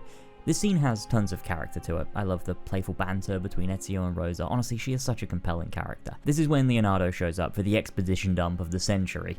The look Ezio gives him here will always be funny to me. He looks so fucking pissed. I guess he assumed that him and Rosa were about to go do something, and Leonardo interrupted him. Really mad, I guess. I guess Ezio really is just always 17 at heart. The following sequence of prime rib exposition I really wish was just a proper cutscene. It's always bothered me how this important realization Ezio is having about his past, about why his family was killed, about the Codex, and Mario's ramblings years ago about a prophet is all delivered in passing dialogue whilst you awkwardly walk around San Marco. This should have been an animated sequence in Leonardo's workshop, partly even just so they aren't blurting out loudly about pieces of Eden in the middle of a very busy public space, but mainly just so we could see the shock on Ezio's face. Imagine Leonardo laying it all out, showing him the page, Ezio dropping it back down as he slowly realizes everything, the pieces coming together in his brain and he lays it all out. It could have been an all-time great scene, but because we don't get to see that, because it's delivered like this, it feels way more like exposition for plot reasons than it does a meaningful character moment, despite the fact that on paper, this is a super integral character moment for Ezio, realizing this whole time he just wasn't seeing a larger picture. I mean, you can't tell me that this doesn't feel stilted in hindsight. My God! When my uncle told me about the Codex, I was too young, too brash to imagine it was anything but an old man's fantasy. Dude is just shouting, arms down by his side, walking along the street. It's bad despite the voice work and actual writing being pretty damn good. The presentation tanks the meaning of this scene, and it's funny because it wouldn't have in Assassin's Creed 1, and that's because the game is presented differently. We've come to realize that anything mentioned outside of a cutscene in Assassin's Creed 2 is generally just filler stuff. If anything important is happening, you'll get a cutscene for it. So the fact that this is presented the way that it is makes you, as the player, go, oh yeah, okay, we're just being filled in on stuff we need to know, rather than taking it on board and actually feeling something about it. This is also the last time we see Leonardo, which feels really strange, doesn't it? He just doesn't show up again.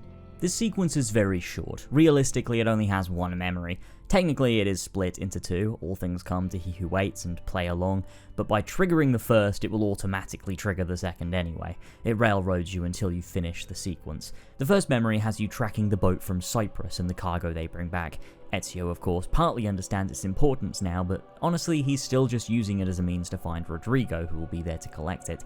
Heading to the docks, oh look, it's Mario. We haven't seen him for like 10 fucking years. Ezio noticing him makes sense. I mean, we know Mario is an assassin and has interest in the Codex, and what Ezio saw up until this point as a fantasy. It doesn't yet give away the game that this sequence aims to pay off. This tailing sequence then goes on for a million years, although I will say, thankfully this one is set up like a parkour challenge. Your skills in pulling off parkour and routing are both tested in a trial-like setting as you attempt to follow this fast and nimble guard throughout the whole city, which can actually be quite fun if played that way, although most people will probably just run along the ground, which is very boring and bad. The second half of the sequence begins once you reach the first destination of the box carried by the guard. In a sealed, walled-off area, the box is being checked and prepared to be taken to Rodrigo, just a little ways off in the Cannaregio district, where your time in Venice began, which I find nice and meaningful, especially given it's the most narratively sound district in the city. Working our way inside is honestly maybe one of the best levels in the main story, which sounds fucking insane, but like, it's actually challenging to stay undetected, and makes you think, experiment, use patience. It's built like an Assassin's Creed level should be, with some amount of genuine autonomy. I'd imagine this level is where a lot of first-time players would struggle, because it's the first time ever that the game imposed detection restrictions while not holding your hand, and so you have to actually figure it out, and I like that. It's short as fuck, but god, I wish the whole game was built like this. Brotherhood has a lot more of this stuff, and I think it's why that game is generally far superior to actually play. Once we make our way down and steal this dude's outfit, and it becomes another outfit, okay, this section is quite cool. I like the idea of stealing an outfit, the tension of will we get caught, especially with the people carrying boxes and that bumping into them attracts the ire of the guards. It's all very assassin-like, although the fact Ezio wears this outfit for the entire confrontation is silly, and I wish he could have somehow like taken it off during the fight, but I'm aware that would make little sense. I don't know, he just looks a bit silly and it bothers me. Reaching the secluded area where Rodrigo is waiting, this is where we finally confront the man responsible for everything that has happened. At this point, Ezio is far more consumed by rage and anger, coming face to face with the man behind the conspiracy. Years of his life fighting for this moment that he doesn't really give two fucks about the Prophet. I will say though, I enjoy the fact the identity of the prophet is obscured even from Ezio. He doesn't even consider for a moment that he could be the prophet. He just remarks that nobody showed up. Your prophet? Doesn't look like anybody showed up, Rodrigo. How many people have died for these? For what's in this box? And look, there's nobody here. You claim not to be a believer, and yet here you are. Don't you see him? The prophet is already here. It's this guy. It's this motherfucker right here. This guy's the prophet. Rodrigo believes himself the prophet. He bought into everything written about this moment, and in his hubris assumed himself the central figure of the text. Rodrigo Borgia's mistaken belief that he is the prophet has important symbolic meaning as a foil to Ezio in his later life. Rodrigo is certain of his own destiny as a leader, chosen to bring about a grand future, blinded by his ambition and desire for power. His self-proclaimed role as the prophet reflects his arrogance and inability to see the truth beyond his own ego. He believes that his influence and intellect alone entitle him to this divine purpose. In contrast, Ezio, the true prophet, never sees himself as anything more than a man on a personal journey, one that may be for revenge, but one that is personal nonetheless. Despite the change he has made, he can't even see the greater good of his work until Rosa points it out. Other than when he says, I make the sacrifice for the greater good, but the confessions are dumb. He doesn't seek grand titles or leadership, but simply follows his instincts and principles. His lack of assumption about his role speaks to his often obscured humility behind his self-confidence, which lends itself to Ezio being the catalyst for actual truth. This is also a reminder of the assassin's maxim, nothing is true, everything is permitted, suggesting that truth is something to be discovered, and is not something always known, even if you think you do, and cannot be found if you only seek to impose your own narrative on the world, like Rodrigo does. The contrast between Rodrigo's self-appointed role and Ezio's unknowing fulfillment is a classic example of the trope that those who desire power do not deserve it, and those who do not seek power are the right ones to wield it. I don't know if that's particularly true, but I think Rodrigo and Ezio being opposites comes to a head here, and this scene, as well as the final one in the Vatican, are very important components of Rodrigo becoming more self-aware in Brotherhood. This is where we begin to fight Rodrigo in a very basic fight, the same as all the others across the game with major targets. They essentially fight as if all the guard archetypes combined with a big health bar. The best way, again, is to just strafe around them and hit them in the back. I'll never forget that important lesson, Mario. Enjoy the ride down to hell. This is where things start to get interesting, and I think it'll always give me goosebumps. Rodrigo remarks that sending just Ezio seems foolish, and asks where are the rest of his people. Ezio, of course, is like, what? People? What the fuck are you talking about? Italians? But for us, alarm bells begin to ring. Wait, what? The assassins? I mean, that was just Mario and a couple of mercenaries, right? Continuing the legacy of the Auditore family? You really have no idea, do you? Oh. After another fight with Rodrigo and some guards, this time it begins. Mario shows up first. We know he's an assassin. Uncle! Don't worry, Nipote. You are not alone. But then, quick to Ezio's aid, Volpe? Volpe? What are you doing here? We could very well ask you the same thing. Then enter our Venetian friends, Antonio and Bartolomeo. Save your questions, brother.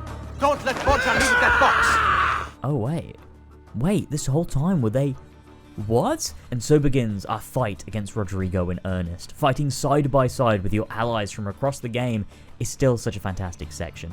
For most of the game, other than on a couple of occasions, you're alone. But now, everyone you've met comes together to help you out when you need it most. The little remarks all the characters give during the fight just helps to bring it to life. It reminds me of when Malik comes to your aid in Assassin's Creed 1 during the final sequence in Masyaf. There's something really cathartic about it. Once the fight comes to a close, meaning you've strafed and hit Rodrigo enough times, we get this absolute classic scene. This is for my father. They didn't think to re-edit that one? No? Okay, sweet, that's what we're getting. It has very I'll make you eat those words vibes.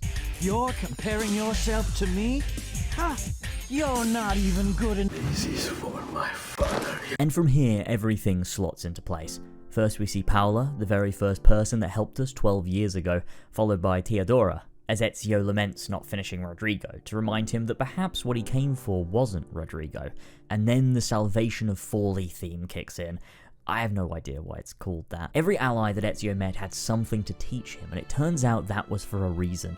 Paola taught Ezio the valuable lesson of being one with the crowd. We learned of her difficult past that molded her. Volpe taught Ezio the value in the underground network of thieves and the importance of information regarding the city you inhabit. Antonio taught Ezio about leadership and loyalty, about protecting those you care for, about the injustices of nobility, and of course we also learned the climb leap from Rosa.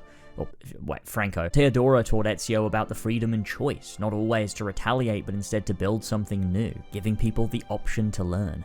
Bartolomeo taught Ezio of the importance of a life lived free, of fighting no matter the cost for a better tomorrow. And Mario, of course, taught Ezio of the assassins themselves. But everyone had a part to play in teaching Ezio what it means to be an assassin, what it truly means from the heart. Because as we learn from... Oh, wait, where the fuck did this dude come from? Niccolò di Bernardo de Machiavelli. What? Okay, so it is funny that Machiavelli just sort of shows up here. I always assumed he was the leader of the assassins when I was a kid, which doesn't make any sense, and Brotherhood proves otherwise, but I was like, oh, a famous historical figure is an assassin and just sort of pops up to give a speech. Yeah, he's their leader, right? But he's actually 10 years younger than Ezio. Again, I don't know why that's the picture. But what's crazy is that Machiavelli is actually 19 here. Cosa? Who are you? Niccolò di Bernardo de Machiavelli.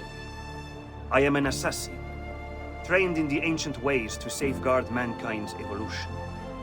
Just like you, and each one of us here. You are all assassins? I've been talking about it across the video, but you have to remember, in 2009, this was a reveal. It might even be classed as a plot twist. Ezio was an assassin, we knew that. We knew the Auditore family was. But we didn't understand there was still an order of assassins. We didn't know how Altair's Brotherhood translated or what happened to it. This is the moment we find out.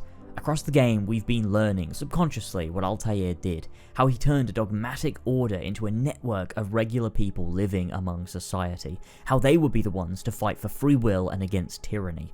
The entire game is recontextualized in this scene. Ezio isn't some lone assassin continuing the memory of his father and legacy of his family. He's just a piece of a larger group that hides in plain sight, even from the player. The assassins still exist. And if you've been reading along with the Codex pages until this point and were a fan of Assassin's Creed 1, it's doubly cathartic. Altair's dream came true, an order to outlast him and one to be born of free will and a desire to see change.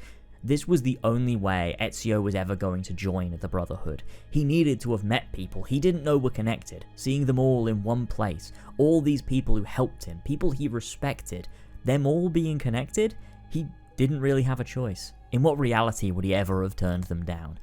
This is the purpose he didn't know he needed. After a life that was turned upside down, after seeking revenge out of trauma and pain to feeling aimless and alone, Ezio finally has a place again. And that's what the next scene sets in stone. Atop a tower in Venice, all of the assassins gather for the ceremony, officially bringing Ezio into their fold. This scene is basically perfect, the music mimicking Assassin's Creed 1 when they say the maxim, "Nothing is true, everything is permitted." The ring finger still being crucial despite Altair's decision to stop the severing of the finger, the addition of "we work in the dark to serve the light," altering our perspective on what the assassins even are. No more do they kill in public, they hide in the darkness, just like Altair spoke of needing in his Codex pages. This scene and everything it tells us subtextually is why Origins itself and any games or media that suggest the assassins existed in any organized sense prior to Brotherhood are bad. The entire point of Assassin's Creed 2 is showing us what Altair wanted is exactly what happened. The assassins spread out, they stopped wearing uniforms and living in fortresses, they lived simply among the people. This is what the assassins were from 1257 to the 16th century when Ezio built them back up from nothing. That's the significance of Brotherhood, that's why it's called fucking Brotherhood. It's not just because it has a Brotherhood mechanic, it's because it's the first time the assassins were a true Brotherhood since Altair. Ezio saw the value in structure, that actually maybe there was a compromise to be made. If they were ever going to truly combat the Templars, especially the Borgia, they had to work as an organized force the people could look up to in the hopes of change. Not a military force in a castle on a hill, but also not nameless, faceless guys that might or might not exist. Instead, a symbol working from the shadows that people could recognize and get behind, to in turn free themselves. This seems so clear to me playing Assassin's Creed 2 now I'm really thinking about it. Of course they didn't have dudes in robes and mentors and shit. We'd know about it. Ezio is the only one in the game who wears a hidden blade or robes. They are not an order with ranks until Ezio makes that happen in the next game. The fact we go to Revelations and you've got a Turkish Brotherhood already established that Ezio didn't intimately know beforehand, meaning he had no hand in setting them up, or the Chinese Brotherhood in Embers as if they've existed independently is silly and doesn't make sense. Plus, it undercuts the point of Assassin's Creed 2 being a reflection of what Altair wrote about. Maybe one day I'll finally make a video on Origins and its evil crimes, although a lot of these issues were prevalent as early as 2011. I think a lot of people, myself included, didn't really absorb Assassin's Creed 2 properly, and didn't realize the assassins weren't supposed to be a built-up order of guys in hoods until after Ezio made them dudes in hoods in Brotherhood. So would have taken like a few decades until that standardized approach spread across the world. And don't even get me fucking started on the idea that Bayek and Aya spread the assassins across the world before Altair, just for them to eventually get dogmatic somehow, and then Altair just do the same thing that they set up again, removing any fucking meaning from any of it. Fuck you, you stupid fucking game, and fuck you for letting it happen. The assassins fighting for freedom, then becoming dogmatic, and then Altair reforming it, undercuts the point. The fact that Altair reformed an order that was so systemically corrupt is the point of it. He didn't turn it back to what it was before. He changed an order that was fundamentally corrupt into one that fights for freedom. It's an allegory for the world we live in. We're supposed to be the ones fighting back against a system that is fundamentally corrupt. That's the point. That's what the message is. Having it be a good order made by Bayek and Aya that was corrupted from outside external forces, and then that ruins it. That takes away the meaning of what Altair did. I feel like I'm going crazy. And I want to reiterate that it's not about it not making sense, because I think I'll get a lot of comments that say, oh, but it makes sense. It doesn't not make sense that this could have happened. That's not the problem. It's not an inconsistency in lore or believability or a jump in logic, it's that it just harms the games thematically. It harms the story, the characters, and the significance of their actions and what they mean to the overall thematic cohesion of Assassin's Creed. That's the problem I have. It's not that I can't believe that it could have happened. It could have. It's not implausible. That's not the problem. It's thematically incoherent, and it lessens the punch of what Assassin's Creed was doing in these early games. From here, Ezio completes his first official leap of faith as an assassin, and we conclude Sequence 11. The burn on Ezio's finger causes Desmond to jolt awake out of the Animus after synchronizing, symbolizing that when Ezio became an assassin, he did too. It's nice, I like that. This is where the DLC would usually pop in, and usually you get some very skewed audio here that doesn't sound like it makes a lot of sense if we give it a listen. Oh dear. Sean? Of course. How could I have forgotten? Now see, the dialogue here is actually designed to fill us in on the lost memories that would later become DLC in sequences 12 and 13, and so for the first time in God knows how long, I finally heard this dialogue the way that God intended, and just for your benefit, I'm going to let you listen to it as well. Feel free to skip over this if you don't care. Hey, out there. Hold on, I'm gonna try to find a workaround. Yeah, this one's corrupted too. Let me check another. This one seems okay. I'm gonna run some diagnostics, but at least now you can continue. Or we could take a break if you want. No, I would advise against that. I'm picking up a fair amount of radio chatter. Abstergo is none too pleased about losing you and Lucy, and it's only a matter of time before they wind up here. We'd better finish with this before then. All right. But what about the missing years? Anything important happened that we should know about? All right, let's take a look, shall we? According to this, it's a rather tumultuous time for Florence. Following Lorenzo's death, the Medici are deposed, and a Dominican priest named Savonarola is given control of the city. Now he promptly turns it into the most miserable place on earth. According to this, it's when the bonfire of the Vanities took place. Hey, I like that movie! Oh, did you like that movie? Oh, that's interesting. What other movies do you like? Rebecca, the grown-ups are talking. Now, let's see what else we have here. Some entries on Machiavelli. Some trouble in Forlì. A rather amusing anecdote about Caterina Sforza and, well, her reproductive organs. I'll tell you later. Oh dear. Sean? Of course. How could I have forgotten? You want to share with the rest of us? Rodrigo Borgia is elected Pope in 1492, which means Ezio's greatest enemy is now also the most powerful man in Italy. Always wanted to visit the Vatican. Well, your luck's in, Desmond. Happy days. Because that's exactly where you're going. Honestly, the recap is way more interesting than actually playing it. Pledge on Patreon though if you want to hear me talk about the DLC. It's honestly wild how much better this game flows without it here. Going from sequence 11 to 14 feels insanely better for the pacing, and it's honestly so sad that every version of Assassin's Creed 2 just automatically has those 2 slog sequences jammed in between major story beats. The only valuable things the DLC offers is getting to know Machiavelli a bit, which is nice to have as he's present in both, a use for Forlì and Caterina getting a bit more screen time, as well as the obvious speech at the end of sequence 13 that really works to cap off Ezio's journey in a lot of ways. But beyond that, it's not worth it for how much it just slams on the brakes after a culmination of events. The obvious next step is going to Rome, but instead they wanted to do major historical events, Battle of Forlì in 1488 and Bonfire of the Vanities, which wasn't until 1497, and so timelines feel forced again with major jumps as well. Not to mention them needing Rodrigo to be Pope, so it's not like the DLC even fills in time between 1488 and 1499 because it just jumps forward anyway to the Bonfire of the Vanities. The time jump actually works if you just jump straight from 1488 to 1499 and cut all the bullshit. Ezio is older, he's clearly been doing this a while over the 10 years, and finally we rejoin him as his personal quest that he hasn't thought about in a while rears its head again. He's finally going to get a second chance at Rodrigo, because that's what the game is about. It's not about random shit that Ezio got up to, it's about the specific events that are part of his personal growth into an assassin, and the next one is heading to Rome to face Rodrigo, capping off his journey, and without the DLC, that's exactly what we get.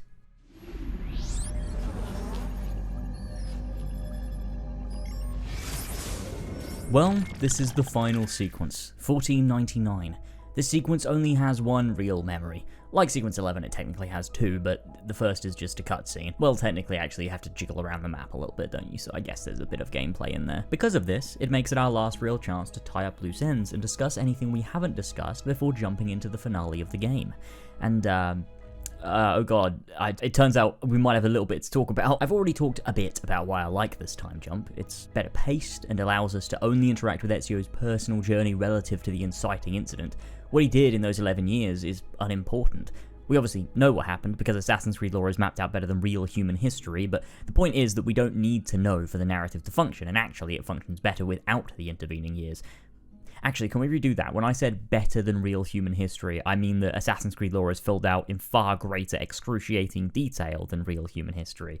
In a bad way, I just wanted to make sure we were straight on that. During the time jump, Ezio gets 2 things, and one is far more important than the other. First off is a beard, showing us he's older now. He's been doing this for a while, and honestly, he looks so awesome. His beard looks better in Brotherhood, I feel, but I do like the scraggly look this game has. It basically just looks like my beard when I don't shave for 3 to 4 days, and so I feel represented here. The other thing is a Venice cape. Everything I said about the Medici cape applies here, only this one is worse because it's not tied to anything. The Medici cape is a reward because of your work with Lorenzo, like, it's part of the story. The Venetian cape is just a random fucking cape you get from somewhere. Who the fuck gave him this, and why? Now, earlier I mentioned that personally I'm of the belief that the armor of Altair fits perfectly between this time jump, meaning that sequence 11 he has his normal robes, and in sequence 14 he has the armor of Altair. I just feel like it works best after the ceremony and after the jump in time when he would have placed all the seals where they belong after returning from Venice. This isn't hard canon, it's something I made up in my head because it enhances character and the themes is. Now, because I haven't played Assassin's Creed 2 without the DLC in about 14 years, I forgot that you actually get locked out of the sanctuary here. So I couldn't get the fucking armor. To enter this room, you need to have collected all 30 codex pages, and so annoyingly, I couldn't go off and get them with the armor of Altair. I had to go and grab them first, which is shit and bad. If you ever plan on playing Assassin's Creed 2 without the DLC on an Xbox 360 or PS3, then before you finish sequence 11, just go and unlock the armor, then switch back so that you can quickly grab it in sequence 14. If you like playing the same way that I do. This also means I was unable to grab the sword of Altair, which honestly I would have preferred if they included his max level dagger. That fucking thing looks so awesome, and it's a crime that none of the games ever included it. There's one in Valhalla that looks similar similar, and I remember using it for like my entire playthrough. I also used a mod for Brotherhood and Revelations that replaced one of the knives in that game with it because it's so fucking awesome. When you do grab the armor though, you get this really nice little scene of Ezio thanking Altair. Altair is such an important figure in Ezio's life, which makes Revelations all the more touching when he comes face to face with his skeleton and can say it in person. The outfit as a whole, I think, sometimes confuses people. The robes are Ezio's, they're his actual robes, not Giovanni's, they're his robes. He clearly designed or had them designed to fit the armor, which was made by Altair using materials for Civ in Origin, thanks to the apple as he writes about in the Codex page. This is my favourite look for Ezio. They're my favourite robes in the franchise, actually.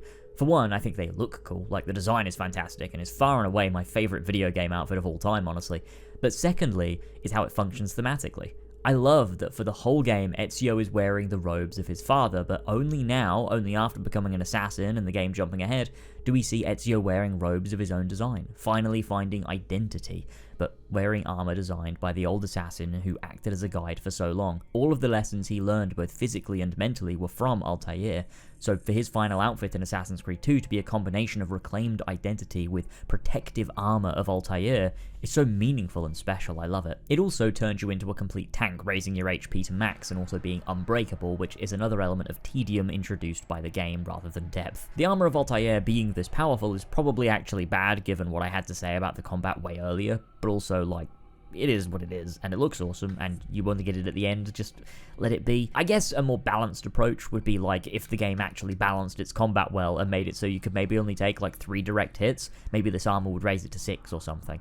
I don't know, I personally like that more because I think the combat being actually challenging would only improve the flow of general Assassin's Creed gameplay.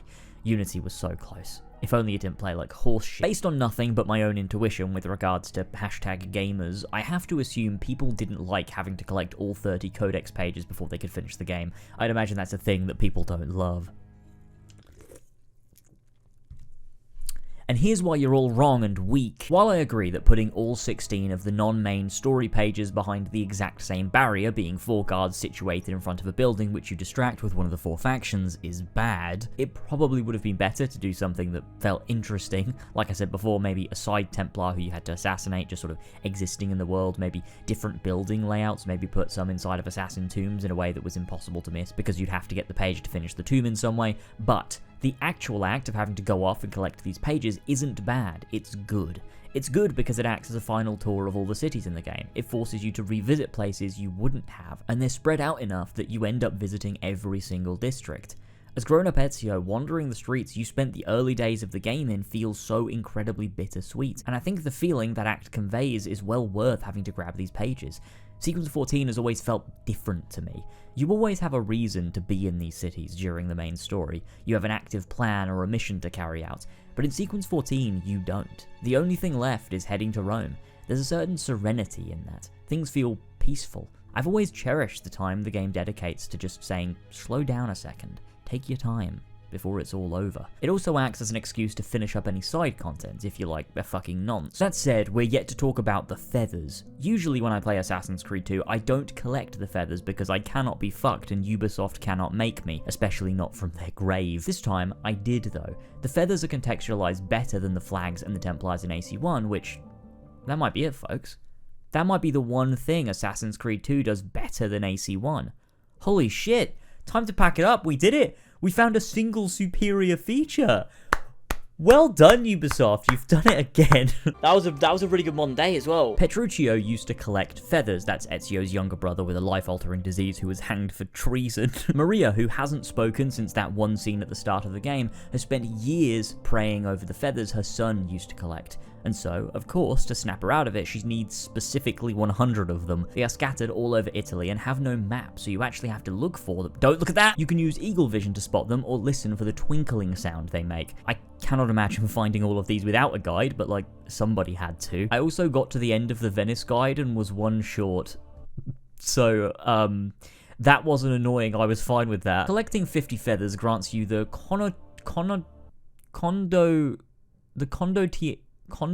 Sorry. Collecting 50 feathers grants you the Condottiero Warhammer, which I don't think I've ever used in my life, and if you get 100 of them, you are granted the Auditore Cape, which gives you full notoriety in all cities and is objectively the most fun way to play Assassin's Creed 2. I will not hear another thing on it. Now, if you collect 100 all at once and deliver all 100 at the end rather than in little increments, the 100 feathers scene actually plays first, and the 50th feathers scene actually plays after. And so you have a nice scene of Maria thanking Ezio for not forgetting about her, which is very touching, followed by Mario saying you have to face the fact that she's fucked and is never getting better, which is like the equivalent of a farmer putting down a perfectly healthy horse because he can't afford it. Whilst going around and grabbing these pages, it might also be prudent to find all 20 glyphs left by Subject 60. Holy fuck, what the fuck?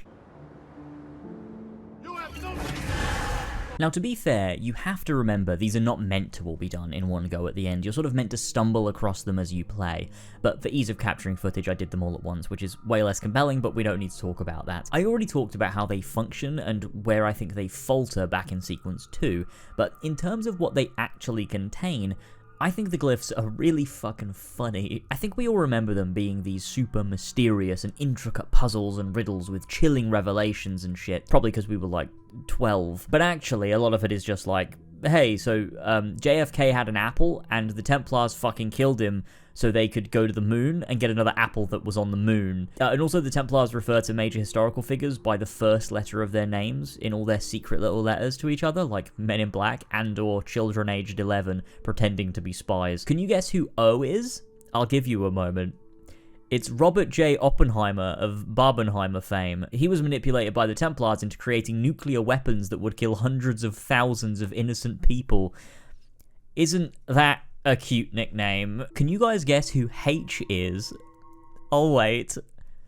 It's Adolf Hitler, as referred to by Henry Ford in his letter about how the ethnic cleansing of the Jewish people in the 1940s would be good for Europe. Oh my fucking god. In the same letter, he says that he used the apple to make his workers think he raised their wages by $5, but actually he didn't do that. He gave them a pay cut. Shit is so stupid. It feels so bizarre how these glyph puzzles are used to expand on lore. In Assassin's Creed 1, it was subtle and small little things, conspiracies that were started by the Templars or that were covered up by the Templars, just innocuous little things or less well-known artifacts. In Assassin's Creed 2's truth sequences, you find out that every single fucking notable historical figure was a Templar or an assassin, and they all had pieces of Eden. Every single major event or invention or social movement, it was all because of pieces of fucking Eden, and it starts to feel like parody. I'm telling you, if these exact same things were in Odyssey, we'd still be laughing 6 years later. And it's not just that it's ridiculous, it's that it's in direct opposition to the themes of the franchise. If Gandhi did what he did because of a piece of Eden, doesn't that negate the meaning of it? If World War II was just orchestrated by Churchill, FDR, Hitler, and Stalin, who were all Templars with pieces of Eden, doesn't that remove layers of political depth? What the fuck does saying Thomas Edison electrocuted an elephant because of pieces of Eden mean? What the fuck are you talking about? Hey, you know evolution? Yeah, that's not real, actually.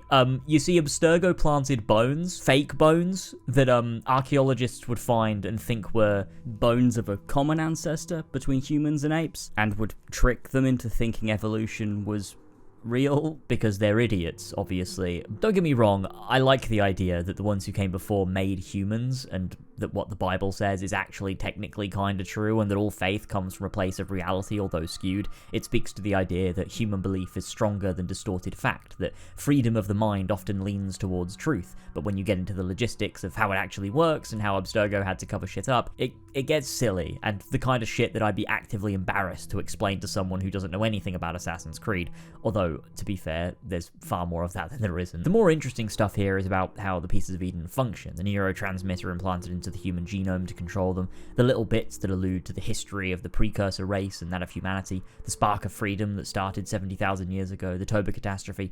When they start playing with reality in large ways, and frequently, it becomes contrived and funny. I said this earlier, but the final recording from 16 is so fucking chilling. Across all of these messages, his mental stability is waning, but by the end, he's just completely lost it. The performance here is stellar, and you really start to feel sympathy and pain for him. This guy didn't deserve this. Nobody deserves this. Oh, the moon. I can see the stars. My mind is gone. Lucy, I can't wait any longer. I'm ready to go.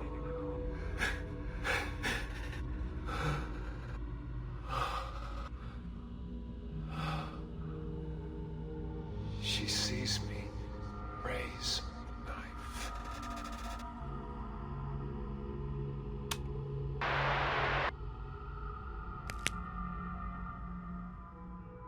The guy who voiced 16 in Assassin's Creed 2 and Brotherhood, by the way, is Cam Clarke, famed for roles such as Voice in Callisto Protocol. Man, I loved Voice. He was awesome. Seriously though, he's actually in a lot of things. He's Leonardo in most Teenage Mutant Ninja Turtles media, Lolorito in Final Fantasy XIV, Hercules in God of War 2. He's also Fleeing Man and Goddess's Disciple in Final Fantasy XIII, Lightning Returns, the third Final Fantasy XIII game. I honestly wish this guy did the voice of 16 in Revelations. I have no idea why he didn't. Completing all of the glyphs gets you access to the complete wacky video of 16's time reliving the memories of a camera that follows Adam and Eve. I'm kidding, he's obviously reliving the memories of Adam. Two reasons for that. First of all, the voice sounds so similar, so I have to assume that was intentional, but also 16 is like the precursor to Desmond. That's sort of his function. He's a cautionary tale, but also this silent guide. He's the Desmond who got it wrong, and a reminder that the same could happen again. So if Desmond represents Adam, as he always did, 16 has to as well. This video is semi-interesting. I think at the time it was more interesting because, holy shit, we're seeing the ones who came before. We're seeing Eden. It's located in Tanzania, where people think humans originate and shit. It's all really cool. In hindsight, though, there's not a lot to talk about. We see humans put to work. We can gather this is the fall, where Adam and Eve stole the fruit of forbidden knowledge, in reality the apple of Eden, which gave them the power to fight back against their oppressors and gain personhood, also being the direct birthplace of assassin ideals. But beyond that, it's just sort of fine. This video was way more interesting when it was part of a mysterious story. I don't think it's aged particularly well, given how much knowledge we now have, and given how much the vision for the first civilization has changed and been warped over time. This video just feels dated and a bit irrelevant because of just how much has changed. But at the time, this was incredibly exciting and sent the community into a frenzy, and being part of that in 2009 was so incredibly fun. Now we've gathered all 30 codex pages, I suppose it's a really good time to talk about the remaining pages that stick out to me. I mean, realistically, they all stick out, but if I dissected them all, we'd be here all day. The ones we now have left are 1, 4, 5, 6, 7, 8, 11, 14, 17, 18, 19, 22, 24, 26, 27, 28, and 29. Which is a few. Oh god, all of these are really good. Maybe I should do like a Patreon video or something where I just run through every codex page and give my thoughts. I can't justify adding another hour to this video's length because I decided to break down every single codex page, especially when my overview of them does a pretty good job at concluding their purpose. Okay, I'll do a few, but maybe one day I'll do that Patreon video. I've covered a few in videos before, like Codex page 7 in my video on AC1 side games, and Codex page 14 I talked about in my Defense of Assassin's Creed Shadows video, which people still misunderstand the point of, and others I've talked about during the video itself, like pages 18 and 19. I think despite there being things I could say on all of these, the two that I really want to focus on are pages 4 and 6. Page 4 is as follows. What follows are the three great ironies of the Assassin Order. 1. Here we seek to promote peace, but murder is our means. 2. Here we seek to open the minds of men, but require obedience to a master and a set of rules. 3. Here we seek to reveal the danger of blind faith, yet we are practitioners ourselves. I have no satisfactory answer to these charges, only possibilities. Do we bend the rules in service to a greater good? And if we do, what does it say of us? That we are liars? That we are frauds? That we are weak? Every moment is spent wrestling with these contradictions, and in spite of all the years I've had to reflect, still I can find no suitable answer, and I fear that one may not exist. Nothing is true. Everything is permitted. Does our creed provide the answer then? That one may be two things, opposite in every way simultaneously? And why not? Am I not proof? We of noble intentions possessed of barbaric means, we who celebrate the sanctity of life then promptly take it from those we deem our enemies. If you know me, you know I love a good meditation on the ironies of the Assassin's Creed. It was central to Assassin's Creed 1 and is central to a lot of Darby McDevitt's best writing, in Revelations, Black Flag, and Valhalla, especially those Desmond audio logs. I think confronting the irony of the assassins is one of the most important parts of the franchise. Confronting the ironies are what allowed Altair to reform the Brotherhood, but still he ponders on them. Still he looks for ways to alter what exists in service of trying to extinguish irony from their purpose. But he can't. I think the assassins act in service of a creed that is opposed to their existence because their actions allow others to live in a way unburdened by the ironies. Assassins, to be true assassins, have to acknowledge these hypocrisies, swallow them, and do their job so that others might not have to think on it. That's not a solution, nor is it the perfect answer, or the correct one, but it's what I think the purpose of the assassins is, despite the contradiction in their creed and their actions. I think if you had a game that confronted these ironies as its main story, you could have one of the most engaging stories ever told. I love this stuff and could probably talk about it all day. Codex page 6 is a little more complicated of a topic. Robert de Sable might be dead, but his brotherhood survives. Though less conspicuous in appearance, I fear they remain a threat. Where once they proudly walked the streets, making for easier targets, now they retreat into the shadows. It grows difficult to track them. What wicked things will they weave in the darkness? Our work will be all the more complicated for it. Already there are rumours of a movement on Cyprus. I will have to investigate. It's made me realise that our tactics too must change. It means an end to fortresses, to our penchant for spectacular displays of public assassinations. We must weave our webs quietly, and we must do so differently than we have in the past. Though I ask my brothers now to abandon their rituals, I do not ask that they abandon the creed. This is what makes us assassins, not the removal of a finger, not the false promise of paradise, not the prohibition of poison. Our duty is to the people, not to cuss them. If we must sneak, we shall sneak. If we must use poison, we shall use poison. If our blades can be used without removing fingers, we shall not demand they be taken, and we shall not manipulate our initiates with lies and parlour tricks. We shall speak plainly and honestly. We shall be made anew. This page is all of Altair's thoughts distilled pretty succinctly. It's his reformation clear as day, what the assassins have to become, and that they must shed all ego. I love this about it. I've talked at length about this very thing, but the part that sticks out to me is actually the first paragraph. Despite Robert being dead, his brotherhood survives. What exactly does this mean? I talked about this in my Assassin's Creed side games video and my AC1 retrospective, but the Templars, as in the Holy Order of the Knights Templar and the secret shadowy Templars, were two different things. The Knights Templar were a facade for the real Templars, who were a secret brotherhood founded by Robert and included all of the targets we kill in Assassin's Creed 1. Somehow, even as far back as Assassin's Creed 1 because of the modern day, they obviously existed after Altair kills all of the conspirators. But how and why? I've had this conversation with people and myself many times since I made that video, and honestly, I think it might just be an oversight of Assassin's Creed 1. Wait, did I just openly admit Assassin's Creed 1 had a flaw? Hang on, hold on. Let me think of a way to explain this. Clearly, Robert just had mates that Amorlin was unaware of. I mean, Maria was one of them, and Altair didn't kill her, so who's to say there wasn't more? I guess Assassin's Creed 1 probably should have made that apparent, because Robert's final words make it feel like Amorlin was the last person to carry the secret of the apple, but I can't do this again. I don't know why none of this lines up. It really bothers me to an exceeding degree that the Templars exist after Altair kills the 10 men who discovered the apple. I guess the only explanation really is that Robert told other people about the apple, so the Templars lived on as he feared he might die soon, but the game doesn't say that, and we're given no indication, so I have no fucking clue. I'm gonna move on now before I short-circuit. Altair's Codex is ultimately the key to finding the Vault, to Ezio fulfilling his role as the Prophet in the link to Desmond. This is yet again why Assassin's Creed 2 is so strong as a sequel to the first game. Altair, Ezio, and Desmond are so inherently linked, and their stories intertwine so wonderfully in this game. Everything Ezio does is because of Altair and for Desmond. Brotherhood is Ezio learning from his mistakes, but also from what was instilled in him by Altair and his Codex, and then Revelation speaks for itself. It's why Assassin's Creed 3 is such a weird game, like I said before. For all intents and purposes, Revelation should have been the final game in Desmond's story. It's where all three of these characters conclude their connection. For Desmond to continue on into a story that feels completely disconnected from the four that preceded it is so weird. To see AC2 or the Ezio trilogy as simply a new story that also has Desmond is flat out wrong.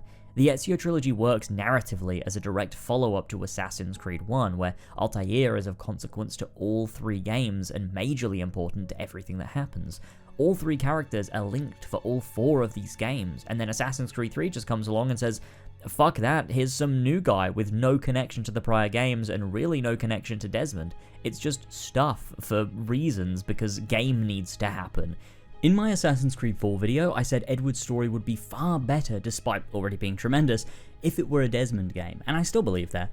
I think if Assassin's Creed 3 was about Edward instead, it would have had far, far better thematic bearing. It would still miss that deep link between ancestors that made the first 4 games so strong.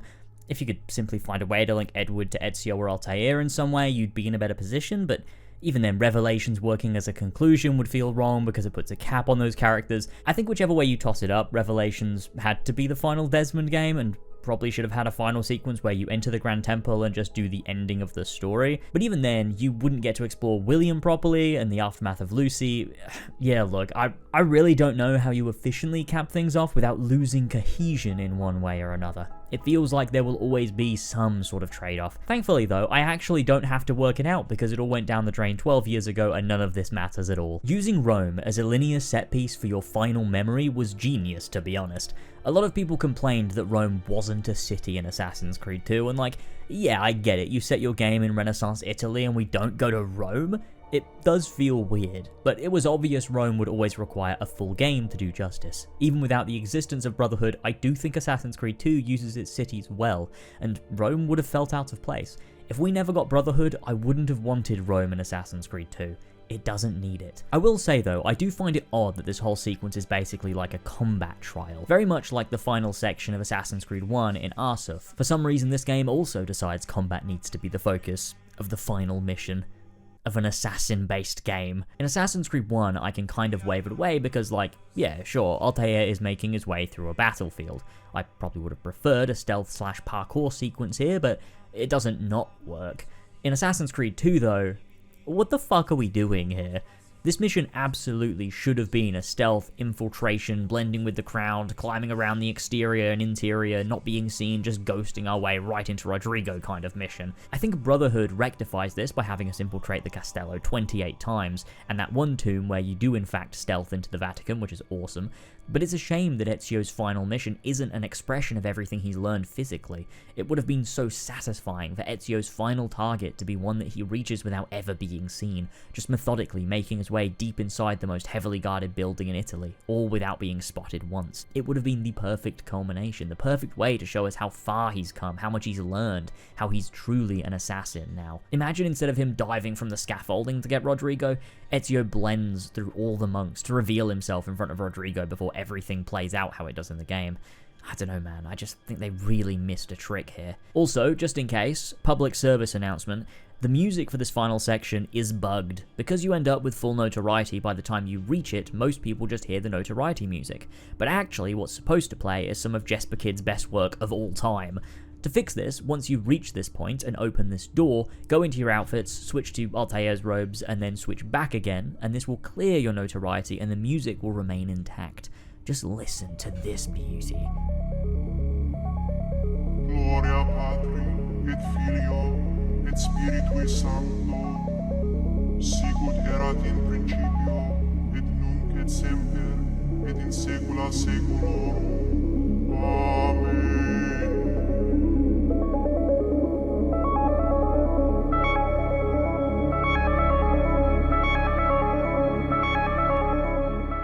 Making our way in, we dive down and finally go to assassinate Rodrigo.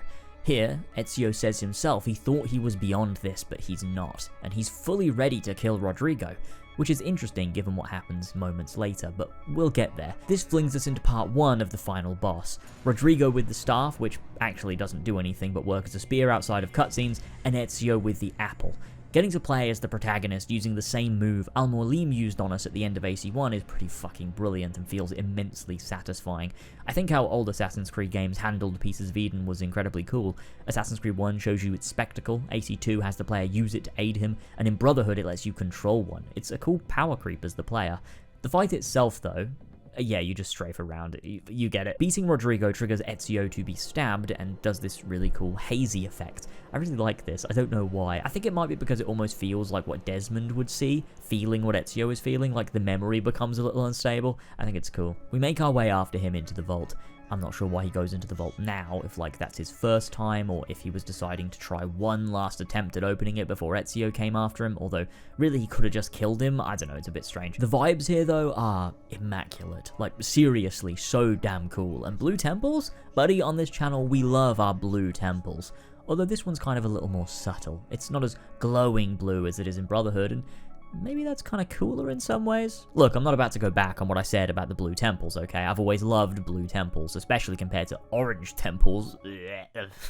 But I do like how this one feels far more like a very brutalist concrete structure, almost like it mirrors Abstergo from Assassin's Creed 1, drawing parallels between First Civ and Templars. Cool. This is where we finally go head to head with Rodrigo. I think the line here from Ezio, "It's over, Rodrigo. No more tricks. No more ancient artifacts. No more weapons. Let us see what you are made of, old man," is overlooked because of how fucking badass it is. It has depth that doesn't seem obvious. I think from the delivery of this line, it feels like Ezio is being spiteful. He's fed up. He's saying, fuck you, man. All of this, everything I've done is because of you. Fuck this temple. Fuck the ones who came before. Right now, he's just mad, and he wants to lay into the guy that took his family away. This fight, this one-on-one, is Ezio getting that rage out of his system. It's a mirror to the first time we see him. The fight on the bridge with Vieri, fighting for his family's honor. Do you know what brings us here tonight? Honor. Vieri de Pazzi slanders my family's name and forces his own miseries upon us. He's effectively fighting Rodrigo for the exact same reason, only this time he's older, jaded, tired, and over Rodrigo's whining. This is Ezio at his most arrogant, and it's his undoing by the time of Brotherhood. During the fight, Rodrigo talks through his thoughts on religion and the reason he became Pope, power and access. He doesn't believe in the Bible, he looks down upon it, which Ezio questions. You are the Pope, and yet you dismiss the central text of your faith? Rodrigo is so certain that he alone holds the truth, which again calls back to the confrontation before in Sequence 11 and how he functions as a perfect foil to Ezio, who at this point finds himself questioning a lot more.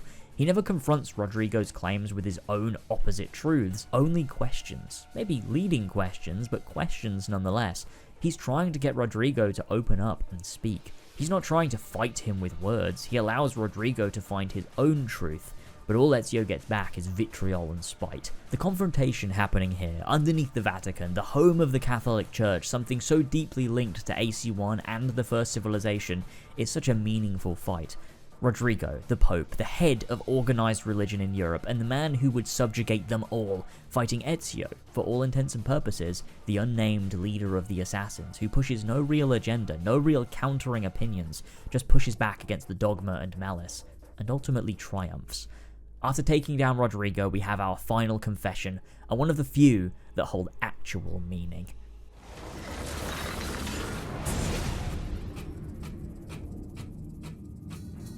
You can't! You can't! It's my destiny! Mine! I am the prophet! You never were. Get it over with, then. No. Killing you won't bring my family back. I'm done. Nulla è reale. Tutto è lecito. Requiescat in pace. Ezio does not kill Rodrigo. This moment is deeply important. It tells us a lot of things about him and where his head is at right now. The first is that he's not as invested in the assassins as it may seem. This is still personal, and right now he doesn't see the Templar, he sees the man who took away his family. Ezio, selfishly and wrongly, spares Rodrigo because he is acting out of emotion. Assassins' acts need to be prompted by empathy and by care and by a love of humanity, and that's what keeps them moral, but their killing, or lack thereof, cannot be acted on because of personal emotion. When Mario stops Ezio with Vieri, his first foil, he does so because losing yourself to hatred and emotion is not why assassins kill. It's not personal, it's necessary. We explore as much with Sean and Rebecca in the modern day, but the same applies here too. Not killing Rodrigo is the wrong decision. Ezio acts out of emotion, selfish emotion, that he is above it all. He's overcome his revenge and hate and wants to move on. But Rodrigo is still the head of the Templars. He still holds ideals that are counter to freedom and humanity and holds the power to act on them. Ezio, were he thinking clearly and not acting on hubris, should have killed Rodrigo regardless of his own personal feelings. But here, Ezio is driven by his own personal quests still, and so he spares him. I think Assassin's Creed 2 tries to condemn this decision. I don't think the game sees this as a heroic move, but I also don't think it actively makes that obvious, and so you find a lot of people criticizing that he spared Rodrigo, because I don't think people realize the game agrees with you, and this is Ezio making a mistake.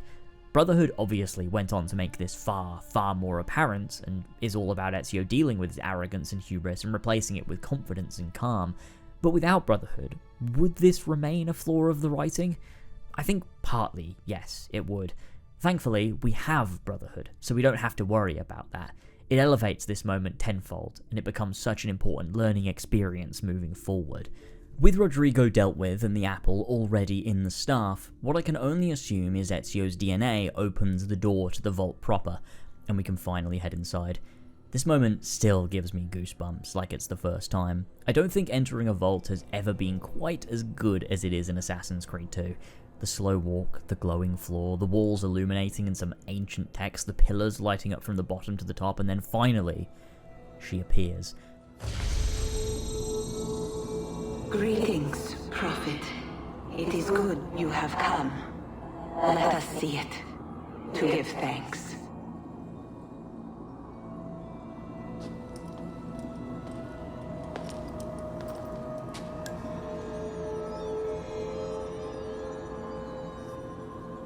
We must speak. Who are you? Sorry. I have little like audio like stims in my brain that really tickle me. This is one of them. This is another one. Find the piece of Eden. I don't know why, man. That shit will always be funny to me.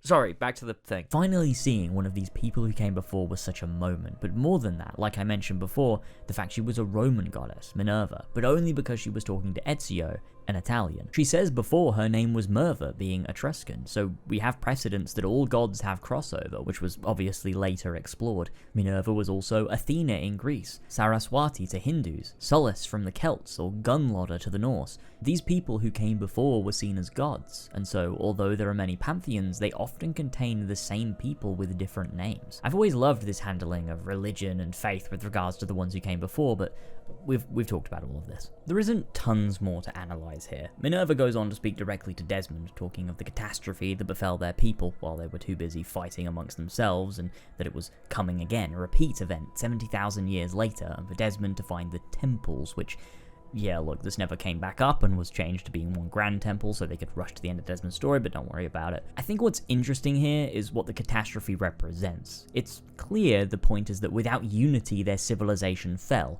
The catastrophe is obviously a literal thing that happened and destroyed their era, but I think the idea was that it was something that could have been avoided had everyone worked together. And so I suppose the idea is that this time that won't happen. This time there will be unity and the catastrophe can be avoided. Minerva even says the temples were built by those who knew to turn away from war. The idea was clearly going to be Desmond putting a stop to the conflict for good in order to save the world. Learning from past mistakes and growing as people, I think that's why the truth sequences deal so firmly with historic conflicts and war. I think it's showing how much destruction comes from disorder and a lack of unity. But obviously Assassin's Creed didn't go in that direction at all, and Assassin's Creed 3 just does something totally different in that regard, but I do think originally it was supposed to be more focused and was maybe meant to actually have a point to make. It's interesting because I guess Horizon is sort of actually doing that story. Horizon replaced my yearning for classic Assassin's Creed in a few ways, the story and lore being a major one, and it's funny that Aloy's journey is similar to Desmond's in a lot of ways. She's treading the path of her ancestor to do what she couldn't, and the third game will probably be her striving for unity to avoid ruin like what befell the old world. I never really thought about how similar these stories were, that's quite funny. And with that, we're left with, and I quote myself, the creepiest thing to ever happen in games. She looks right at you, the player, and says one of the creepiest things to ever happen in video games. The One of the creepiest things to ever happen in video games, boys. This is one of the creepiest things to ever happen in video games. And yeah, I mean, this is one hell of a moment. It felt like it all came together, all the little moving pieces, the setup in Assassin's Creed 1, some of Lucy's words throughout the game, Altair's writings in the Codex, and Ezio's role as the Prophet. It felt conclusive and gave the game greater purpose through that. I love this ending, I think it's tremendous, and as much as I'm glad we saw Brotherhood and Revelations, you probably could have left Ezio here. His part is played, Altair's plan fulfilled, and Desmond had to go on to finding the temples using their knowledge.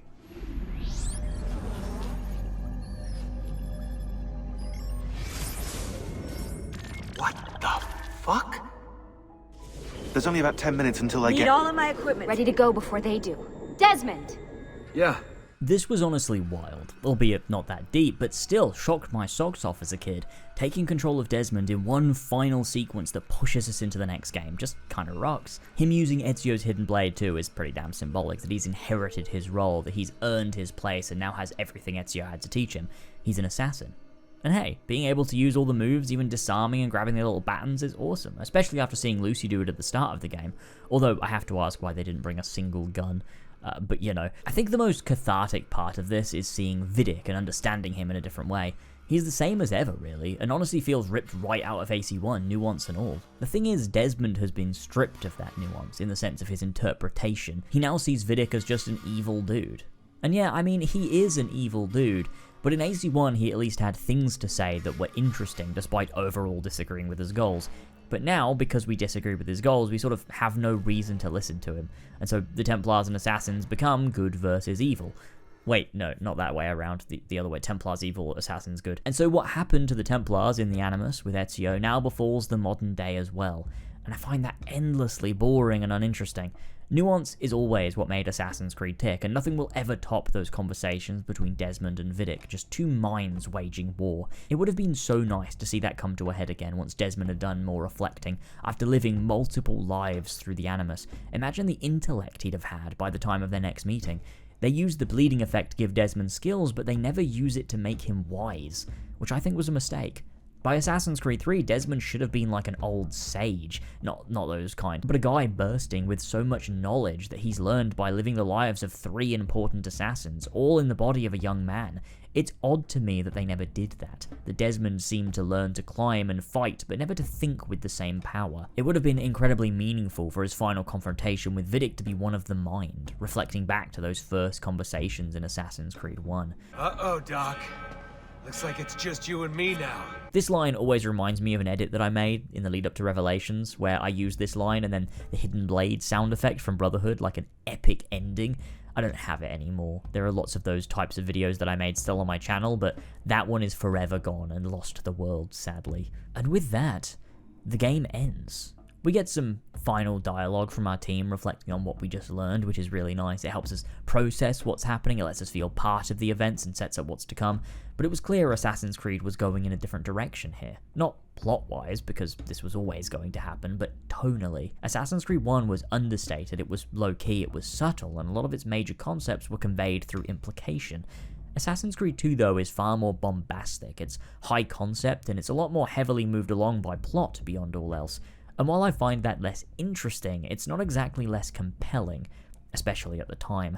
I don't think this modern day has aged anywhere near as well as Assassin's Creed 1's has. I think understated with heavily implied theming that holds depth to unravel as the audience will always stand the test of time better than a story that banks on how invested you are in its plot. But hey, I spent a lot of my time after finishing this game on YouTube and forums speculating over all of this shit. And those memories are what have the staying power. They're some of my favourite memories I have. Just meeting and talking to tons of people who were as into this shit as I was. And that carries meaning.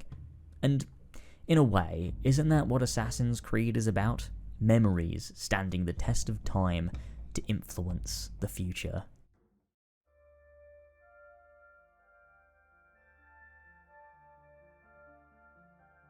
I remember as these credits rolled for the first time in late 2009 saying out loud, man, I can't wait for Assassin's Creed 3.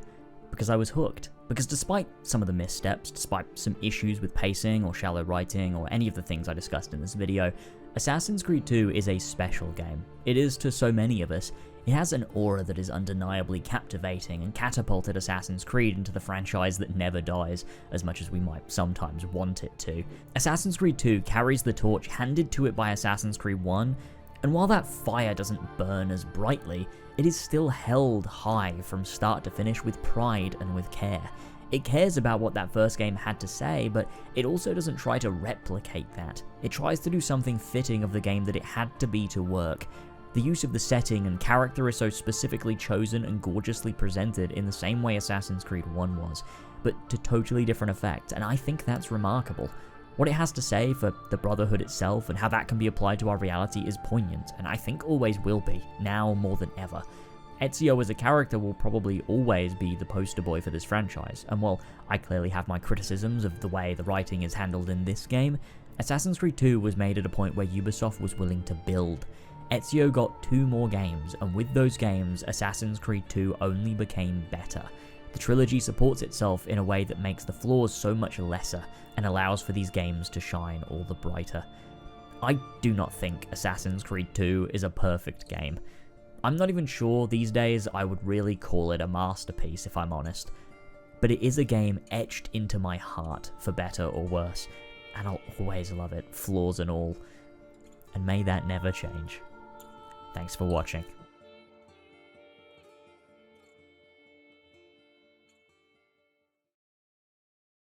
You're probably wondering why I filmed all of the camera sections on a green screen. The reason is because, hang on, I'll show you. I forgot I was using the fucking thing for a teleprompter. Here we are. This is my, this is where we're at right now. This is my, there's the concrete, there's my glass of water. Yeah, so this is, yeah, what will be my office shortly. It's currently not yet complete, as you can see, and I've got a lot of work to do to get it there, and I didn't want the background to be like a boring white wall or the shit one that if you've been on my streams, then you'll know.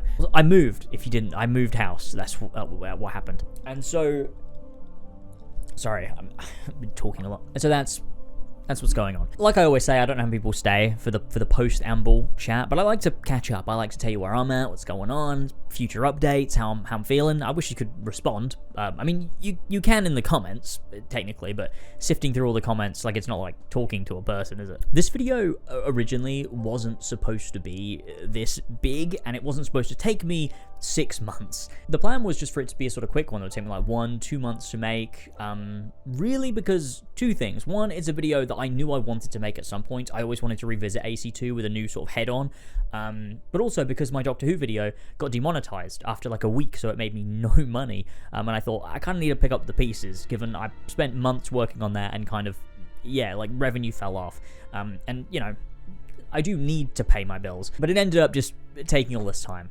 Thankfully, like, I made the shadow videos in between, and then the beginning of the year, sort of looking back at 2024 one, so it's been fine, but I'm looking forward to getting back to, like, being a bit more consistent, I hope. I will say, though, I hugely appreciate anybody that went over to Patreon after the Doctor Who video, because I did get an influx of people that, you know, came over to support, and also really enjoyed the companion stuff that I made for Doctor Who around that time. Made a few little Doctor Who things around when I put out the Doctor Who video, so I really, really appreciate that. Like I keep saying, I really could not keep doing this to the degree that I do it without Patreon. And like I mentioned a couple times in this video, there is a Patreon video exclusive there for the DLC for Assassin's Creed 2, which was cool to make, probably. I don't know, haven't made it yet. But as of this video going on YouTube, it will be up on Patreon. Obviously, thank you to all the patrons. The names have probably been scrolling by, and thank you as well to my producers and Master Assassins, whose names I don't have on me right now, but I'll insert here. Thank you. Thank you so much to my Patreon producers and Master Assassins: Cabbage, Dildog, Adam Barnes, Arenathon, Callum Thefmus Kelly, Damien, the Not So Orange Gnome, Demi, Flash Paradox, Geek Fam, Jake Ryan, Johnny Nelson, Luke Pierce, Rolands, and Zedda. Thank you all so much for your continued support. I love you. Thank you. Thank you very much to all of you. I love you beakily. I also want to clarify something about Patreon, because I got a comment, and it's not exact. I got one comment, but this is, you know, fucking creator brain, it just ruined my day. So I wanted to, for anyone who maybe thinks the same as this one person that left this comment, I wanted to sort of just explain myself, because I don't want to be perceived the way that that person perceived me. I don't take stuff out of my videos and then put them behind a paywall on Patreon. I just make more stuff specifically for Patreon. So, like, the comment I got was on my Spider-Man retrospective, that was sort of like, yo, why are you paywalling your, retrospective on the DLC?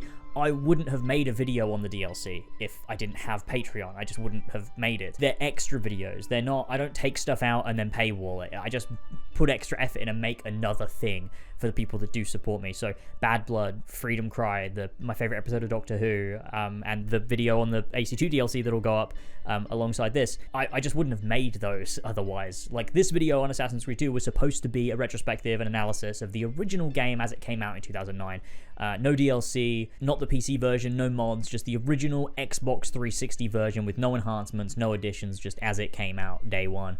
And so if I didn't have Patreon, I just wouldn't have made a video on the DLC. It wasn't part of my vision for the video. And so I made it extra because I'm like, oh, people might enjoy this. And I have a lot of people supporting me on Patreon and paying me money to make better videos. So it feels right to give back to those people and put in some extra effort to make something exclusive to them. That's what I do every time. It's not, I don't take stuff away from you and make you pay for it. I'm making more things for those that are supporting me financially. That's what I'm doing. I just want to make that clear, because it made me feel bad that someone would think I was doing that. I'm not. That's not what I'm doing. I know I made a joke in this video, right at the beginning, that I'm like, oh, so I put it behind a paywall. Like, that was just a joke. It wasn't actually what I did. Literally, I haven't even made it yet. This video's finished, and I haven't made the DLC one yet. I'm gonna go start working on that tomorrow or something. So they're separate. But I am always doing stuff on Patreon, so if you want to support me there, because it does go a long way in helping me out to do this more sort of with more stability. I'm always doing stuff. I do monthly videos, I do exclusive commentaries, I do a companion video over there every time I post one of these videos on the main channel, and lots of little things here and there at different tiers as well. I'm always sort of posting over there. I'm quite active.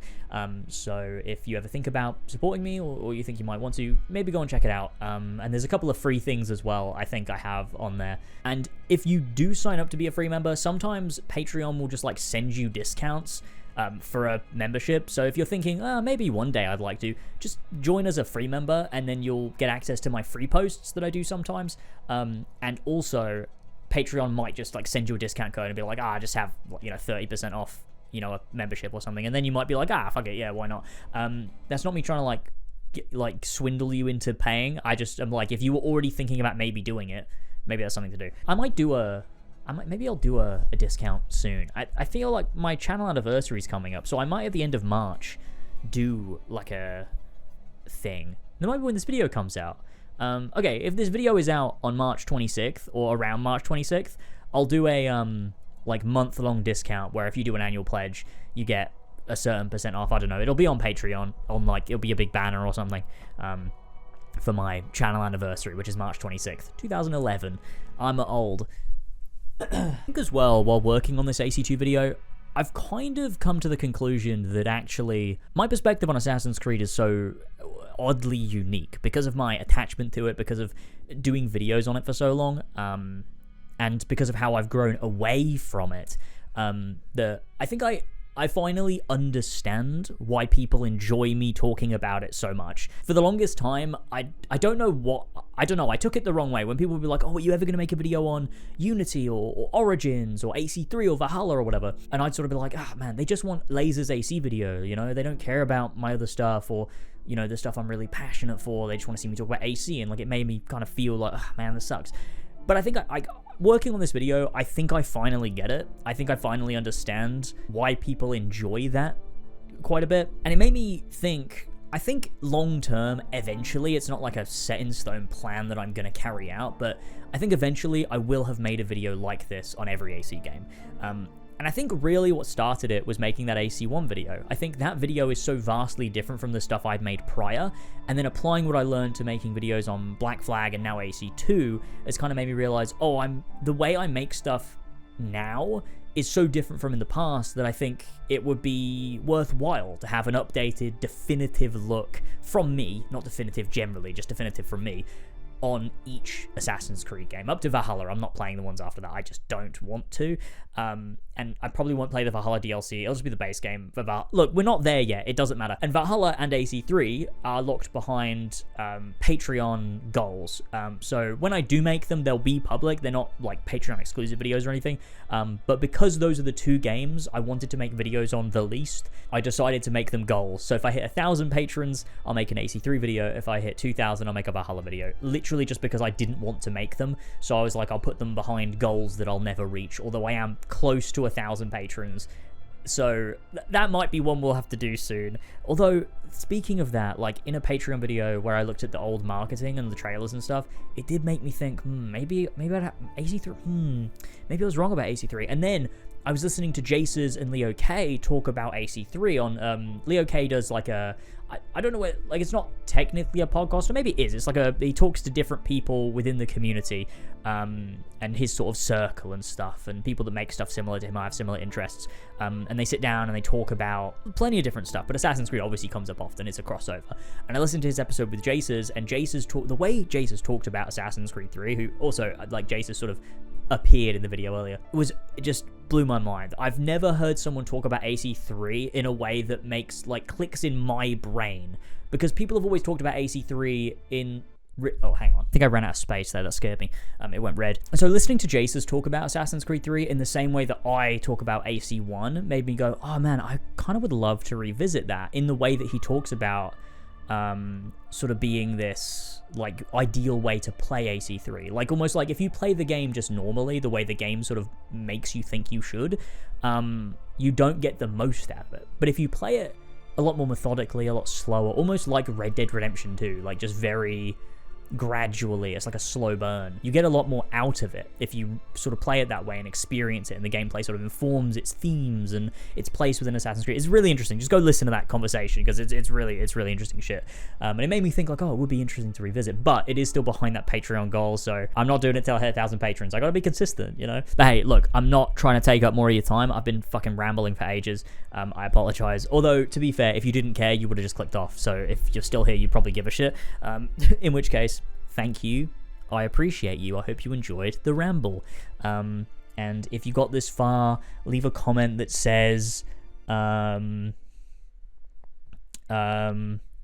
shit, I didn't think this through. Find the piece of Eden. Leave that comment. Although that could be like crossover with people that just thought it was a funny quote in the video itself. Find the piece of Eden. Yeah, leave that in the comments if you got this far. Is that how YouTubers, how you supposed to do it as a YouTuber? Is that what you're supposed to do? Alright guys, leave a comment down below if you can find the piece of it. That's not, what am I talking? Okay, sorry, that's it from me. I'll see you later. Enjoy the rest of your day. Stay safe, take care, much love. Thank you very much for watching, and I'll see you all in the next video, which should be on Kingdom Come Deliverance 2. I'm kind of outlining it and working on it as we speak. Not literally now at all. I loved KCD 2. I thought it was magnificent. So that is my next major project. I have a few other things I want to work on too that are sort of like in the back of my mind, but we'll sort of get there. I want to be more consistent moving forward now this video's out the way. Once my office is complete, we're going to be up and running. It's going to be sick. I can't wait to get back to streaming, to making stuff more consistently. I'm feeling pretty good, actually, right now, which is weird. I feel like I felt a little bit off for like the last, like, 6 to 8 months. I'm feeling pretty good, to be honest. So hopefully everything comes together and we end up in a positive spot. Anyway, thank you again, and I'll see you next time. Bye-bye, everybody. See you later. Bye-bye. I am just awkwardly standing to the side of the camera. I don't know why. I don't know why I did this.